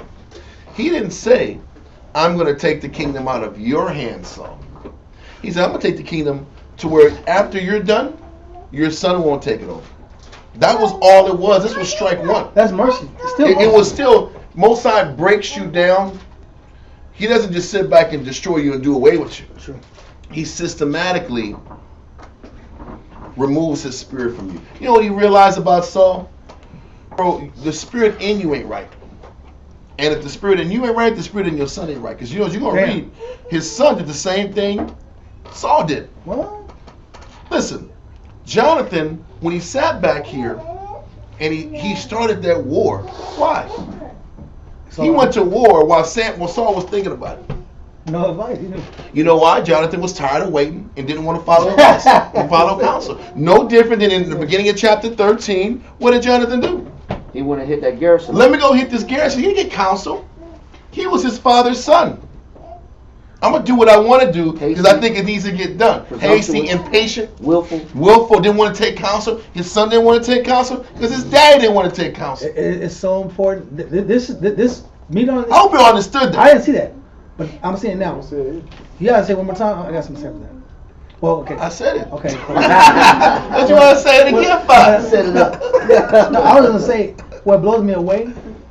This is the reason why people check every single thing about you. We be in the camp like, you're talking about how I walk, how I talk, my hair, my nails, how I dress, how I talk, how I act, how I eat. Everywhere. All you guys do is criticize. Yeah. Now we're seeing why the Most High is so strict, and He looks at every aspect of us. He's looking at our character. Every aspect of our life is on display, and it's getting corrected. So we don't make these kind of mistakes. And this is why it's necessary to be under the hand of tutors and governors until the time appointed. But not, like you said, back to the no campers. I don't need a camp. I don't need nobody telling me what to do. I don't need to be under somebody's direction. I don't have to follow anybody. The no churchers. God. You know, I don't have to be. That's a good one to say it. Yeah. The no churchers. I don't have to follow anybody because the Most High is working through me. No doubt. That's crazy. That is crazy because people do like that. Yeah, but the Spirit is showing you if you're not developed from ground up, you're limited in the scope and the potency of what you can do for the Most High if you're your own country, your own island. Huh? Right, but it's going to be exposed eventually that you have elements within you that the Most High does not agree with, and the Most High brings the body of Christ around you to expose what's inside of you. But how will your issues get exposed if you're just at your house all day long? Right. The issues in you that you need to work on are exposed with different type of people that you have to come across. That you need counsel, that you need counsel from. Or you need counsel from, or their presence exposes a flaw in you. Your lack of patience, your lack of mercy, your lack of long suffering. How do you know you're not a patient person? By being around a person that gets into your damn nerves. That's how you find out you don't have mercy and patience. So whether you're being around people above you that are tutoring you and training you, or you're around people below you in experience that has to teach you about you, you are encompassed around training everywhere you go. If you're around the body of Christ, but if I want to separate myself from the body, you don't learn a damn thing, or your learning curve is limited. Yep. And that's the point. But the crazy thing is, the Most High saw a flaw in Saul's spirit that he knew he couldn't sit back here and build with generation to generation. There was spiritual holes in his mindset that his son had. So he said, you know what? He didn't say, I'm done with you completely. He's done with Saul in chapter 15. In 13 he says, your son ain't gonna get the kingdom. Your generation stops. Your reign on the top is short like leprechauns. It's one generation. I'm out of here. And that's it. I got one more scripture. Yeah. This is. It was just popped in my head. Biggie lyric guy.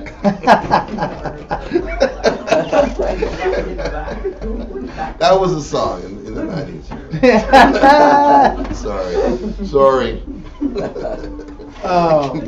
Jude 1:19. What was that? Don't know either.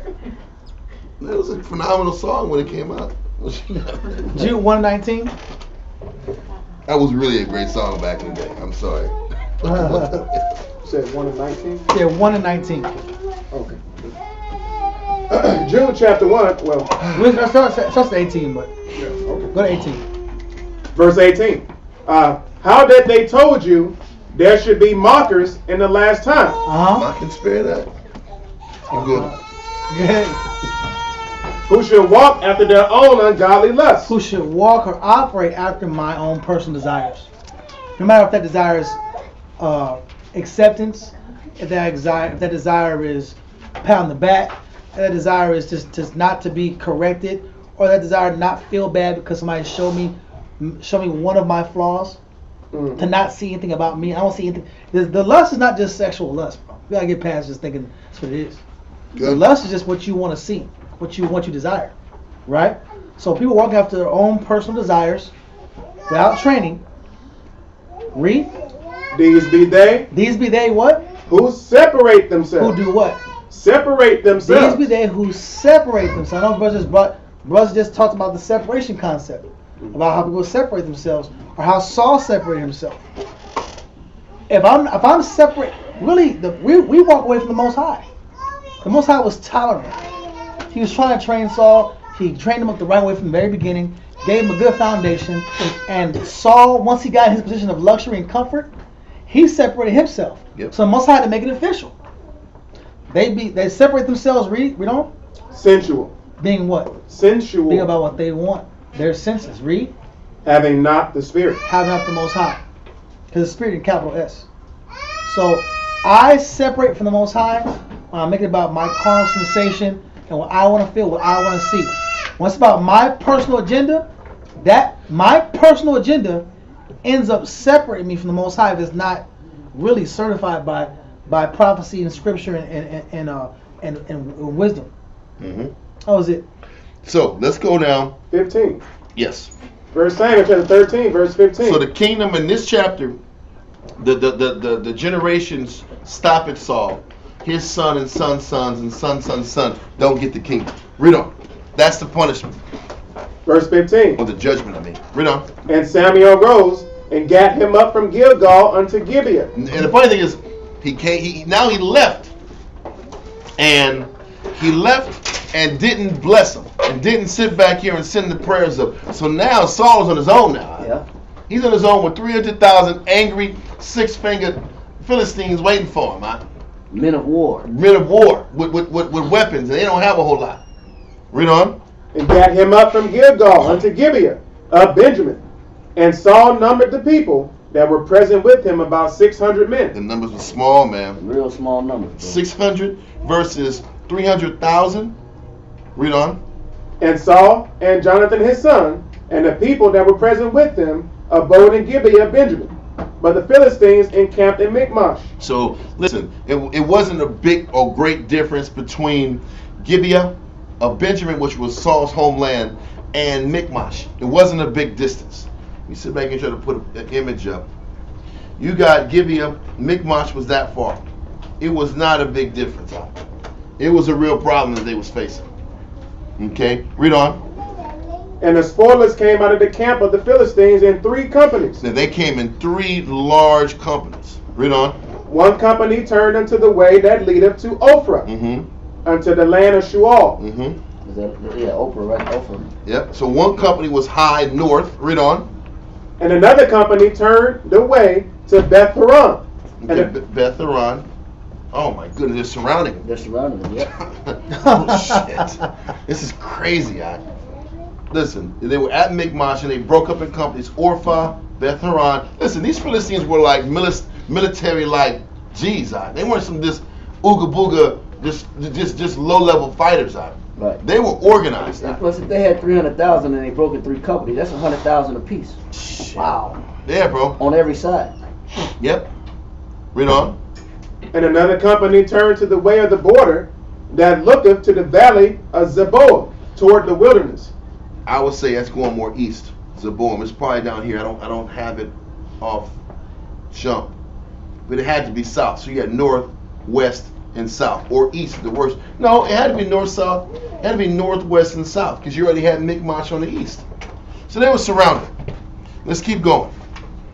Now there was no smith found throughout all the land of Israel, for the Philistines said, lest the Hebrews make them swords and spears. So I guess what's crazy, the scripture says that the garrisons were all around because nobody had weapons. It wasn't just in that land of Geba. It was the whole city didn't have weapons. That means everybody's in the trick bag, no weapons, no armor. Bad day out. And it's just some wood. It's wood and skill and faith. Read on. But all the Israelites went down to the Philistines to sharpen every man his share. They had to go. We read that in Josephus where your farming equipment had to be sharpened by the Philistines. Read on. And his coulter, and his axe, and his mattock. That's all farming equipment. Yet they had a file for the mattocks, and for the coulters, and for the forks, and for the axes, and to sharpen the goads. So it came to pass in the day of battle that there was neither sword nor spear found in the hand of any of the people that were with Saul. That's crazy. And Jonathan. But with Saul and with Jonathan, his son, was there found. So the kings, and I guess that little small group of people had weapons, but the rest of people wanted. Listen, they just showed that the cities around the peripherals of Gibeah didn't have any weapons. So everywhere around them were the garrisons. They had no weapons. Only people who had weapons was the people, the leadership and the kings at Gibeah. That's called defenseless. Yeah. That's also called they in the trick bag. Yeah. They in the trick bag. It's a problem. Little weapons, small amount of people to 300,000 people. How's this going to work out? Read on. And the garrison of the Philistines went out to the passage of Michmash. So now there's a passage to Michmash. So you had east, west, north, and south, where everybody was converging against the Jews. Now with that, we're going to stay tuned next week to finish up this topic. Stay tuned. Stay tuned.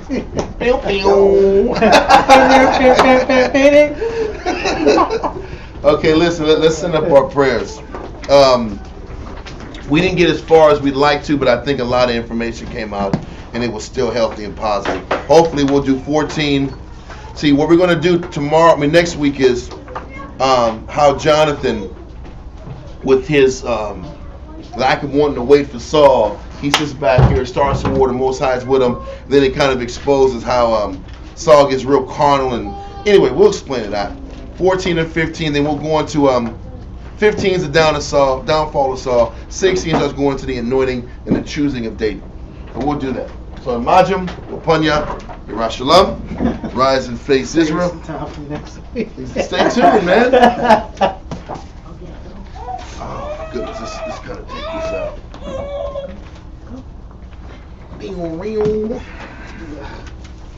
Okay. Yahweh. In the name of Yahweh Shai. In the name of Yahweh Shai. Please listen to us right now. Please listen to us right now. Send Micah Allah. Send Micah Allah. And the righteous angels. And the righteous angels. To watch over. To watch over. Bless. Bless. Heal. Heal. Protect. Protect. And to make strong. And to make strong. The people of Yasharala. The people of Yasharala. Also send unto us. Also send unto us. Much wisdom. Much wisdom. Much knowledge. Much knowledge. Much understanding. Much understanding. Much patience. Much patience. Much faith. Much faith. Much brotherhood. Much brotherhood. And much love. And much love. Spiritual power. Spiritual power. And forgive all of our sins. And forgive all of our sins. Yahweh Shai come quickly. Yahweh Shai come quickly. For in thee. For in thee. Is our hope. Is our hope. Always. Always. And forever. And forever. Amen. Amen.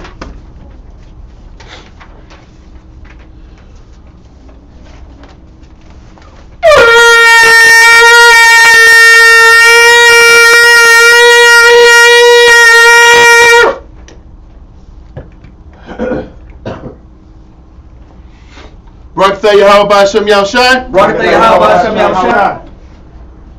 Hahawa'a. Nathanawa. Hathawara. Bless you, Yahweh, in the name of Yahushai that gives us the law. God. Barakatha Yahweh Ba'Shem Yahushai. Barakatha Yahweh Ba'Shem Yahushai. I'm sorry. Hahawa'a. Nathanawa. Award. Lawa'ah. Bless you, Yahweh, in the name of Yahushai that gives us the light to see. 2. I'm number 3. I'm sorry. Barakatha Yahweh Ba'Shem Yahushai. Barakatha Yahweh Ba'Shem Yahushai. Hahawa'a. Nathanawa. Ha'ayah. Quara. Ha'ain. Bless you, Yahweh, in the name of Yahushai that gives us the ram's horn to call the people. Number 4. Barakatha Yahweh Ba'Shem Yahushai. Barakatha Yahweh Ba'Shem Yahushai. Hahawa'a. Nathanawa. Shaman. Zayath. Lamashak. Yasha'al. Bless you, Yahweh, in the name of Yahushai that gives to us the olive oil to anoint Israel. Psalms 92.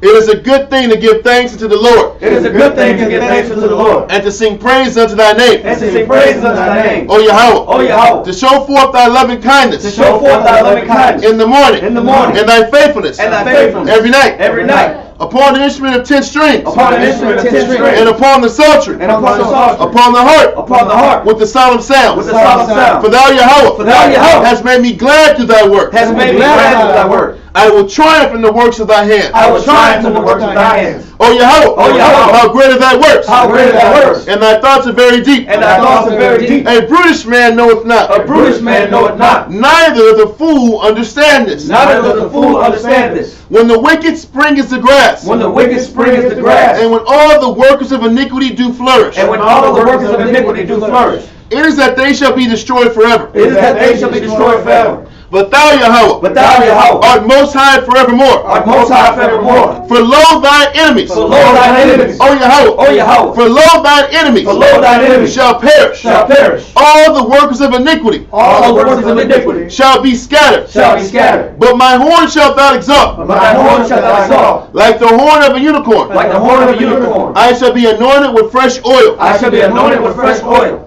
Mine eye also shall see. My eye also shall see. My desire on mine enemies. My desire on mine enemies. And my ears shall hear. And my ears shall hear. My desire. My desire. Of the wicked. Of the wicked. That rise up against me. That rise up against me. The righteous shall flourish like the palm tree. The righteous shall flourish like the palm tree. He shall grow like a cedar in Lebanon. He shall grow like a cedar in Lebanon. Those that be planted in the house of the Lord. Those that be planted in the house of the Lord. Shall flourish in the courts of our power. Shall flourish in the courts of our power. They shall still bring forth fruit in old age. They shall still bring forth fruit in old age. They shall be fat and flourishing. They shall be fat and flourishing. To show that the Lord is upright. To show that the Lord is upright. He is my rock. He is my rock. And there is no unrighteousness in him. And there is no unrighteousness in him. By Hashem Yahushai. By Hashem Yahushai.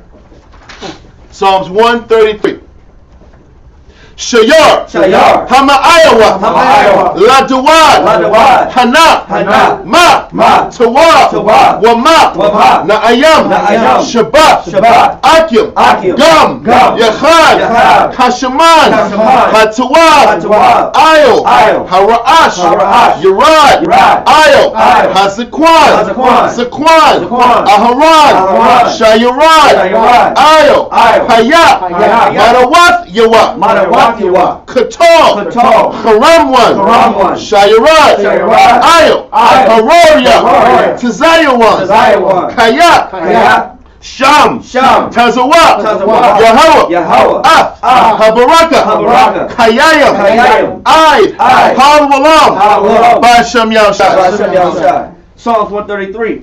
Behold, how good and how pleasant it is for brethren to dwell together in unity. It is like the precious ointment upon the head that ran down upon the beard, even Aaron's beard, that went down to the skirts of his garments, as the dew of Hermon, and as the dew that descended upon the mountains of Zion. For there the Lord commanded the blessing, even life evermore. Amen. Amen. Yahweh. Yahweh. Ba'Shem. Ba'Shem. Yahushai. Yahushai. Barakanawa. Barakanawa. Washarai. Wabiyah. Wabiyah. Support. Support. Turn. Yahweh. Yahweh. Ba'Shem. Ba'Shem. Yahushai. Yahushai. Barakanawa. Barakanawa. Washarai. Washarai. Wabiyah. Wabiyah. Support. Support. Turn. Yahoo, Basham, Yo Shot, walking out, watch Royal, Wabiat, support. Yahoo, Basham, Yo Shot, walking out, watch Royal, Wabiat, support.